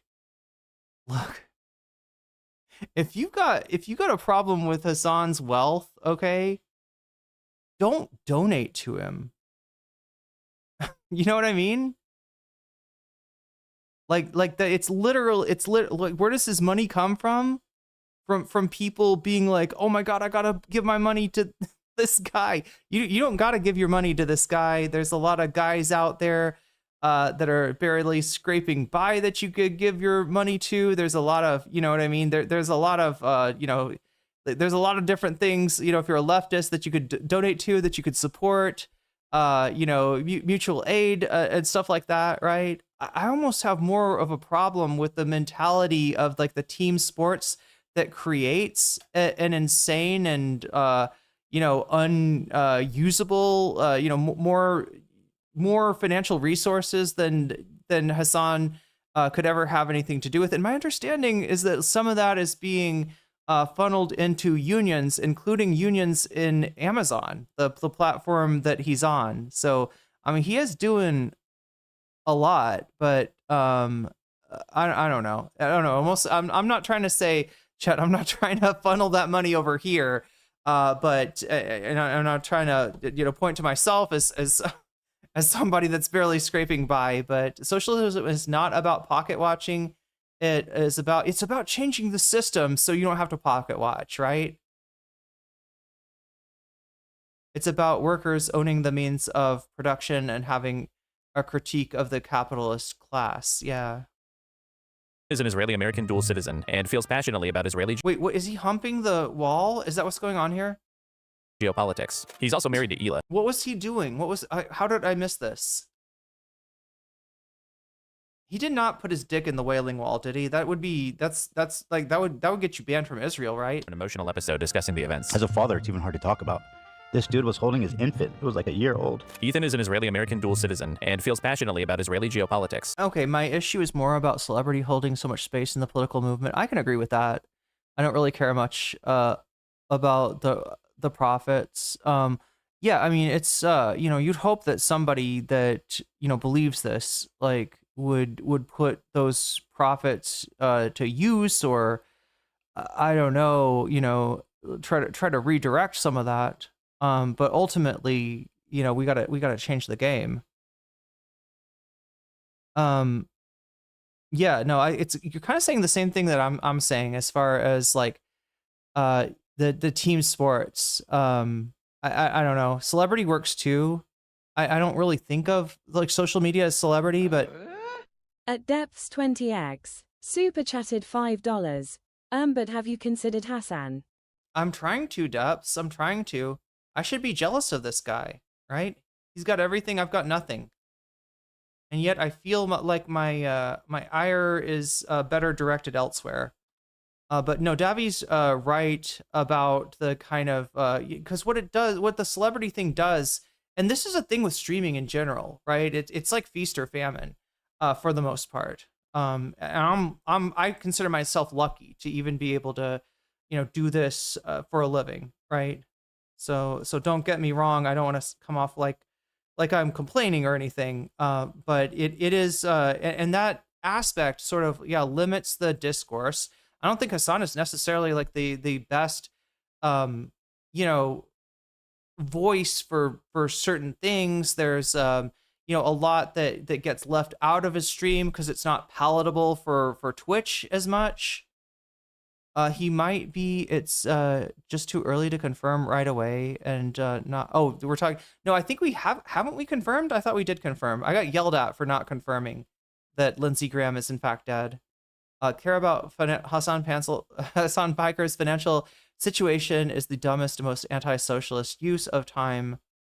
If you claim to be a socialist, yeah. Well, I mean, I don't think anybody in here is really trying to, do that. Just making a little comment on how, socialist content within like a capitalist medium is going to have some like inherent contradictions to it. I think that's kind of what Davi's saying. He's also married to Ela, who was born in Israel and served in the IDF. The Kleins actually even met each other in Israel. His son, on the other hand, is passionately and especially like the spectacle of celebrity, right? As being, and if you throw yourself into that kind of cult of celebrity, in defense of, somebody like Hasan, it's support of Palestine. And the resulting ideological differences between the two led to some on-air friction following the start of the conflict. Oh, their timing matters. No, let's not be obtuse about this. It's just this. Yeah, we did look at his Twitter. I'm pretty sure that Lindsey Graham is dead. It's one point I'm trying to make. You can't cheer on Hamas, dude. You know what I said. And on the day of the occupation. I know you don't, but like we're being a little silly. In late October of that year, Ethan announced that the Leftovers podcast would go on hiatus. I do feel like I'm probably going to pause Leftovers for the time being, because you know what I mean. It's just I don't want to talk about it anymore. And after 61 episodes, the Leftovers podcast never came back. This is when the divide started to form between Ethan and Hasan. Early on, for instance, Ethan would take issue with some things that Hasan's chat was saying about him, and he criticized him for not moderating it more effectively. Do you care that your chat is calling me racist? Do you make any attempt to modify? I have not looked at. Please tell me I did not get bit by a mosquito, like right below my jaw.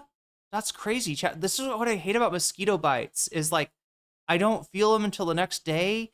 And I'm just like, oh shit, I got a bit on the back by a mosquito. Well, that really sucks. Oh shit, I actually got bit on the elbow too. 2 hours later, there's like a little bump on my neck. Like, right? I'm not like, look, one mosquito bite is probably not a big deal, chat, but the mosquitoes here, they carry two very concerning illnesses. Very unlikely to catch those illnesses from a mosquito, but it is possible, and I don't know what the fuck made me sick last year, and I don't want to have that happen again. I should bite the mosquitoes back. Yeah, I should figure out a way to like catch them and eat them, and yeah, get my blood back. Right? I'd be like, oh, you think you're gonna drink my blood, huh? Everyday mosquitoes. Wake up and choose violence. Yeah, only female mosquitoes. Oh, my chat. Moderate that. I have not looked at my chat at all, but you. I just opened it, but don't you have moderators? Do you care at all about what your audience says about me? There's 32,000 people. My feelings were hurt. My feelings were hurt. It's like the first year of Israel's genocide of the Palestinians was literally just about the feelings of people who wanted to defend. I feel like there's a lot of fair criticism of Hasan that is just drowned out by lazy nonsense. Yeah, and also drowned out by the superficial criticisms, including from like a anti-socialist. Like, I mean, I don't know what to do with what Kilo says, but it kind of sounds like, and it's this whole thing, right, chat, where, if I'm a socialist, it's because I'm jealous. It's because I'm a hater. It's because I want what more successful people have. All right. So I can't say shit. Nobody fucking cares. I got no reach. It doesn't fucking matter. If Hasan is a socialist, well, his shit doesn't matter, because he's too successful, and there's no like what is the Goldilocks moment in which it's almost like it almost turns into a weird veneration of the middle class. And I don't need to get started about how the middle class as a talking point has been used to fight leftism, has been used to like establish to convince people with very little that their class interests are in line with the capitalists, rather than who their class interest is actually more in line with the person with nothing. Yeah, I can't believe we lost another gay elder, R.I.P. Lindsay. We still don't know why. They're asking for privacy for the family. They're just saying a sudden illness, and I'm trying to imagine like the first thing that comes to mind is like a stroke or something, a clot. I don't know, short illness that caused him to die, right? Don't watch his stream much anymore, but have gone to rallies he's been at, and I find it odd to act like he's the problem. Yeah, like I was saying, if you got a problem with Hasan's wealth, right? It's more like it comes from people subbing to him. And I'm not saying don't sub to him, right? There's, probably good reasons to, if you watch Hasan a lot, you're going to want to have the ability to, turn back time, right? Just like if you watch me, you're going to want to have the ability to turn back time. But there's like a little bit of team sports, and like I think I can kind of connect that to what Davi's saying in terms of the cult of celebrity, right? That it just becomes like any other content creator. Like, I want my guy to win. My guy's the best. Don't you criticize my guy. So, yeah, there's plenty to criticize Hasan on, and I find myself doing it from time to time. And Israel. Okay, that was all it was. Did you crow tears, Direful? College campuses, my feelings are hurt. Okay.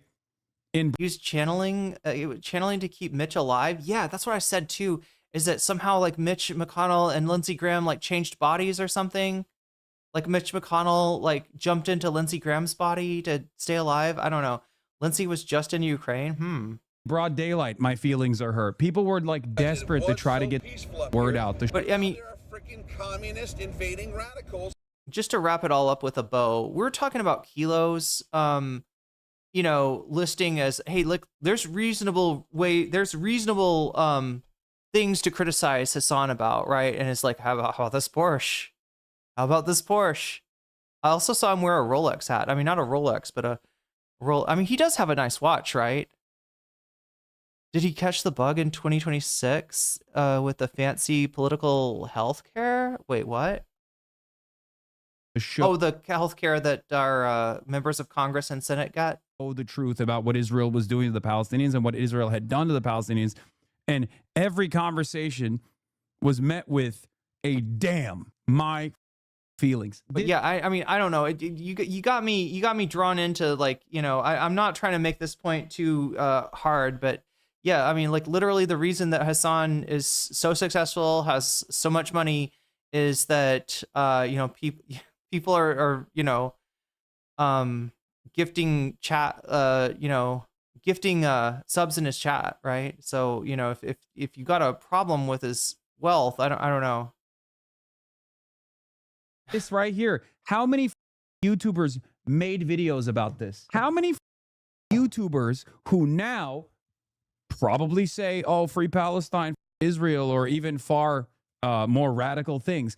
How many of them made a video about how I had hurt Ethan Klein's feelings? Wait a minute. Let me check something out really quick. All right. It's one thing if I am getting bit by flies outside.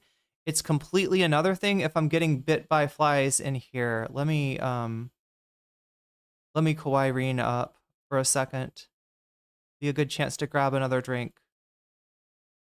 Chat, we're at 83 out of 100. If we get 17 more points, we're going to extend the time to 1 hour and 44 minutes and watch some bonus content. If we don't, we're going to watch 44 minutes of this and then end stream. So it's up to you if you want to go into, let's see, what is the bonus content? What's doing well right now?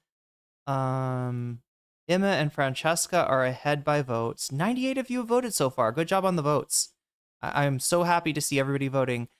Make sure to like the stream while you're over there doing that, right? So that's ahead in terms of the voters. And then if I add the numbers from the bonus, then yeah, it looks like Shapiro and Candace are ahead by 6 points. All right, so that's what we'd be watching right now if we got bonus content. But yeah, we're pretty damn close, which is great because we started off the night. It's not been a great night, chat. If you anybody else notice? Oh my God, let me just uncall Irene for a second. Anybody not getting notifications for the channel? Because I felt like in the beginning, notifications were not sent out. At Ringalotu, super chatted $9.99. Yo, Ringalotu, thank you for the super chat.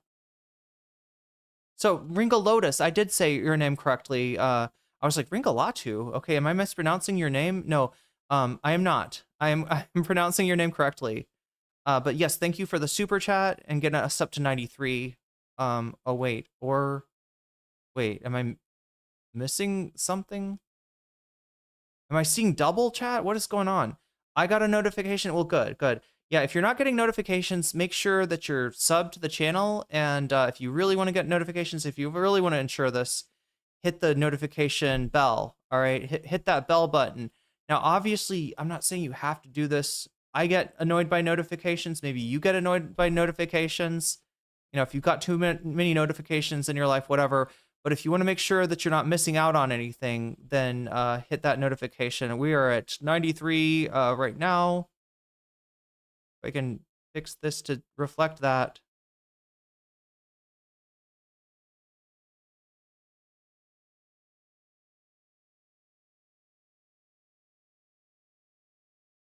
Did I get the latest news? Is it about Lindsey Graham switching bodies with Mitch McConnell? So that it seems like Lindsey Graham died when actually Mitch McConnell died. He just switched bodies. Yeah, I'm pretty sure. Yeah. I'm gonna put on Irene. I just gotta make sure that I didn't somehow like leave like the door cracked open, because like this is a more than I chat for like a fucking 6 months now. I've avoided getting bitten by mosquitoes. Now that's partially because it's not mosquito season as much or wait, no, that's partially because it wasn't mosquito season and it is now. But I just got to make sure that I don't have like the door. If the door is like cracked open, mosquitoes will 100% get in. So I got to go check that out and refreshen my, oh my God. Freshen up my drink a little bit more. Try to figure out why I'm the one not pocket watching Hasan when you'd think that jealousy would drive me towards that end. And be back really quick. Oh yeah, and peeing is praxis, or peeing is necessary. I don't know. Reproductive labor. Oh my God, chat. We're gonna put everything in Marxist terminology. If I can find Irene, there we go. Made videos that accrued millions of views at the time. Every single one. Never let a good crisis go to waste. Never let a genocide go to waste. And I was right too. My community was right. I was right. We were right. I was unbelievably gracious. Far more than he deserved at the time too. I was so understanding. I was trying to like be like, look, I know like you have family members that live in Israel. Like I'm trying to communicate this to you that like you're saying things that people who are pro-Israel say. You centering your feelings in this conversation when people are getting slaughtered by this apartheid state is ridiculous. And it's coming across as ridiculous to people. People in here right now, I'm just trying to tell you guys how it feels. And I'm shocked that you don't care that people in your chat are saying, who the is this child, cold, arrogant, Ethan, I love you, but there's only so much I can do. How can you be surprised when you're... To save us time, let's not get too bogged down with specifics. Yeah. And then people are like, people use that to be like, oh, remember XQC? You got mad at XQC? Yeah, dumbass. I did. Because XQC was farming me for also being right about the gambling situation. I was right about the gambling situation, and he aggressively leaned into attacks against me and my community for being right about the gambling situation, but too early. Far too early for people's taste. And people went along with it. And to this day still, they aggressively hound my ass. Okay? Same with Ethan. Because for a lot of people, they have baby brains. They can't think of concepts beyond the parasocial feelings that they have for their favorite content creators. Oh, you hurt this content creator's feelings. F you. You hurt that content creator's feelings. F you. Especially when we're talking about like a geopolitical incident, a fucking genocide. The crime of all crimes. Like, who gives a about people's feelings? Stop being babies, man. How can you behave in a tribalistic manner towards your favorite content creator and feel slighted at their behest? Nutshell, over the course of the next year, the divide between Ethan and Hasan grew larger and larger. Ethan and the H3 community believed that Hasan was promoting extremist. Is this the guy? Didn't we ban him before? For the record, I don't agree with the champagne socialism criticism. I was just saying I understand why on the surface some people get rubbed the wrong way. I don't think you're bad. Smile. One day one day that's the Mount Everest of socialism. The idea that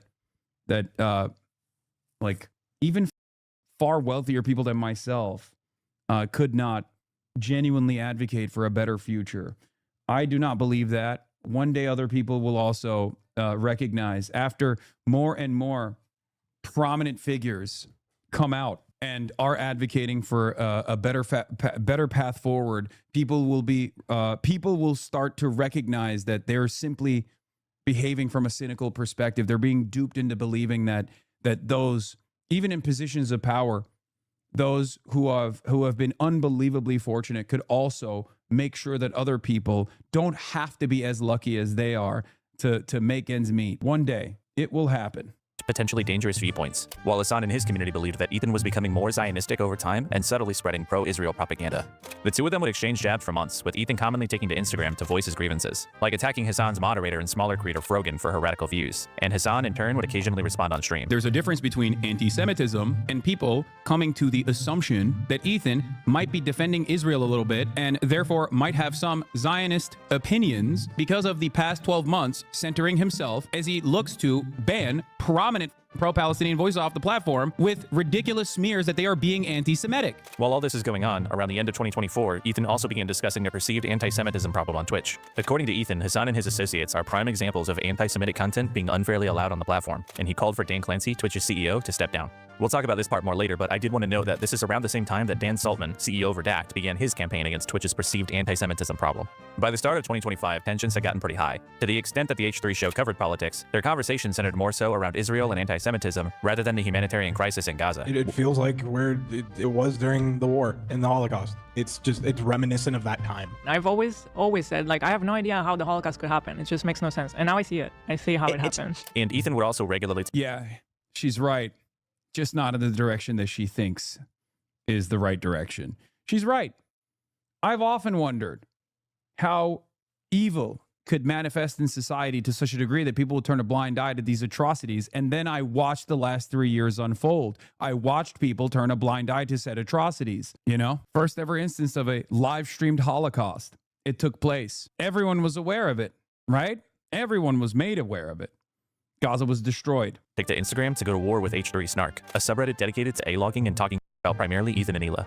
And in January, Ethan released a content nuke, a 102-minute-long deconstruction of Hasan's content, including further allegations of Hasan and those around him being anti-Semitic and essentially promoting terrorism. After the content nuke, things started to go off the rails. In March, a pair of noteworthy things happened to Ethan. On one occasion, he had a pair of human skulls ordered online and sent to his house. And on another, a CPS call was made to his house after Ethan shared a story on the H3 podcast about his family contracting a parasite. This morning, we got a visit from Child Protective Services. I told this story on the show a few weeks ago about how when we adopted Olive, she had Giardia. And then Sonny started having diarrhea, so we suspected he might have Giardia. Seeing as that he's an infant, he's crawling around, he's putting everything in his mouth, etc. Then in June of last year, Ethan revealed that he had registered the content nuke with the U.S. Library of Congress. I also can't... Question from Oglobits. Is Kaceytron banned on Twitch? I know that Kaceytron was banned on Twitch. I'm not sure of the outcome of that ban or the current status of that ban. Also, I'm not sure if we... Let me check this again. Okay, looking at 99 votes so far, chat. 99 votes have been cast. And we're at 93% of the way to adding another hour. Although I'm a little bit confused. Yeah, some of the either my shit is either somebody just did a double super chat, which I hope that wasn't on accident. Let me know if you need my help to fix that. Or maybe it just showed it as double somehow. I'm not sure. But that's where we're at right now. Kaceytron was banned on Twitch. I'm not sure if she's still banned. People are suspecting that there's an incident. There's a clip of Kaceytron where the chatters are accusing her of being drunk, and she's saying she's not, and she's driving, right? So, you know, people are speculating that Twitch saw that, and they thought that Kaceytron was drunk driving on stream, and maybe that's the reason that they banned Casey. I did reach the goal. Okay, what am I missing then? It's not showing something. I can't tell, chat. Shit is weird right now.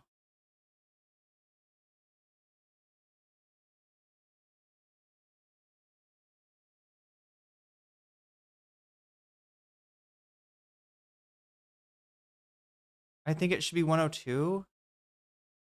Wait, what happened? That did something happen on Twitch or on YouTube? Shared another link in chat.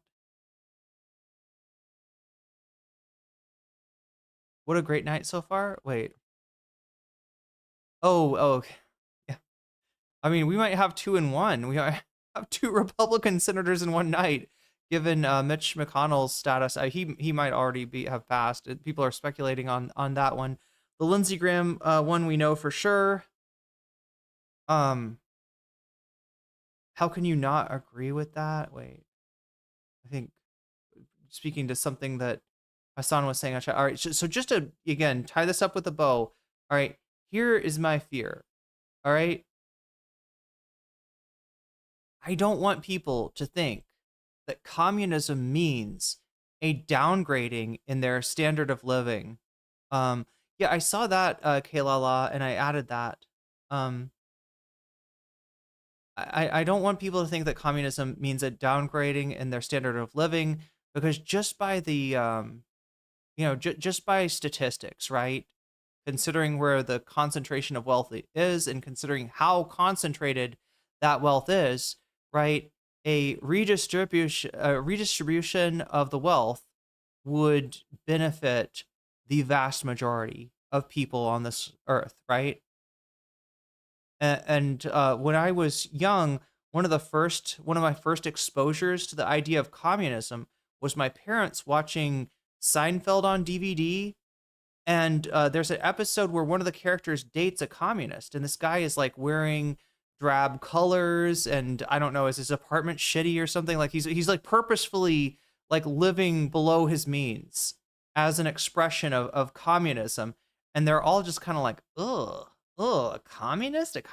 Hasn't he got the word that capitalism won? Doesn't he understand that it's the end of history and like communism has been defeated? Like, why would you still be invested in an idea like communism? It's just presented as like, yeah, no, I want to live like a drab life with no excitement and no enjoyment, and that's what I don't want people thinking that, because I know that in the 20th century, the reason that shit was in Seinfeld is because that is a line, that is rhetoric, that is propaganda that has been used against communism.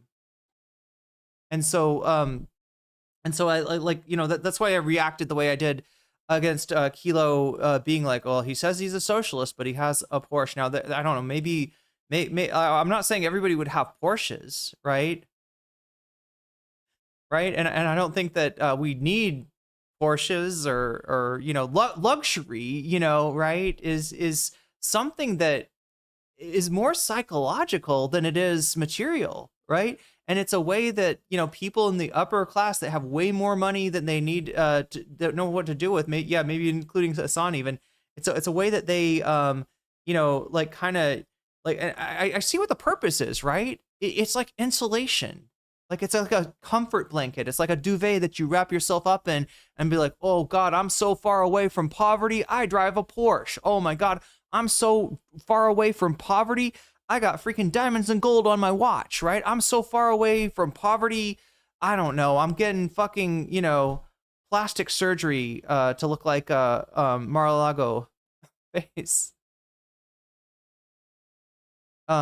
So yeah, that's the whole thing that I don't want, and so many people believe this. Like in fact, I think if you polled people, most people would say, yeah, communism is, we like that. They think that there's like so many destitute people out there that, and they think of themselves as being closer to the rich. They think of themselves as being closer to the capitalists. You know why?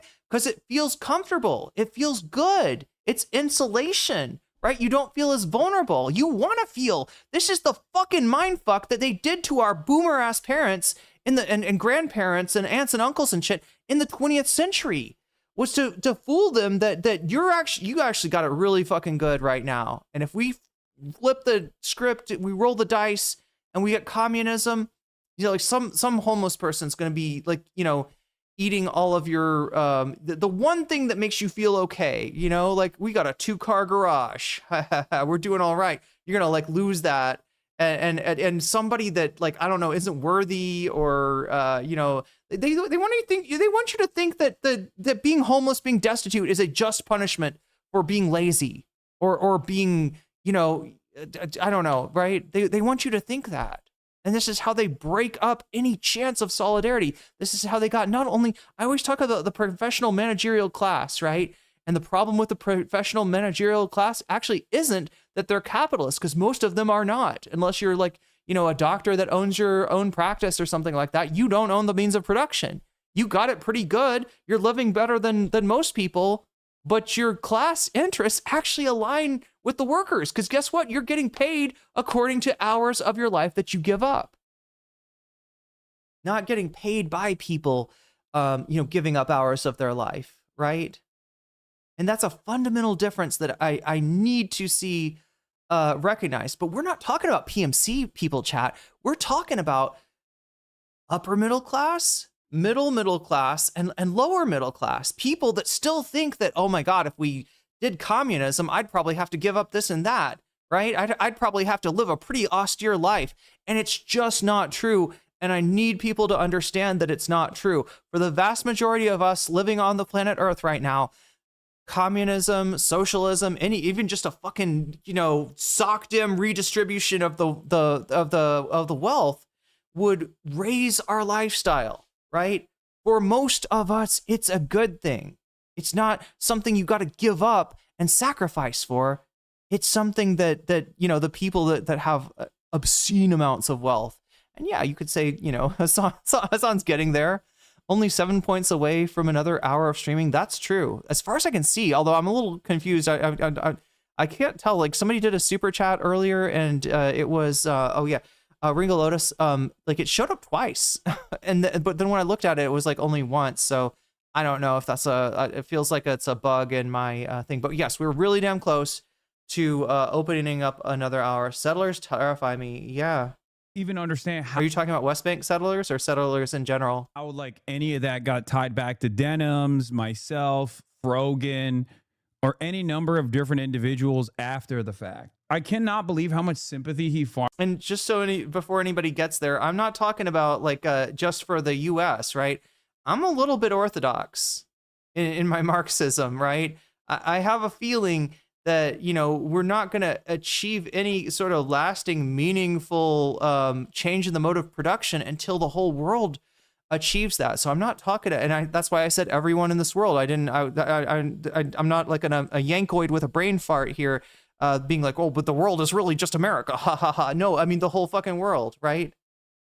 You redistribute, and the majority of the people are going to see a marked increase in their standard of living. And that is not how we see socialism represented. And I think, you know, when, I mean, I guess, yeah, a Porsche is, you know, a luxury item. I'm not, you know, advocating, you know, that like socialism is, you know, all of us in the lap of luxury. It's not quite like that, but it's certainly all of us having enough, because there's enough, as Kropotkin said, there's enough resources on the world for all of us.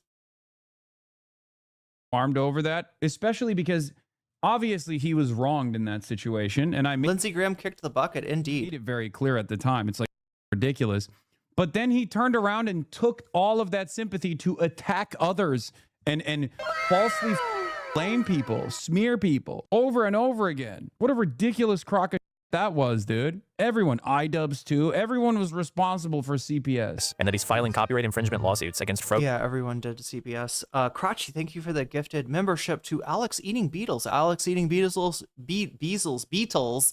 You just got weaseled, and that's a good thing. And that brings us to 97. We were like 4 points. 96. Yeah, we were 4 points away. Rogan, Denims, and Kaceytron. 3 Hasan adjacent creators who, according to Ethan, reacted to the nuke in a non-transformative way. And that's kind of loosely where we're at. What started as a political disagreement has spiraled into 3 copyright lawsuits, a campaign to financially harm Twitch, and by consequence its creators, and a long, bitter, and kind of... But it is actually a good discussion to have. I'm glad Davy brought this up. I think that Davy, you know, has a point, you know, in seeing that, you know, yeah, a portion is an example of conspicuous consumption, and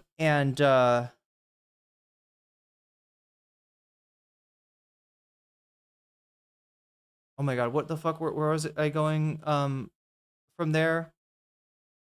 My point is that when I see somebody finding a discrepancy between somebody like doing well, somebody having a high salary, which honestly, Chad, all like a lot of people, like I don't know, some people might think this is crazy, especially if you live in a big expensive city, but to me, like 6 figures is a pretty amazing, possibly unattainable salary. But yeah, it's like when I see somebody reacting like Kilo did and saying like, no, look, you can criticize Hasan for some things, and the go-to example is that like he's rich and a socialist. It makes me, it looks to me like a criticism of socialism, right? It looks to me like a either an assumption that socialism is a poverty cult, or an assumption that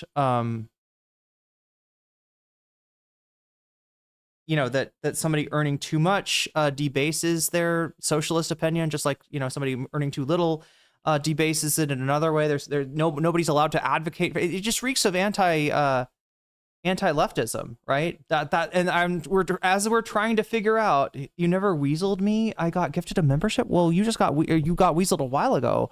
Then did I not? Wait, when did that happen? Oh my god, chat.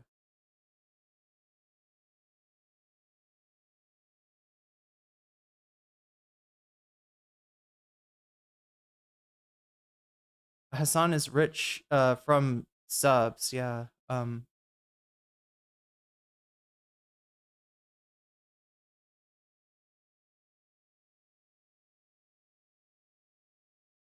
Wait, what is this? I guess I was mowing the lawn earlier and I saw that I butt dialed my way into gifting 50 subs. Oh my god, that shouldn't happen. There should be like a button that like, are you sure? Did Lindsey Graham actually just kick the bucket? As far as we can tell, yes. I mean, yes, I'm pretty sure, 100% yes. He's dead. Luckily, I didn't have enough money in my account, but what the fuck? Are you serious? Okay, Twitch needs to fix their mobile. You had your phone in your pocket and you almost butt dialed 50 gift subs? That's crazy that can happen. It would take nearly every cent I had by accident. That's crazy. Because like how many buttons? It's a few buttons to donate on Twitch, right? Or to sub on Twitch, isn't it? Pathetic feud, where you will be forced to pick a side. But before you pick a side, while you may feel some sympathy for Ethan because of the very real harassment that he's faced, or maybe you just agree with his takes on Israel or anti-Semitism, we have to make sure we don't forget about the most important thing in the whole situation, which is that when it comes to Ethan's narrative, this is all complete bullshit. If you can look past some of the political disagreement and analyze the Ethan and Hasan conflict in its entirety, it's pretty clear that Ethan is an insecure, neurotic, vindictive liar. And his crusades against Twitch and Hasan and subreddits, these are all just dishonest missions to silence people who are saying things about him that he doesn't like. What's worse is that this clown show is being encouraged and facilitated by a host of hacks and other Wait, what about bits? Could bits get you in trouble? I feel like because you have to put the bits on your account, but if you were like rolling in bits, you know what I mean? Like if you pre-buy, I don't know, however many, like $100 in bits, is it possible you could like butt dial like all those bits like to one streamer and they're like, oh my gosh, you're so generous, thank you for giving me $100 in bits, that's really cool of you, and meanwhile you're like, holy shit, what happened? No, I didn't donate. What? No. Look, if that ever happens to anybody, please let me know. I will do my utmost to try to fix that, right? If there's anything I can do on my end to like cancel the, to refund the sub or whatever, because I never want that happening. But that's what it looked like might have happened, because we got like, two, there was like two $9.99 super chats in a row, or at least that's what it looks like. I think there's only one, because when I looked at it again, there was only one, but I just want to make sure somebody didn't accidentally, I don't know, get, you know how that can happen? Has anybody ever have this happen where you order like one thing from someplace and you get two because somehow I don't know what happens, like your you hit like reload on the page after you buy it or something like that. Cannot believe we're making fun of Lindsay passing so soon after Pride Month. What's next, Roy Cohn? Oh wait, no, what? I'm sorry, is Roy Cohn alive? I thought his death was portrayed in Angels in America. What was it? I thought he died in like the 90s or something. It won't let me buy bits.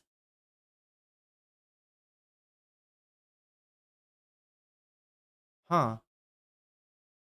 I'm not sure how bits work. But anyway, wait, there's Crystal Saphira just bumped us up to $3 with one of these. Or one of these. Wait, and one of these. And one of these. And one of these. And one of these. And also, even though it's not, wait a minute, can I go back and Roy Cohn is very much dead. Yeah, Roy Cohn is very, very dead. I saw it on HBO, so I know it's true. Let me just do this again because I love this one. Look at this. All right, and I got my tea now. All right, ready? I'm gonna go forward with the toast. There we go. See that dot is gezellig.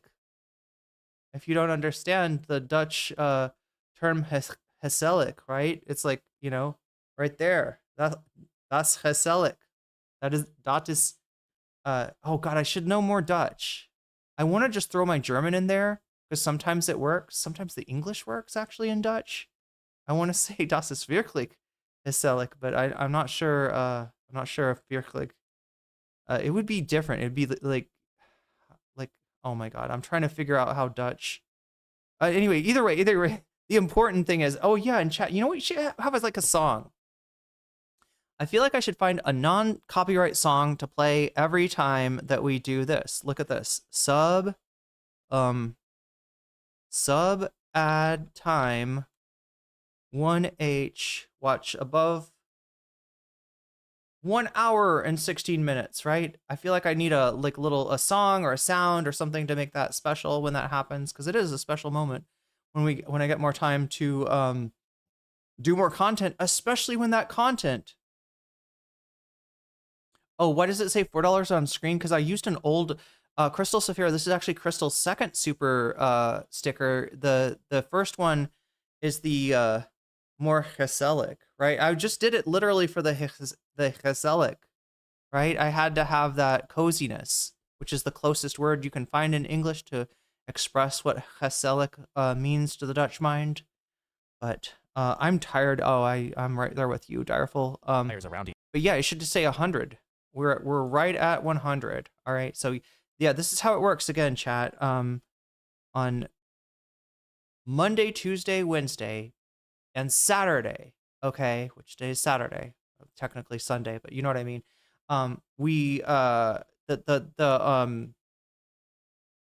The maximum we can add is 2 hours, right? So if we somehow get to 200, I'll add another hour. But on Friday, there's no limit. So I figured out how I'm going to handle if it ever goes up to 300, right? Which, you know, I don't do 3 extra hours because, again, my limit is 6 hours.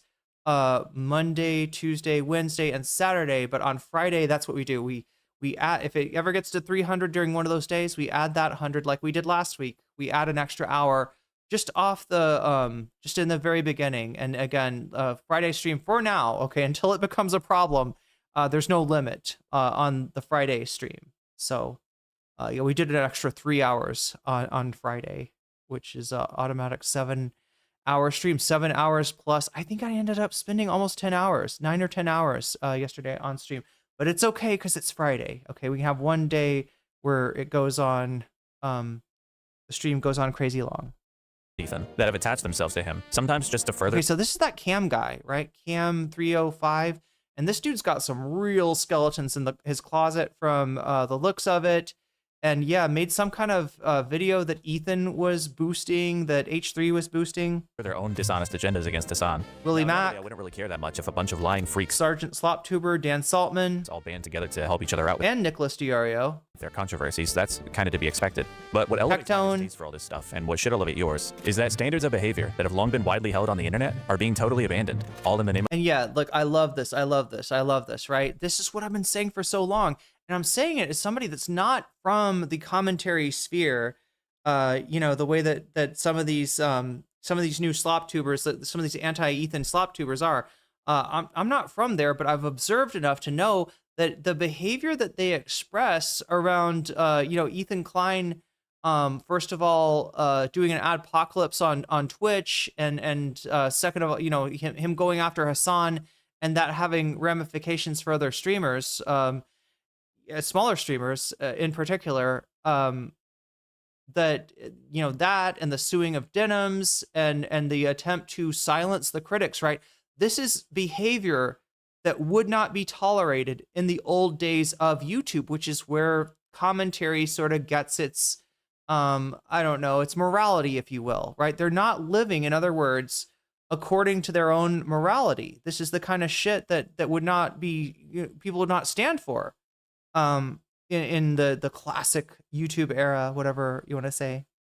of Hasan bad. Historically, things like lying, harassment, calls to the platform, or abusing copyright would get you absolutely torn to shreds. But when it comes to Ethan and all his yes men, everyone all of a sudden seems to be okay with those things. And it's just because of who's on the other side. Ethan Klein isn't the originator of the mass derangement about Hasan, but his situation has given some of the most annoying drama slop tubers the perfect vehicle to pretend to have political opinions. Oh yeah, okay, now I know, Smash. Now I remember, yeah, Cameron, or Cam, or whoever, the reason he's got that cop outfit on, he's doing a content cop, right? Either on, I don't remember if it was on Hasan or if it was on iDubbbz, maybe it was both, right? But they tried to play this up as like, look, iDubbbz has fallen off. Like back in the day, iDubbbz did the content cops and it was cool as fuck, right? It was cool as fuck when iDubbbz was, I don't know, like, I mean, there's some of the, iDubbbz doesn't like the content cops. iDubbbz felt like he was bullying in some of those, right? That's part of what started people not liking iDubbbz, because like in him apologizing for his old content that a lot of people liked, he's indicting them. They're like, I liked this content. I liked being called an N-word F slur, right? What's wrong with that? How iDubbbz has gone woke, right? That's what started off the hatred of iDubbbz. So they kind of tried to bring in this Cam guy of like, all right, this is going to be the new iDubbbz, right? You know, in much the same way that like what Bo Black's fell off, and now there's what is it, like Internet Versus or Twitter? No, iDubbbz was Twitter Versus. This is like Internet Versus. And also, oh my God, one other, Liquid Sonic, I think, is also trying to do like quasi Bo Black's content, but you know, in the age when Bo Black's is considered cringe. And oh my God, what the fuck am I talking? Chat, brain rot. You'd have a minute where you like, what am I saying? What am I actually saying here? All standards of behavior for political and commentary creators. So today we're going to recognize some of these creators. It's true. I mean, but yeah, Cam is supposed to replace, the idea is Cam replaces iDubbbz. iDubbbz is cringe. It's not cool to like iDubbbz anymore. So now we got Cam, and it turns out that Cam has got a lot more skeletons in his closet than iDubbbz ever did. It literally, it bricked and probably even created a new funnel for right-wing to far-right content creation and right-wing to far-right viewers that created like the next Gamergate, basically. This was... Direful says you brought it home. Yeah, we do the weave. We do the weave around here. Before I ever came onto the scene, or, you know, when I was at the Young Turks and a smaller content creator that was like largely irrelevant in the grand scheme of things, obviously there were a lot of content creators who were doing this by attacking the Young Turks, and they created a funnel. You had the Gamergate era. A lot of people were and just to be clear, chat, when he says attacking the Young Turks, he's talking about people saying the Young Turks are liberals. The Young Turks are right, they're woke, essentially, right? This is, I don't know what, 15 years ago that that Hasan is talking about, right? When it was very popular for right-wing content creators, because again, TYT was the biggest, it was like the first channel to be a partner. It was the biggest like news channel for a long time, the biggest politics channel. And so when, people that had an interest in politics would, get served the Young Turks, they'd be like, well, why is it liberal? Why is it liberal? Why is it woke? Right? Shouldn't we be getting, like, I don't know. So yeah, that kind of attack on TYT. And went down the right-wing rabbit hole back then.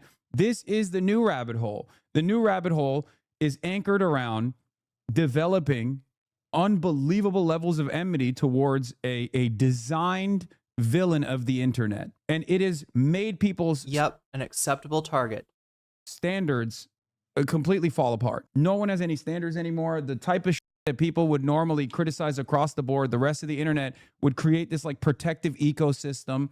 The community would self-police in these sorts of circumstances. If there was a content creator that was like going after people's money, for example, going after their advertisers with like slander, with ridiculous claims, most people would, yes, I said designed, not designated, designed. The reason why I said designed as a figure of enmity is because there should have never been this level of anger and hatred unless all of these guys are super far right. Many of these guys are not even far right. They just position themselves as anti-left. Okay? They position themselves. And look, a lot of it does come from the anti-SJW content trough, right? Even Ethan Klein's content, if you look far back enough, right? A lot of it, what they're doing is not that Ethan, was like a big ideological anti-SJW himself. And actually that's true for a lot of these people. They're not far right necessarily, but when it became popular to dunk on, somebody that you could call an SJW, somebody that's like a little too woke, somebody that is concerned about a matter that you don't even 100% understand, right? It became really popular as a whole lane of content. And this is literally the entrance to the alt-right rabbit hole. Even Xander Hall's video way back talked about this, that he would, he wasn't trying to be a right-winger, right? And to be fair, Xander Hall kind of exaggerated his radicalization a little bit too. But he noticed he was getting sucked into it when he started clicking on like the SJW owned videos, the feminist owned videos, and it leads you to Styx Hexenhammer back in the day, or Black Pigeon Speaks, or one of these super far right channels, just because if you don't have any kind of ideological barometer, you don't know the difference between an Ethan Klein and a Shoe on Head and a Black Pigeon Speaks, which is literally alt-right, far-right shit, right? You don't feel, your frog gets boiled. You don't feel the temperature changing. You don't have, you're apolitical, but you're tuned into this anti-SJW stuff, which has a political valence, whether you realize it or not. To you, you're just reacting to cringe content. Okay, that was kind of cringe, right? This person, just talking about marginalized people and blah, blah, blah, blah. It seems cringe to me, all right? So, but they're, while you're reacting to the cringe, your algorithm is sending you further down that rabbit hole. Anyway. And for the last, 7 years at this point, I've just... Adam Mockler just shared a video to confirm LG is dead. Well, that confirms it right there. Adam Mockler famously never clickbaits. But no, you're right, Christ Elijah. I'm pretty... It's pretty... we've been through enough, chat. We've confirmed it. It's Don't You Mean Pig Puncher? Yeah, that's right. It would have been Pig Puncher back in the day, for sure. Been on the receiving end of a barrage of smears, A-logging. And how Alex would describe that was that it was like for instance, he did Minecraft on 2B2T, right? And while he wasn't a Nazi, he kind of had to put up with Nazis, right? It was an environment, it was an ecosystem in which you saying, hey, why are you doing could you not do the swastika with the obsidian? Could you please not make swastikas with the obsidian or whatever? Then you're the odd one out, right? Not the Nazi. The Nazi's fine. The Nazis, because nobody can tell is the Nazi doing memes? Is the Nazi being funny? Or is the Nazi actual a fucking Nazi? And some of those people were. And that shit got normalized. And that's the danger of apolitical content, to be real. Cyber stalking And that's part of the reason why so many people's opinions of me have been by that. And not only that, but I think a lot of these people, without even realizing, have developed right-wing opinions. There are plenty of these people. There are plenty of people out there who just kind of watch TikToks or watch these clips or watch these drama summaries, who would self-identify as liberals, who without realizing think. Okay, one last time pausing the channel. Chat, did anybody watch this live with Hasan? I'm assuming that it's something about him going over the Noah Samsen video and the whole, you know, Ethan Klein failure, Ethan Klein dropping his lawsuit, that made him dig into the Kilo video again. Because again, this is a video called, it was called something about like the cult of Hasan Bad at first. Yeah, Hasan Bad, the Weasley Little Liar Awards, right, was what the video was called. But I'm just wondering if there was something that he particularly wanted to, I mean, I guess it's just Ethan's, so that's the connection. I was just wondering if there's any creators that he focused on in a response to the you know, what's going on with Noah and Ethan. That such a toxic, odious, repulsive figure like myself could never be in favor of a good policy. So did I hear the breaking news that regarding Lindsey Graham? I heard he was reincarnated as a frog, a tadpole at the moment, but you know, eventually a frog. They end up thinking like, oh no, everything that he's advocating for, all the candidates that he's advocating for, he's stumping for, they must also be bad. Oh, okay. So this is just a weekend comfort watch. I get it. Only worldview revolves around what these content creators have developed, which is not sincerely held beliefs, not like an actual, you know, moral compass or anything like that. Sorry, not watching Hasan anymore. Okay, well then you get to miss the bonus content. But just whatever the I'm doing, they're against. For their Which, unbeknownst to you, was 3 minutes away. To this online culture shift. One where truth doesn't matter. There are no bad tactics, only bad targets. And anything goes as long as you win. These are the Weasley Little Liar Awards. Wow. Starting with Ethan Klein. But I'm assuming you'd have no problem with watching Kilo if I was just doing a react to Kilo. Interesting. This is a lie. Yeah, it is not looking. This is a disgusting fucking lie. And here on the H3 show, we tell the truth. And soon we're going to be able to do that. So I'm really very grateful and excited for that. Because I am honest to a fault, Dan. I'll have you know. Yeah, no, that I'm aware of. I would never, I don't lie, but some people do lie. Name one thing I've ever lied about. You can't. I'm allergic to lying. Bro, I'm truthful in every conceivable way. I feel like I'm honest to a fault. I should sue this guy for calling them weasels, or Hasan should sue me for calling people weasels. I'm not a liar. I don't believe in lying. I would never lie to you. I've never lied. I am not a liar. I feel like I've never lied about anything in my whole career. I wish you were more of a liar. It would probably save us a... Being anti-left inherently makes you open to the far right. Yes, and that's precisely what took place. Anti-communism oftentimes doesn't stop at just liberalism. It takes you to weird fascist pivots. This is a smaller version of that, like a more online drama-focused version of that. Because I was presented as Chad, I think we do need to do a freaking tier list of you know, people that went all in on Plattner and still support him, down to people that went all in on Plattner and don't support him but haven't, like, you know, made acknowledgement sufficiently, to people that you know, have made a little bit of an acknowledgement but not enough, to people that have made enough of an acknowledgement, and then to people that warned us in the first place that Graham Plattner was a you know, dangerous candidate to choose before even everything had come out. The figurehead of all things. Because I do feel like shit's getting mixed up in people's minds, and that's the one thing that bothers me about this, is we're not putting this in perspective, right? And some of the most egregious actors out there, like TYT, that's literally making fucking money right now trying to give Plattner's, you know, dead enders copium, right, not getting nearly the kind of scorn that they deserve. And yeah, Hasan for saying he's team Plattner, just like he's team Mills, just like he's a clandestine operator, is the real you know, is the real force behind Graham Plattner. It's like, we just got to put it into perspective. I do think that Hasan has you know, I do think that Hasan was too supportive of Plattner.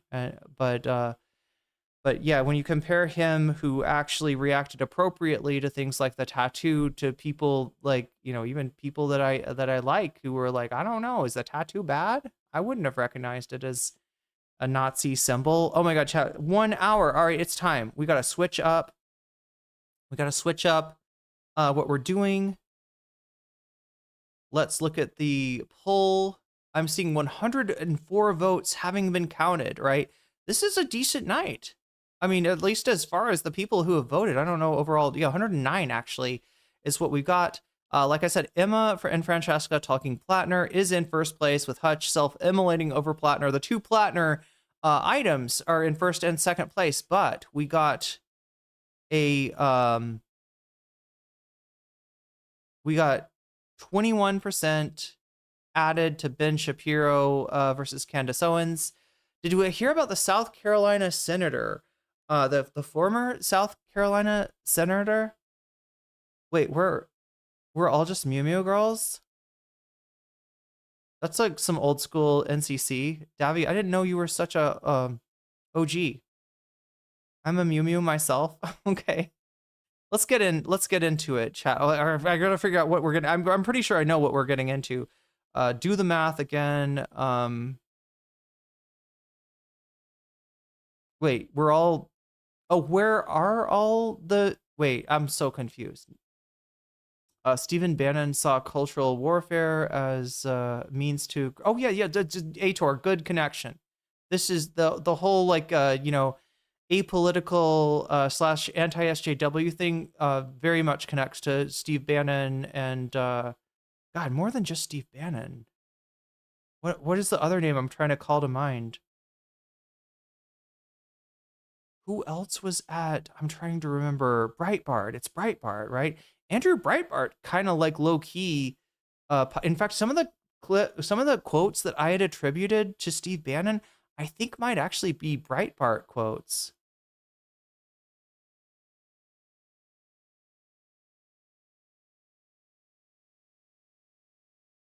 Okay, so let's just like do like I gotta do the math.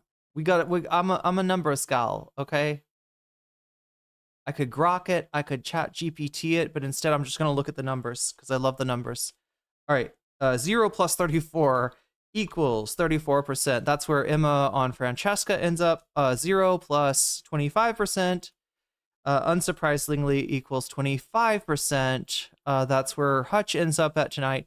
21% plus 21 is 42%. So even though that one score, I do need to recalibrate some of this chat because I am noticing the last few nights, the last maybe 3 or 4 nights, the donation has determined it. And the way that I wanted to set this up was sometimes the poll, sometimes the votes determine it, sometimes the donors determine it. But yeah, it's maybe a little too weighted towards the donors.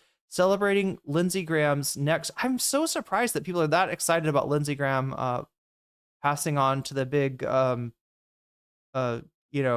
insider trading Congress in the sky. Okay, 42%, and then worst hit piece on Hasan only got 5% added to it, and so it's going to be 5 plus 21, which is going to yield 26. All right, that's where we're at, chat. That's the order I'm going to go about these things. Let's take a look at what? Are we really watching this? This is a Ben Shapiro video about Candace Owens. Jeez. I'm surprised that got chosen, but again, I think I was relying on the Vox Populi to push back on. I was thinking, like, for every donor that's going to put their thumb on the scale, there's going to be a donor that's going to be like, nah, I'm a donor of the people, and I will. But maybe I got maybe I misunderstood class interests or something. Anyway, chat, yeah. I'll have to rebalance things because I do want it to be a little bit of a tug of war, but I want chat to have like an equal, strength on their end of things. What we got is Ben Shapiro versus Candace Owens. That's a Ben Shapiro video, I think. Oh God, I want to watch the rest of this sometime. Yo. So we're like the only people out there searching for Ben Shapiro. Nobody else cares about this guy anymore. He's so irrelevant. And people have pointed this out. I don't think I've been over this, right? There's been a story that's been developing on Ben Shapiro and the Daily Wire losing relevance. You can see this a little bit in the numbers. I mean, that's 17 hours ago, 55K 1 day ago, 100K, 27K 2 days ago, 25K 2 days ago, right? 29K 3 days ago. And look, you in the midst of it, like you can see some of the videos that like look at this right here. The one that we're gonna watch, debunking Candace Owens' evil bullshit, is at 506 views. Now I want you to understand what the difference between a video like this that's getting 32K views. I mean, obviously he's like leaning into the drama. Obviously Candace has a lot more motion than him. But also I want to point out something that the Daily Wire does that you might have seen Tim Pool doing. And that is when they turn one of their videos, one of their full-length videos, into an ad. You might have experienced this. You might have been watching political videos and all of a sudden you hear the voice of Tim Pool, you hear the voice of Ben Shapiro or somebody on the Daily Wire, and you're expecting it to be, okay, this is like a commercial for the Daily Wire. No, it's a full-ass video. And what that does is literally, if you are not quick enough to hit, next video, skip, then you count as a view, right? It's them literally buying views via ads. And Ben Shapiro does seem to be doing this as well. The preliminary hearings in the Charlie Kirk assassination case are now underway. All evidence clearly points to trans-loving gay man Tyler Robinson.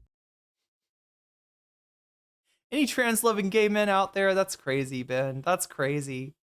That he could do with some time, in the community, just hanging out, observing things. This guy is a little bit oblivious. The DNA, the texts, the confession, the rifle.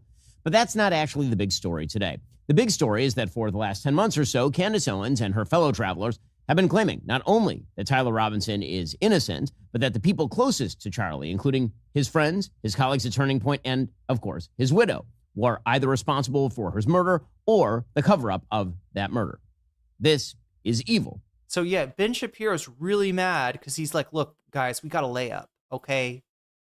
This guy was gay. He loved a trans woman. All right, this should be easy mode. This should be easy mode. Trans people are violent. Right? Even though it wasn't a trans person doing the shooting, it's like this is the done on behalf of trans people. This is the trans violence, right?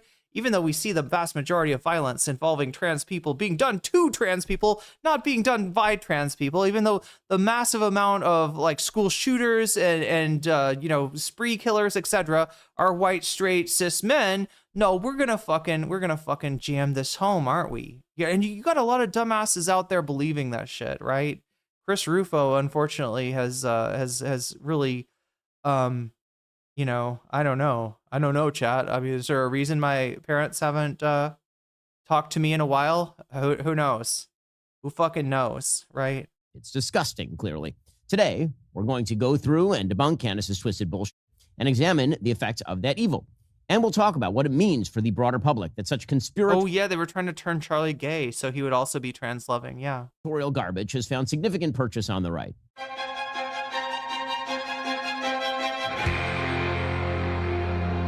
So, do you remember when people treated him like he was cool?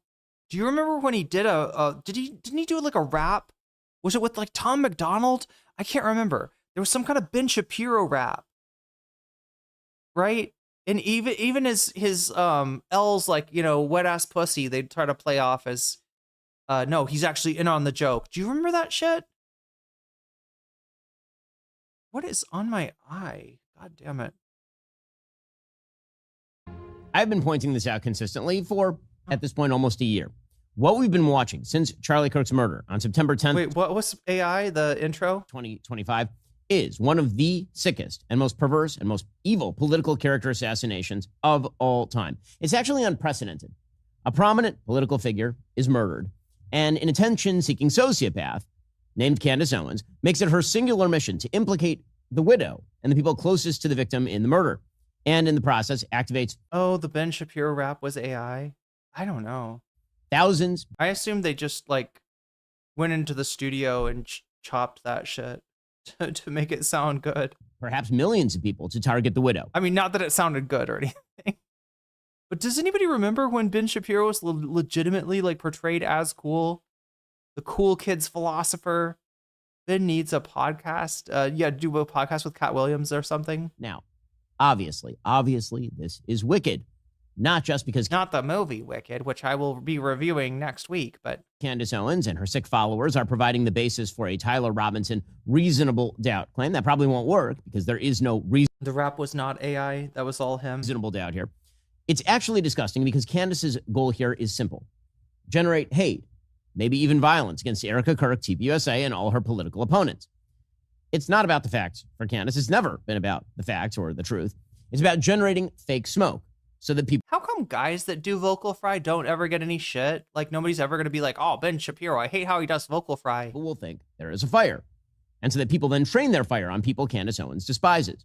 There's an enormous amount to this story. I want to almost like you're an acceptable target now, Ben. All of it. Now, again, the reason this is all coming up is because this week is the preliminary hearing in the prosecution of Tyler Robinson, the actual assassin of Charlie Kirk. So, in Utah, the way that it works is that people charged with felonies are entitled to a preliminary hearing before the trial. The goal in these hearings is to show a neutral judge and arbiter that there's probable cause and evidence sufficient for conviction before you start in on the trial. Because if there's not, then the whole thing should be dismissed. So what we're watching right now unfold is not a beyond a reasonable doubt trial with the jury and everything else. Yeah, we all know it's the equivalent of a grand jury. It's a sort of rough preview. The judge is just supposed to determine if there's enough here to make a case, which of course there is. So on the first day of the hearing, which happened yesterday, there were only a couple of witnesses because the defense kept objecting on the basis of hearsay and the judge kept overruling those objections. Erica Kirk was present, so was the rest of Charlie's family. So were top TPUSA members. Donald Trump Jr. was there as well. The two witnesses who were called were Officer Christopher Bagley of the Utah Valley University PD. He testified that he heard the shot that killed Charlie and knew it was a rifle and described the situation, which sounded like a shooter prone on the roof, which is, of course, what it was. FBI agent David Hull then presented... I agree, but some straight women hit the lesbian vocal fry way too hard. Cough, cough, red scare. Oh, my God. Law enforcement video evidence, as well as the... They were doing that before it was cool. Autopsy report. The autopsy report showed that Charlie was killed by a bullet to the neck. Of course. Not some sort of magical exploding... Well, I mean, a magical bullet that didn't penetrate the back of his neck, but yeah, no, we know that Charlie Kirk is the man of steel. That's why. Certainly not a Titan shifter doing spontaneous healing, and that was the reason that steam was observed rising from his head at the time. No. Microphone, as Candace Owens and others have suggested. Here is the judge who was shown the footage of Charlie getting shot. You can see the judge, whose name is Graff, flinching at the footage. Okay, you're not going to show the footage, right?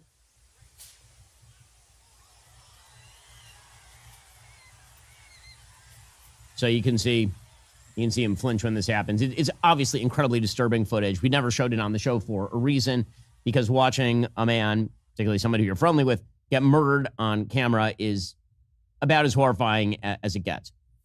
Well, this whole week, we'll be seeing the unveiling of available evidence, and we'll continue to bring you the updates. What do you think actually happened? Do you think the mic was rigged? Is that Candace's current... sorry, I'm reading a conversation between chatters here. I think that's Candace's current theory, or at least it was the last one that I saw, was, that the oh my God, it was such a complicated thing, right? It was that a friend of Corey Compartimente, the guy that got shot in Butler, that the bullet that was supposedly aimed at Trump, supposedly, because they have Candace has a different take on it, was, I don't know, had like something in his burn bucket, his burn barrel, that was explosive, and somebody got killed. Oh my God, I'm trying to remember. The idea was that Corey Compartimente knew something that he shouldn't have known that had to do with the Charlie Kirk killing. And that because of this, the assassination of Donald Trump was really the assassination of Corey Compartimente. And, nicking Trump's ear was a way to make it look, to disguise the true intention, and that it had been a successful assassination. I'm so tempted, chat, to show you some Turning Point USA coverage of Ben Shapiro talking about, we're gonna pick up Charlie's bloody mic and we're gonna soldier on just like he would have wanted. There's really cringe shit where he's like clearly trying to take like the torch away from Charlie, trying to make himself the next heir apparent to the throne, and people obviously are not having it. I'm sorry, but the mic being rigged with to explode is too dumb. You can just hire someone to shoot a person, yeah, and to pop out of a little, like a little hole in the ground and take their shot. I don't know. Is that one of Candace's other theories, or there's some kind of theory that he was shot from behind, which wouldn't make sense because, again, wouldn't the entrance wound be the exit wound then? Oh, it's so weird. Did we talk about Lindsey Graham? There's not much to talk about, right? He's dead, and he's from South Carolina. So it'll probably be replaced with another Republican. The life and times of Lindsey Graham, not really. Am I saying it wrong? Compartimente, right? It's Corey Compartimente, okay?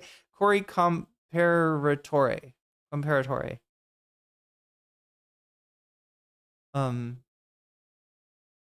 Bring you actual facts, like things that happen, not personality-driven drama or psychotic conspiracism. We're going to spend some time debunking conspiracies because a lot of people are being sucked into this trash. But truth actually matters, and we care about the truth, so we'll continue to tell it. So let's begin at the beginning. The prosecution is as clear as day. It is obvious that Tyler Robinson did this, and it's also obvious why. So let's go back through the timeline briefly as a review. So back in April 2025, Charlie tweeted out that assassination culture was spreading on the left, which of course is on the true. left, only on the left. In August 2025, there was a change.org petition that started circulating, prevent Charlie Kirk from speaking at Utah Valley University. Now, again, these sorts of change.org petitions have come up regularly whenever people like Charlie or I or anyone else speaks on a college campus and happens to be conservative. Less than a week after Charlie died, by the way, there was another petition put up on change.org that had 16,000 plus signatures suggesting that they shouldn't allow a memorial for Charlie at UVU. Okay, September 3rd, 2025, UVU issued a statement reaffirming their commitment to free speech, and the event went forward. Okay, so now, the day of the event, September 10th, 2025. Here is the brief timeline. So 8:29 a.m., Tyler Robinson arrived at UVU in a gray Dodge Challenger. This was captured on surveillance. And as we are going to see throughout this week, basically all of Robinson's movements from the time he arrived until after the assassination were captured on tape. So all the conspiracy theorizing is just nonsense, and it always was. 11:52 a.m., Robinson moved through stairwells to the rooftop, about 150 yards from the event courtyard. He was wearing dark clothing. Charging documents noted that Robinson was walking with an unusual gait, meaning that he was not bending his right leg, and that's because there was a rifle allegedly hidden in his pants. And here you can see footage of Robinson limping toward the UVU campus. This is before the shooting. You see him walking down the street toward the UVU campus. And again, you can see that he is not fully bending his right leg because there's something down his right leg, namely a gun. And that is why he is walking strangely. Okay, at noon, Charlie began the event in the courtyard. This is the famous tape of Charlie throwing out the hats, big crowd, several thousand people showing up, cheering. At 12:23, Charlie gets shot in the neck. Yeah, yeah, exactly. Is he going to talk about BB making the response video denying culpability in the assassination of Charlie Kirk, like, right after the event happened? To an SUV and driven to the Timpanogos Regional Hospital. And Robinson was then seen fleeing off the roof. Literally no one looks at change.org more than conservatives. I get the feeling, is that like it's not connected to Obama, right? It did start like around the time, if I'm not mistaken, of Obama. Now, before we had the SJW, the SJW moral panic, we had a online activist hate fest, right? Of Slacktivist, I think is what the name would have, been referred to as, right? Meaning that, people that are like, hey, can you sign this petition? Hey, I'm sending around this petition, right? People that are doing,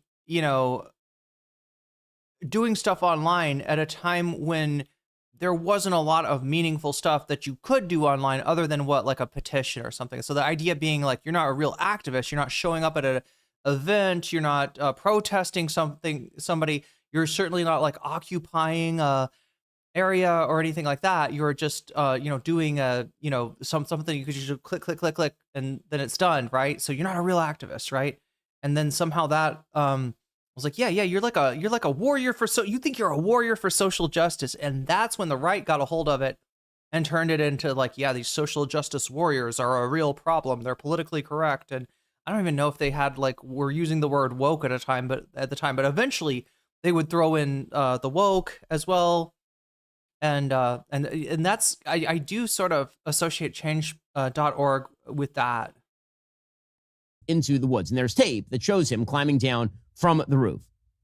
You're spreading the good word, Cool Mark. Thank you, about Lindsey Graham. 12:39 p.m. FBI. And I would give you a crab rave.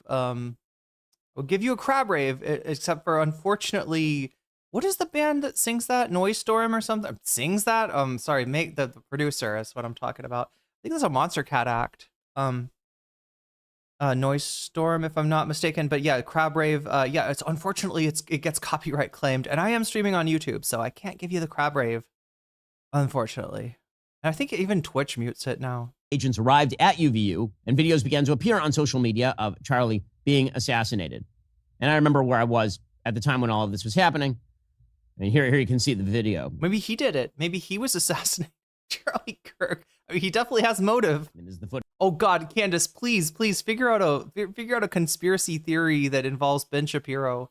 Footage of Robinson climbing down off the roof. Right, this is what's happening right afterward. You can see the figure wearing the same clothing, running to the corner of the roof, and then essentially lowering a little tactical jump off, himself down, and dropping off the corner of. Oh, I thought he did like a backflip or something. The roof. Oh, that's a lot less exciting. Again, okay, this is pretty unambiguous. No backflip. Oh my God! Ow! So, I remember where I was when all this was happening. I was in Los Angeles. I had sort of a. What came from seeing inherent white supremacy that reinforces the system? I'm talking about like when the right wing involved, identified woke as like a pejorative that they could use, right? Which is the wildest PR trick of all, right? You're aware, you're awake. That's a bad thing. You should go back to sleep.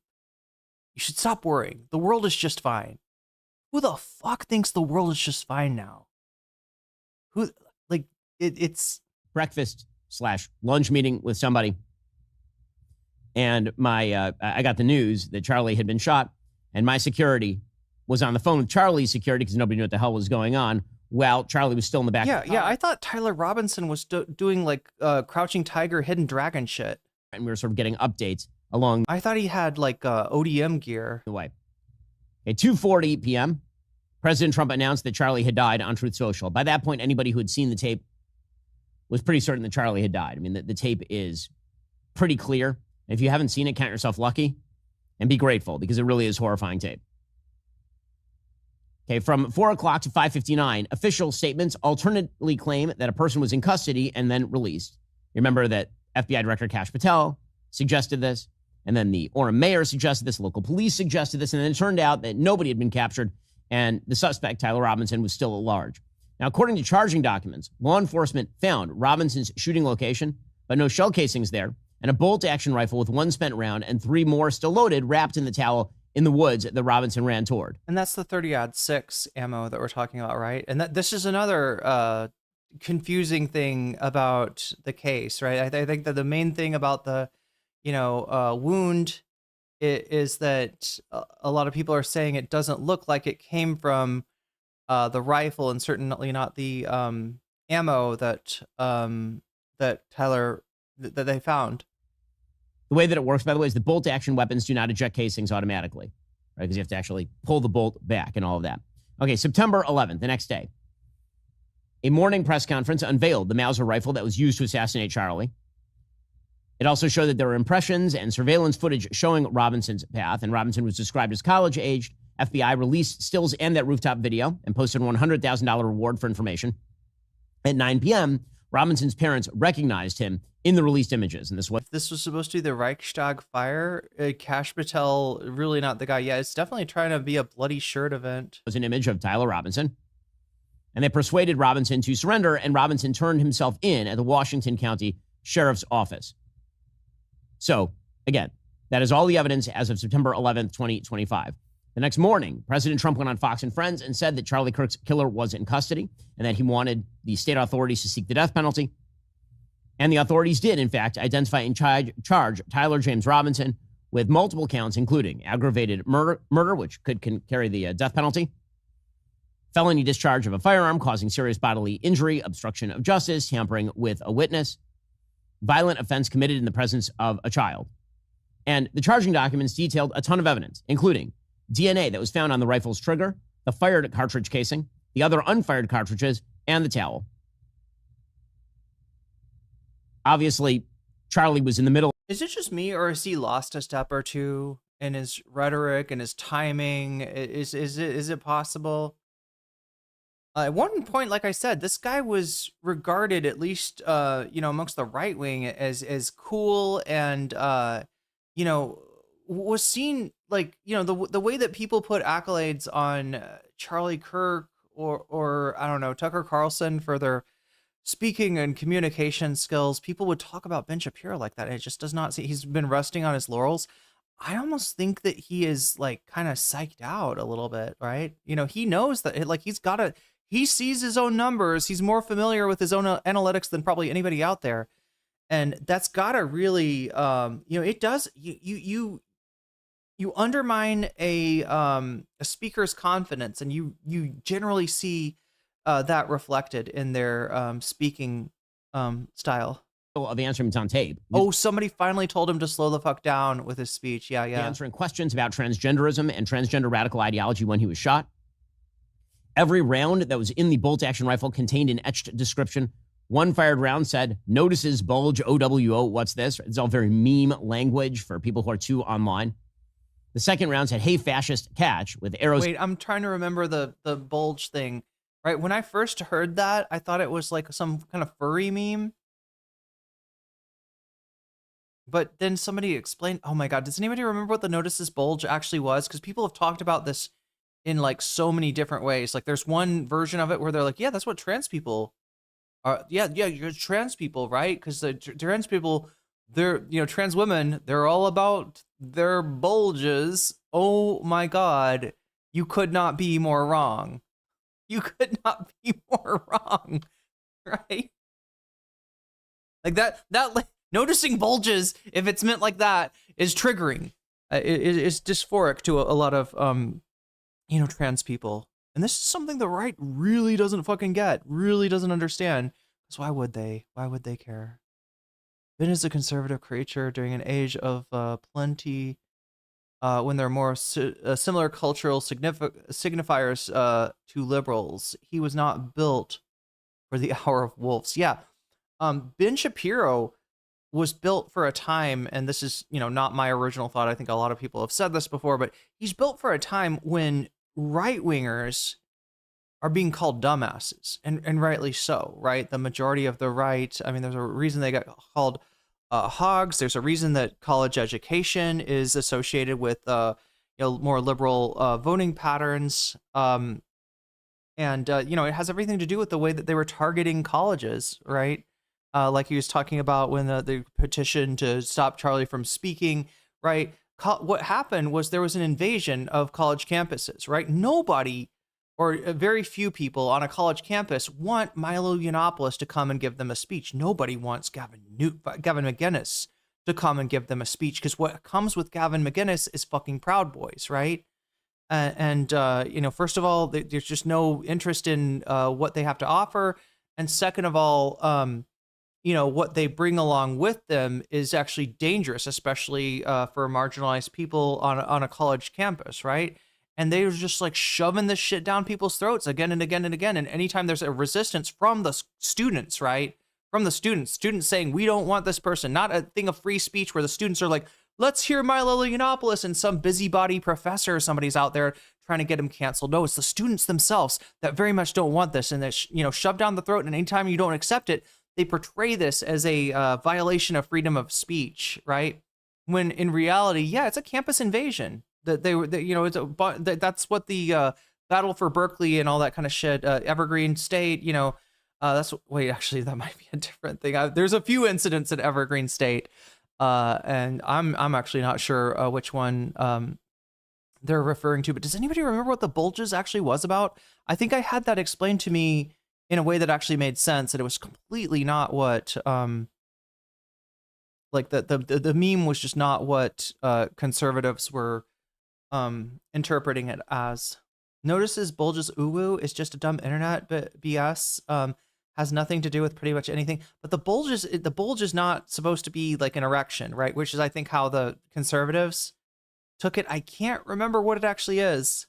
I had it explained to me, but it's been almost a year now, chat, so I really don't remember. Symbols. The third round said, "Oh, Bella Ciao, Bella Ciao, Bella Ciao," which was a reference to a revolutionary song. And the fourth round said on it, "If you read this, you are gay." An anti-fascist song. LMAO. And although it's an anti-fascist song that also gets referenced by fascists, so, Then a search of Robinson's residence found more shell casings with etchings and targets with bullet holes in them. Robinson's own mother told the cops that Robinson had, quote, started to lean more I thought the bulge was something more innocuous. to the left, becoming more pro-gay and trans rights oriented, and also had begun to date his roommate, a biological male who was biological male. Now, my understanding, or at least what we saw from the hearing, right? I don't think there is any reference to a gender identity different than sex assigned at birth, right? The pronouns that were used for Lance Twiggs were he, him, and Lance Twiggs did say that they were friends at first, and then they were in a relationship, so that there's a relationship there. But I think the thing that is like kind of leading people down, like seeing Lance as being trans, is that in the message, in the either the note that got left or maybe some of the Discord correspondence, Tyler refers to Lance as Luna. Lance's explanation of this is it was like an in-game reference. So I don't know, right? I don't know. I mean, oh my God, what is going on, chat? I keep on feeling like I'm like paranoid about mosquitoes now, because I got bit by like 4. And I don't know when or how it happened. If my partner killed somebody, I'd be leaning way into my assigned gender at birth.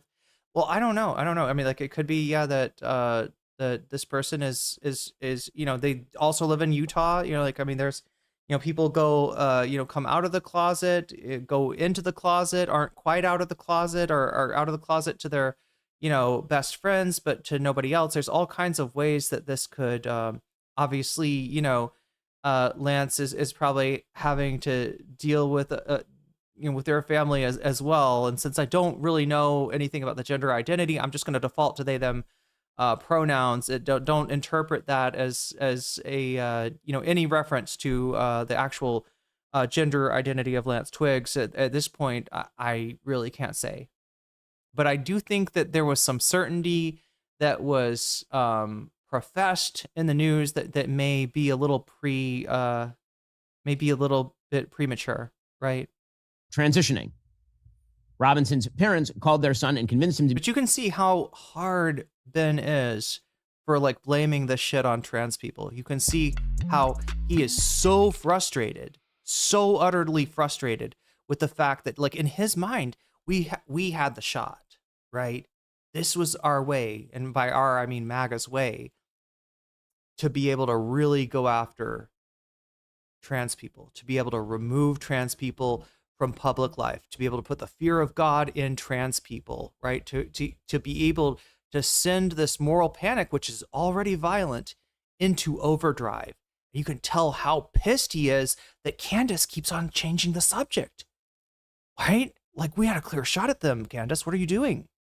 What are you doing? Are you on the other side? And at this point, I don't know. Maybe that's a good question. What side is Candace Owens on? Because she has really fucked up MAGA in a major way. And I'm not sure if it's a bumbling, just Candace's crazy conspiracy theories have like hurt, just happened to hurt the movement, if her like hatred of like Erica Kirk and resentment for some of the people that like Ben Shapiro who wanted to take the torch for Charlie is what's done it, or what? I mean, they really tried to wave the bloody shirt about queer people.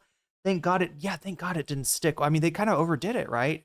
They shoved it down people's throats enough that, it just became a joke. Doesn't help that Tyler Robinson looked like 90% of MAGA sons. True. To meet them at their home, and in their discussion, according to the parents, Tyler, quote, implied that he was the shooter and stated he couldn't go to jail and wanted to end it. When asked why he did it, Robinson explained there was too much evil and that Charlie Kirk spread too much hate. Okay, and again, this discussion about like Lance Twiggs' testimony about talking about trans issues with Tyler is that it just wasn't a subject that they talked about, right? None of the stuff that you're kind of looking for to confirm like a deep and abiding hatred of Charlie Kirk, a reason for the targeting of Charlie Kirk. None of that stuff was showing up in the testimony. I gotta put this on screen here if I can. Candace was always a secretly woke, deep operative. Yeah, it turns out she's the real. It turns out that she's the real clandestine operator. And then the police ended up questioning Robinson's roommate. That was Lance Twiggs. He just has a weird look when he talks about Lance Twiggs, who received texts from Robinson on the day of the assassination. And the texts are weird and stilted and creepy, obviously. And that's part of what, Candace, that's part of what led Candace and the rest of these people to craft these conspiracy theories, is that this note does not seem like anything like a 19 or 20 something year old would be sending to, their roommate, their lover, their anyone. It just doesn't seem like, the way that anybody communicates. Robinson had instructed Twiggs to look under his computer keyboard, and Twiggs found a note that said, I had the opportunity to take out Charlie Kirk, and I'm going to take it. And police do have a photograph of that note. And Twiggs then texted, what, you're joking, right? And Robinson wrote back, I am still okay, my love, but I am stuck in Orem for a little while longer yet. Shouldn't be long until I can come home, but I got to grab my rifle still. To be honest, I'd hoped to keep the secret till I died of old age. I'm sorry to involve you. And Twiggs wrote back, you weren't the one who did it, right? And Robinson said, I am. I'm sorry. And Twiggs said, I thought they caught the person. And Robinson wrote back, no. They grabbed some crazy old dude, then interrogated someone in similar clothing. Oh, yeah, the old dude. CJ says, I think Candace and Charlie were in an intimate relationship. That's why there's a huge rift between her and Erica. I mean, it's hard to say at this point, right? As crazy as these conspiracy theories get, the actual evidence is pretty befuddling too. Candace is the jilted lover that never got to claim Charlie as her own. Yeah, possible. I had planned to grab my rifle from my drop point shortly after, but most of that side of town got locked down. And Twiggs wrote, why? And Robinson said, why did I do it? And Twiggs said, yeah. And Robinson said, I've had enough of his hatred. Some hate can't be negotiated out. Twiggs said, how long have you been planning this? And Robinson said, a bit over a week, I believe. Robinson sent Twiggs a lot of messages. So the other thing that people point out about this note is it's like somewhat exculpatory for Twiggs, right? What Twiggs expresses is a complete surprise. And a lot of people are wanting, or, I don't know, in their own theory crafting, want to think that this was, that, the narrative that Twiggs is trans and that Lance did this that Tyler did this on Twiggs's behalf, is,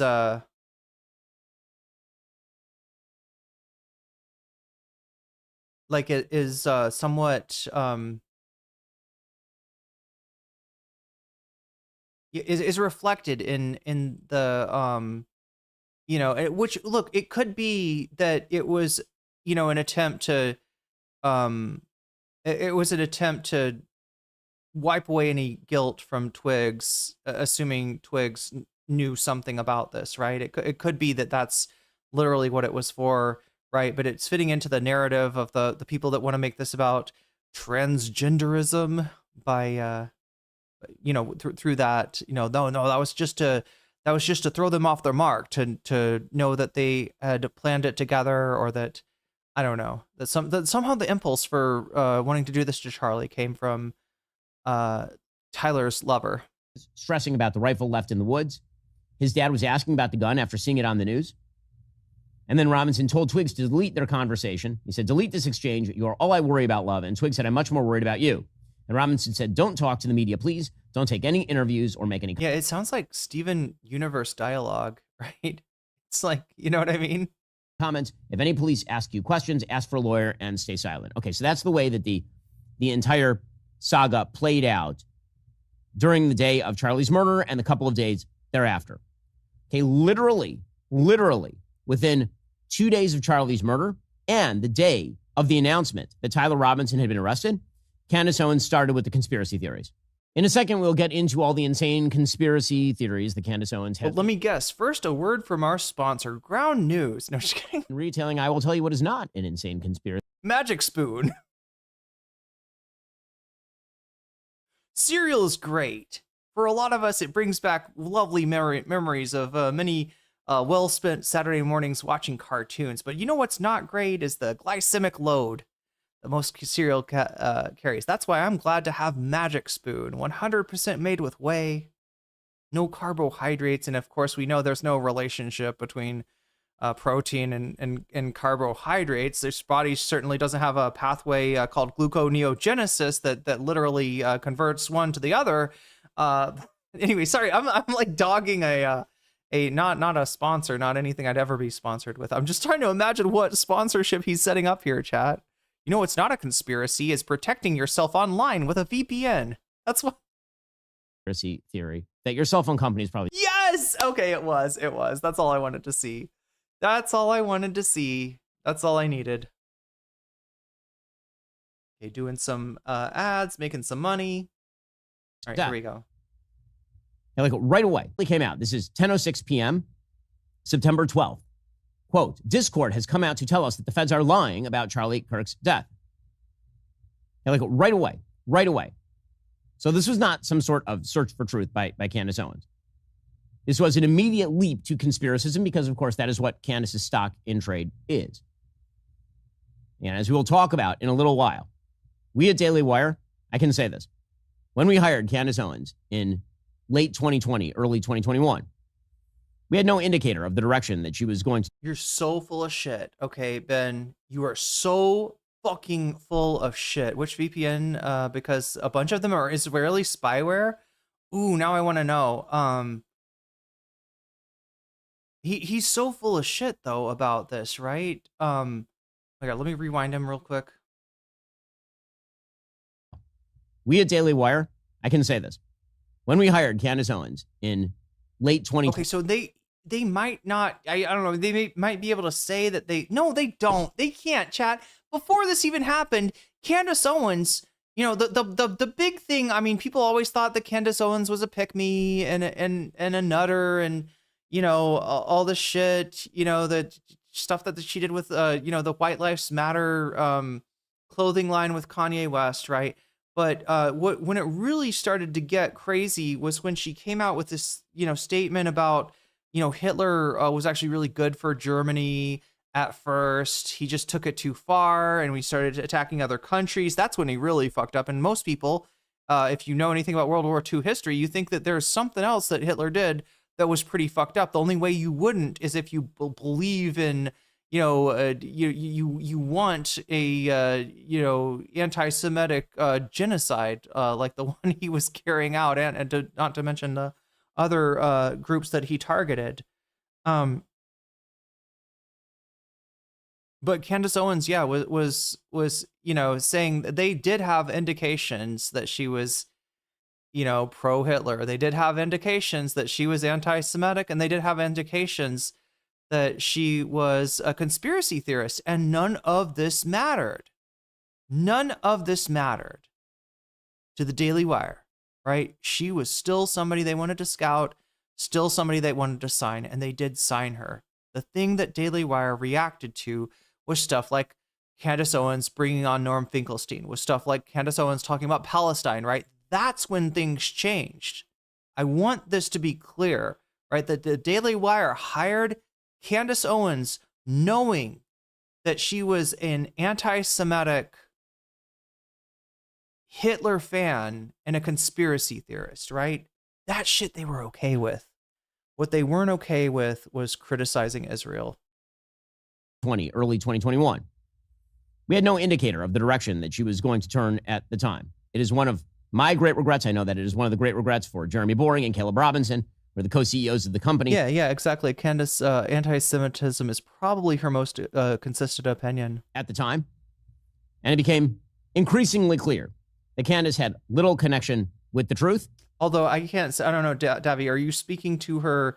Supposedly she had like a woke or an SJW period of her life. I definitely haven't looked into any of that, right? I think she was first famous for protesting discrimination, like anti-Black discrimination, at her college, before she became more of a right-wing grifter and a pick-me. I, for one, wanted to fire Candace significantly earlier than she actually was fired. It was not my decision. Eventually, Jeremy and Caleb made the proper and correct decision to fire Candace Owens. And I will point out that at the time, entire swaths of the right suggested that we had done something wrong. And then Candace has continued to demonstrate precisely what she is every single day since. Conspiratorial idiocy, hate-mongering, evil, vile trash. Okay, so that started with Charlie, literally 2 days after he was dead. September 14th, 2025, Erica vowed to continue Charlie's mission. This is what Erica had to say. Again, this is just shortly thereafter, this very famous video. If you thought that my husband's mission was powerful before, you have no idea. You have no idea what you just have unleashed across this entire country. In this world, you have no idea.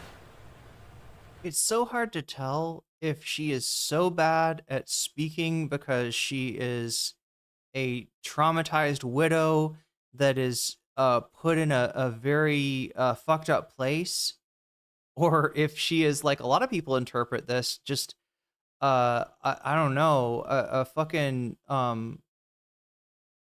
clout demon that sees even the death of her husband as an opportunity. I am agnostic on this.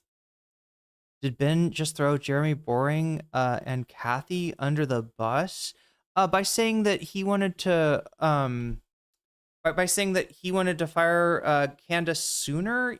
I guess, yeah. I mean, that's look. They got rid of Jeremy Boring, right? Wasn't he the Bent Key guy? I mean, and he fucked. You know, to be fair, Bent Key was a huge, a huge failure, as was the attempt to make movies like the Pendragon Cycle. You have no idea the fire that you have ignited within this wife. The cries of this widow will echo around the world like a battle cry. It's even more cringe than I remember it. Yeah, standing next to Charlie's empty chair. Yeah. Tonight across America, the movement my husband built will not die. It won't. I refuse to let that happen. It will not die. Yo, it didn't just die. It died and it got reincarnated as a parody of itself. Is what? Yeah, Sephiroth posting. Yeah. Well, I'd never met Erica Kirk in person. I met her September 15th because Michael Knowles and Matt Walsh and we all went to host Charlie's show in Arizona on September 15th.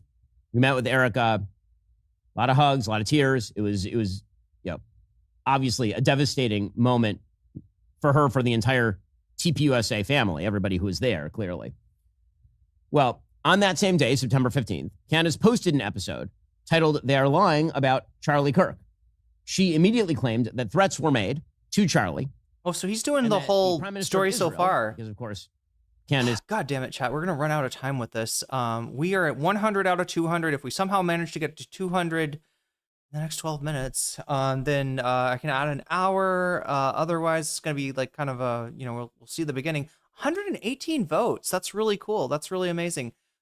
This one, all right, so that's why we're watching this first as the bonus content. If we get more time, what would be the second thing? Looks like Emma and Francesca talk Plattner. So if anybody desperately wants to see that, your time is ticking away, right? If we can get to 200, but in the next 12 minutes, we'll be able to get to that one and finish this one. This is actually more interesting than I thought, because yeah, he's doing a whole recap of the story so far, right? This is like This is a conspiratorial anti-Semite. She suggested that Prime Minister Benjamin Netanyahu had called Charlie before he died and offered him tons of money by Israel, but turned it down. And as you'll see, this is all part of her broader conspiracy. Oh, also, yeah, so many likes, so many votes. Make sure you're liking the stream too. All right, we got over 100 likes last stream.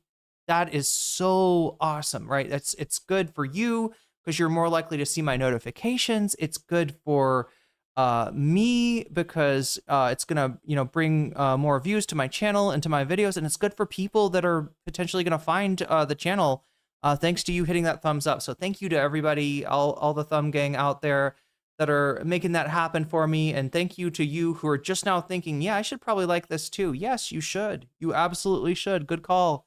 Good call, chatter, whoever you are. The theory that actually Tyler Robinson did not kill Charlie Kirk. It was the Israelis or the French or Egyptian planes or many other things. Who was the guy from Boy Meets World? It was Mr. McFeeny. Mr. McFeeny, is that his name? So, by this point, the French. Again. Oh wait, no, she did. She has a whole French thing. And I never understood the Egyptian planes. Is Egypt involved somehow? Or somehow the Egyptian planes were like with Israel? This is 6 days after Charlie had been murdered. He had not been buried yet. The memorial service for Charlie had not taken place yet. She had unspooled a wide variety of conspiracies suggesting that we weren't being told the whole truth and that the TPUSA family was guilty of some sort of cover-up. So September 16th, Candace says that no one can tell her to shut up except for Erica. No one, and I mean absolutely no one, outside of my husband and Erica Kirk has the power to shut me up right now. That's it. Okay, well, yeah, and the ghost of Charlie Kirk as well. As we'll see later, Erica did ask her to stop, and she said no. And now Candace continued to get more and more bizarre in her conspiracism. She put out a tweet September 17th, with everything I've plotted onto a timeline and with my source on the inside. It seems the feds are lying about the outfit switch, which never made sense to begin with. Hence the laughably fake messages. There are at least two people involved, in my view. And this is just one example. Candace has sown doubt about essentially every single piece of evidence. And none of this would matter. Yeah, if you want to trick Candace into thinking that you're two different people, just change clothes. It's that simple. Except that Candace, at this time, was drawing some 4 or 5 million people listening to her show or watching her show every day. The right and left can agree that we should just blame the French, yeah. It's a huge audience, huge audience. Not in spite of the conspiracism, because of it. Because there is a switch in the human brain that is drawn to conspiratorial finding of words in your alphabet soup. Okay, so fast forward to September 21st, 2025. So again, Ben Shapiro was the cool kids philosopher because they don't have intellectuals. There's a correlation between level of education and political ideology. And that is because the more that you learn, the more that you get educated, the more you use your critical thinking, the less likely you are to believe right-wing propaganda. Not that, there's not like center-left propaganda from the Democratic Party as well. That's also, out there. But in general, voting right-wing is somewhat of a, I don't want to call it like an intelligence test, but, it's a capacity to reason, I suppose, test, right? So Ben Shapiro sounding like an intellectual because he speaks quickly, and that's how dumb people think that intellectuals speak, using words that are slightly over the audience's head because, well, if I don't know the word that he's saying, he must be really smart, or maybe it just, would pay to enrich your word power. I don't know. Right? He fills the role of the right-wing intellectual, even though he's not. I mean, he's not like the stupidest guy out there, but he's not. It's an empathy test too. Good point.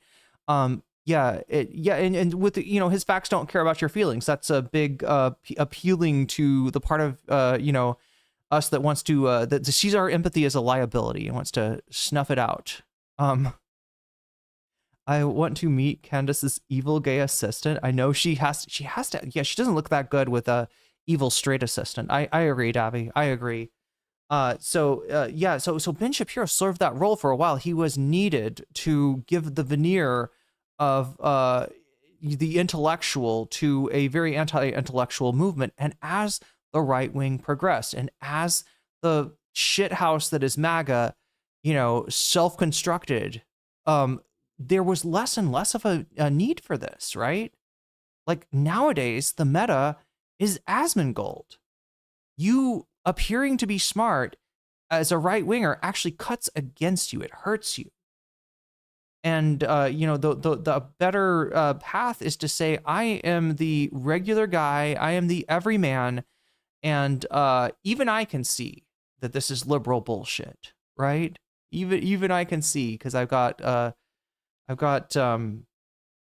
conventional wisdom. I've got common sense, and that common sense is just it's a meme that that preferences and venerates, ignorance, frankly, right? That's what the right wing is, a cult for the veneration of ignorance. That's why Donald Trump is their guy. How long can somebody with the veneer of intellectualism, and I'll throw the fact of him being visibly Jewish into this too, right? Americans perceptions, Americans biases, American stereotype, see somebody like Ben as, well, he's got to be smart, right? And it's like, no, he doesn't. There's dumb people, all over the place, or mid people in the case of Ben. Now remember this. They want Chud the Builder. Yeah. Ben Shapiro doesn't go out and yell the N-word until somebody comes after him and then shoots them. Present at this event. This is the memorial for Charlie Kirk. I was in the vice president's box, actually, at this time. And Erica Kirk spoke. Father, forgive them, for they not know what they do. Is there a translation of the Bible that supports that word order? I always heard it, they know not what they do. Maybe she's reading I don't know. Maybe that's the King James versus the NIV. I don't know. That man, that young man, I forgive him.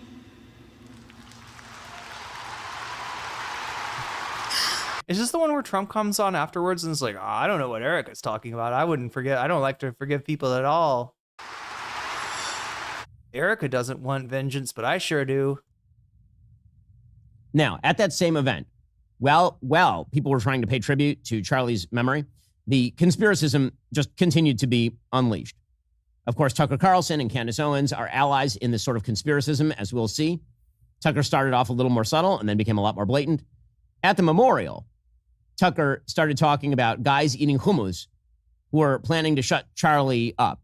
Is that the Hebrew pronunciation of the word? Is that the Israeli pronunciation? I don't know, Chad. Maybe I've never said it correctly in my life. Ben literally spread the Great Replacement theory. Somehow didn't think that the fascists would blame the one group that they all the Jews and hatred of Jews is, what would you call it, like the keystone, right? The keystone is, if you see like a gate made of stones or something, I think the top stone is the keystone, and if you pull it out, the whole thing falls over, right?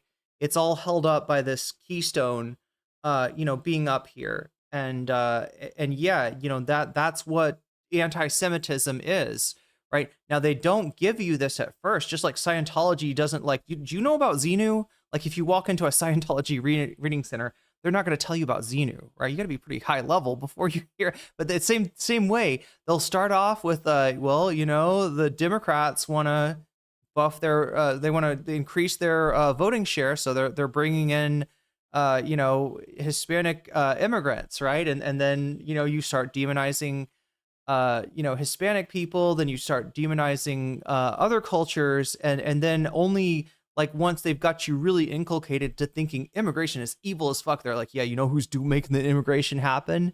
It's the Jews. It's always, but yeah, they're, oh my God, 2 minutes left. Something like that. Now, again, he was making, I would say, hummus is Turkish. This could have been read. I think it was meant to be read. But where's he getting that pronunciation? Because Tucker is not stupid, as a sort of biblical reference to truth in the New Testament. But I have doubts this is what Tucker actually. Oh wait, he's anti-Tucker too, right? He's trying to do. And I can just sort of picture the scene in a lamp. Oh my God! With a bunch of guys sitting around eating hummus. I'm sorry, I'm eating hummus. I'm about done getting fucking claims from BAM Entertainment. BAM Entertainment, you better get it through your head, right? That this is transformative content here. All right, you got no claim to this. I'm just gonna put it forward anyway, chat. I don't want to fucking deal. I don't want to have to file another dispute. They did relent. They did relent when I gave them the Denham's case law. They released my money from escrow, which thank you, BAM Entertainment. Now, as you'll see later, Tucker's thoughts would become a little clearer. It turns out that he kind of literally meant that he thinks that people in a lamplit room eating hummus came up with some sort of plan to kill Charlie. Okay, so by October 12th, Candace is now claiming that Egyptian Air Force planes flying out of Utah had something to do with this. Quote, on September 10th, after Charlie's assassination, an Egyptian Air Force plane flew out of Provo, Utah, tail number SUBTT. It's the first trip to America ever, was made on July 20th to an Army base in Nebraska. Tyler Robinson must have had some powerful friends. We have the Egyptian plane theory. Fast forward to December 10th. So on December 10th, as you recall, Candace had said a couple months earlier that if Erica asks her to stop, she'll stop. On December 10th, Erica told Candace to stop on Fox News. And so my message to them is to stop. To stop. Okay, and December 11th, here was Candace's response. I was like, look, she's got a whole business that she's got to figure out. There's a lot of people in her ear. Maybe they did this transition too quickly and she's just keeping her head no, what she's saying is Turning Point USA is untouchable. And it's a no from me. Okay, so shit. she won't stop. Shit. Oh shit. Because she's a sociopathic liar. Okay, December 14th, Erica did an interview with Barry Weiss on CBS and asked Candace to stop again. Needless to say, this did not meet with any sort. I'm sorry, chat. After people mentioning the Beastie Boys in chat and telling her to stop, I just every time he says that, it goes through my head. I get this, don't you tell me to stop. We just fucking wow.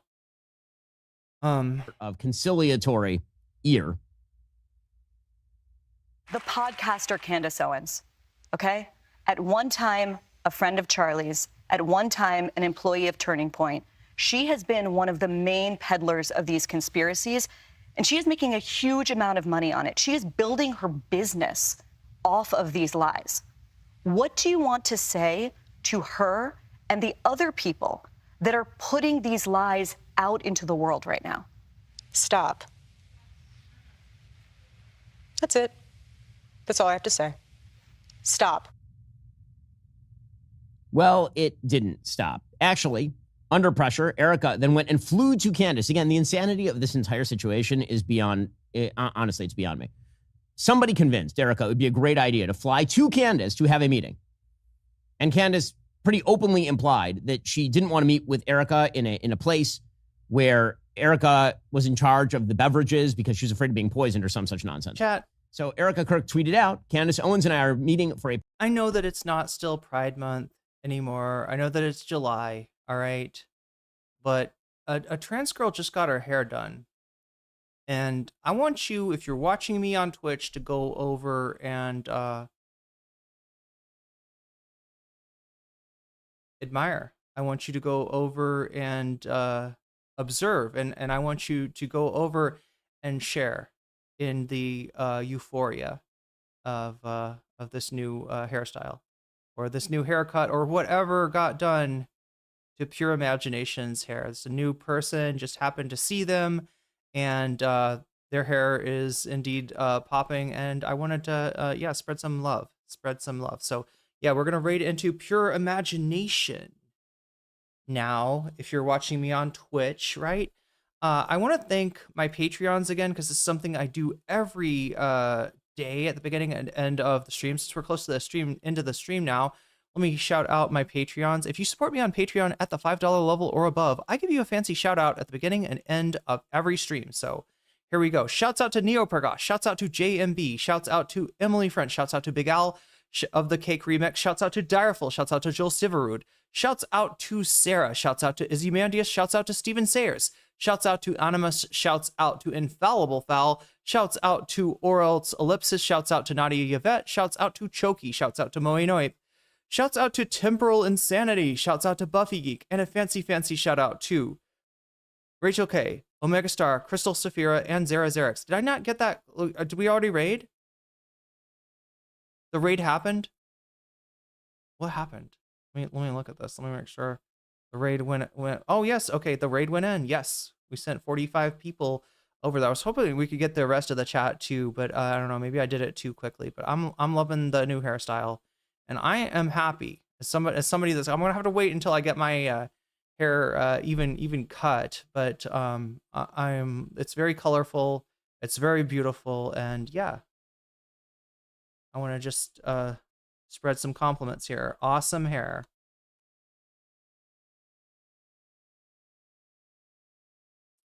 Okay, so there we go, and yeah, thank you everybody for being here to support me, for watching the stream with me through going through the I mean, it wasn't as much mental anguish today, but I guess it was all this week. Yo, that's great, that's awesome. We're getting some kind of shout out or something back, and people coming over and following. That's really nice too.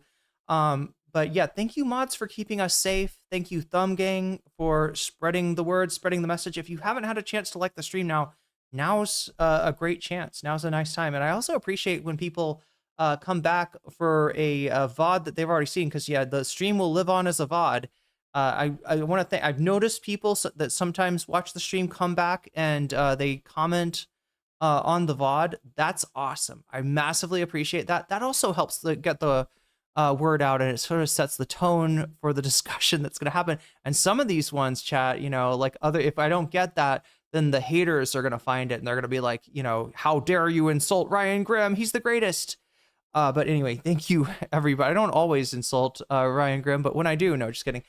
So anyway, we gotta, I'll be back again, not tomorrow, but the day after tomorrow. Remember the new schedule: Monday, Tuesday, Wednesday, 7 p.m. Pacific time, 10 p.m. Eastern time. I was a little late today. I'll try to be a little early on Monday. So shooting for an earlier time, just to make it easier for viewers in the United States to actually see me without having to stay up late at night and be sleepy for your job, sleepy for your classes, sleepy for whatever you got to be at in the morning. Yeah, remember, yeah, Monday, Tuesday, Wednesday, we start at 10 p.m. Pacific, sorry, at 7 p.m. I'm so mixed up, chat, because I'm halfway around the world, 12 hours difference for most of you. 7 p.m. Pacific, 10 p.m. Eastern, Monday, Wednesday, Friday. We skip Thursday, and then we come back for Friday, Saturday. This was the Saturday stream, so we're going to skip Sunday, and then we'll be back at it again on Monday for 3 more streams. I stream 4 hours a day.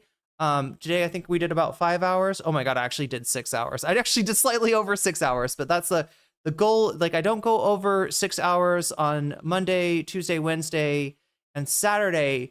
Friday is the longer stream. So yeah, if there's any overspill, if we ever add more than 2 hours, the extra hours get added on the Friday stream. And Friday is also when we do gaming. I'm going to be trying to give you another gaming stream this week, just because I kind of failed at the task of the Sky Museum. We're in the Sky Museum. It was a timed event, chat, and I didn't quite get there in time, but now I know a lot more about the level. So I'm going to try that again. I'm going to try to do an extra gaming stream sometime this week if I have time. Today, maybe not. Are you on YouTube? Yes, YouTube as nocommentchick. Just no extra letters after it on YouTube. That's the difference. But yeah, go and follow my YouTube too if you want to. Follow my, follow me on Twitter, Irene, at Irene Geller. The Twitter's been popping off lately, or on Blue Sky. If you prefer Blue Sky, that's a great place to get my announcements and such. And yeah, I'm going to try to be better about announcements and all that. I need to put my schedule up. Maybe now that I got a day off, I'll do that. Anyway, much love to everybody. Seriously, good stream, despite I thought it was starting slow. I was afraid that I'd done something. I typed a no word in the title and that YouTube was punishing me, but we had a good stream anyway. So yeah, thank you everybody. Much love, and take care of yourself and each other. Seriously, I always say this to you. Sometimes I need to take my own advice. Sometimes I'm not taking care of myself. That's why I put that 6-hour limit. All right, to make sure that I can come to you 5 days a week, for 4 to 6 hours every day, and then do a long stream on Friday and play some video games too, which we're, I don't know, halfway through. We're almost halfway through Persona 2, and after that maybe play a little bit of one of my favorite from many years ago when I was much younger.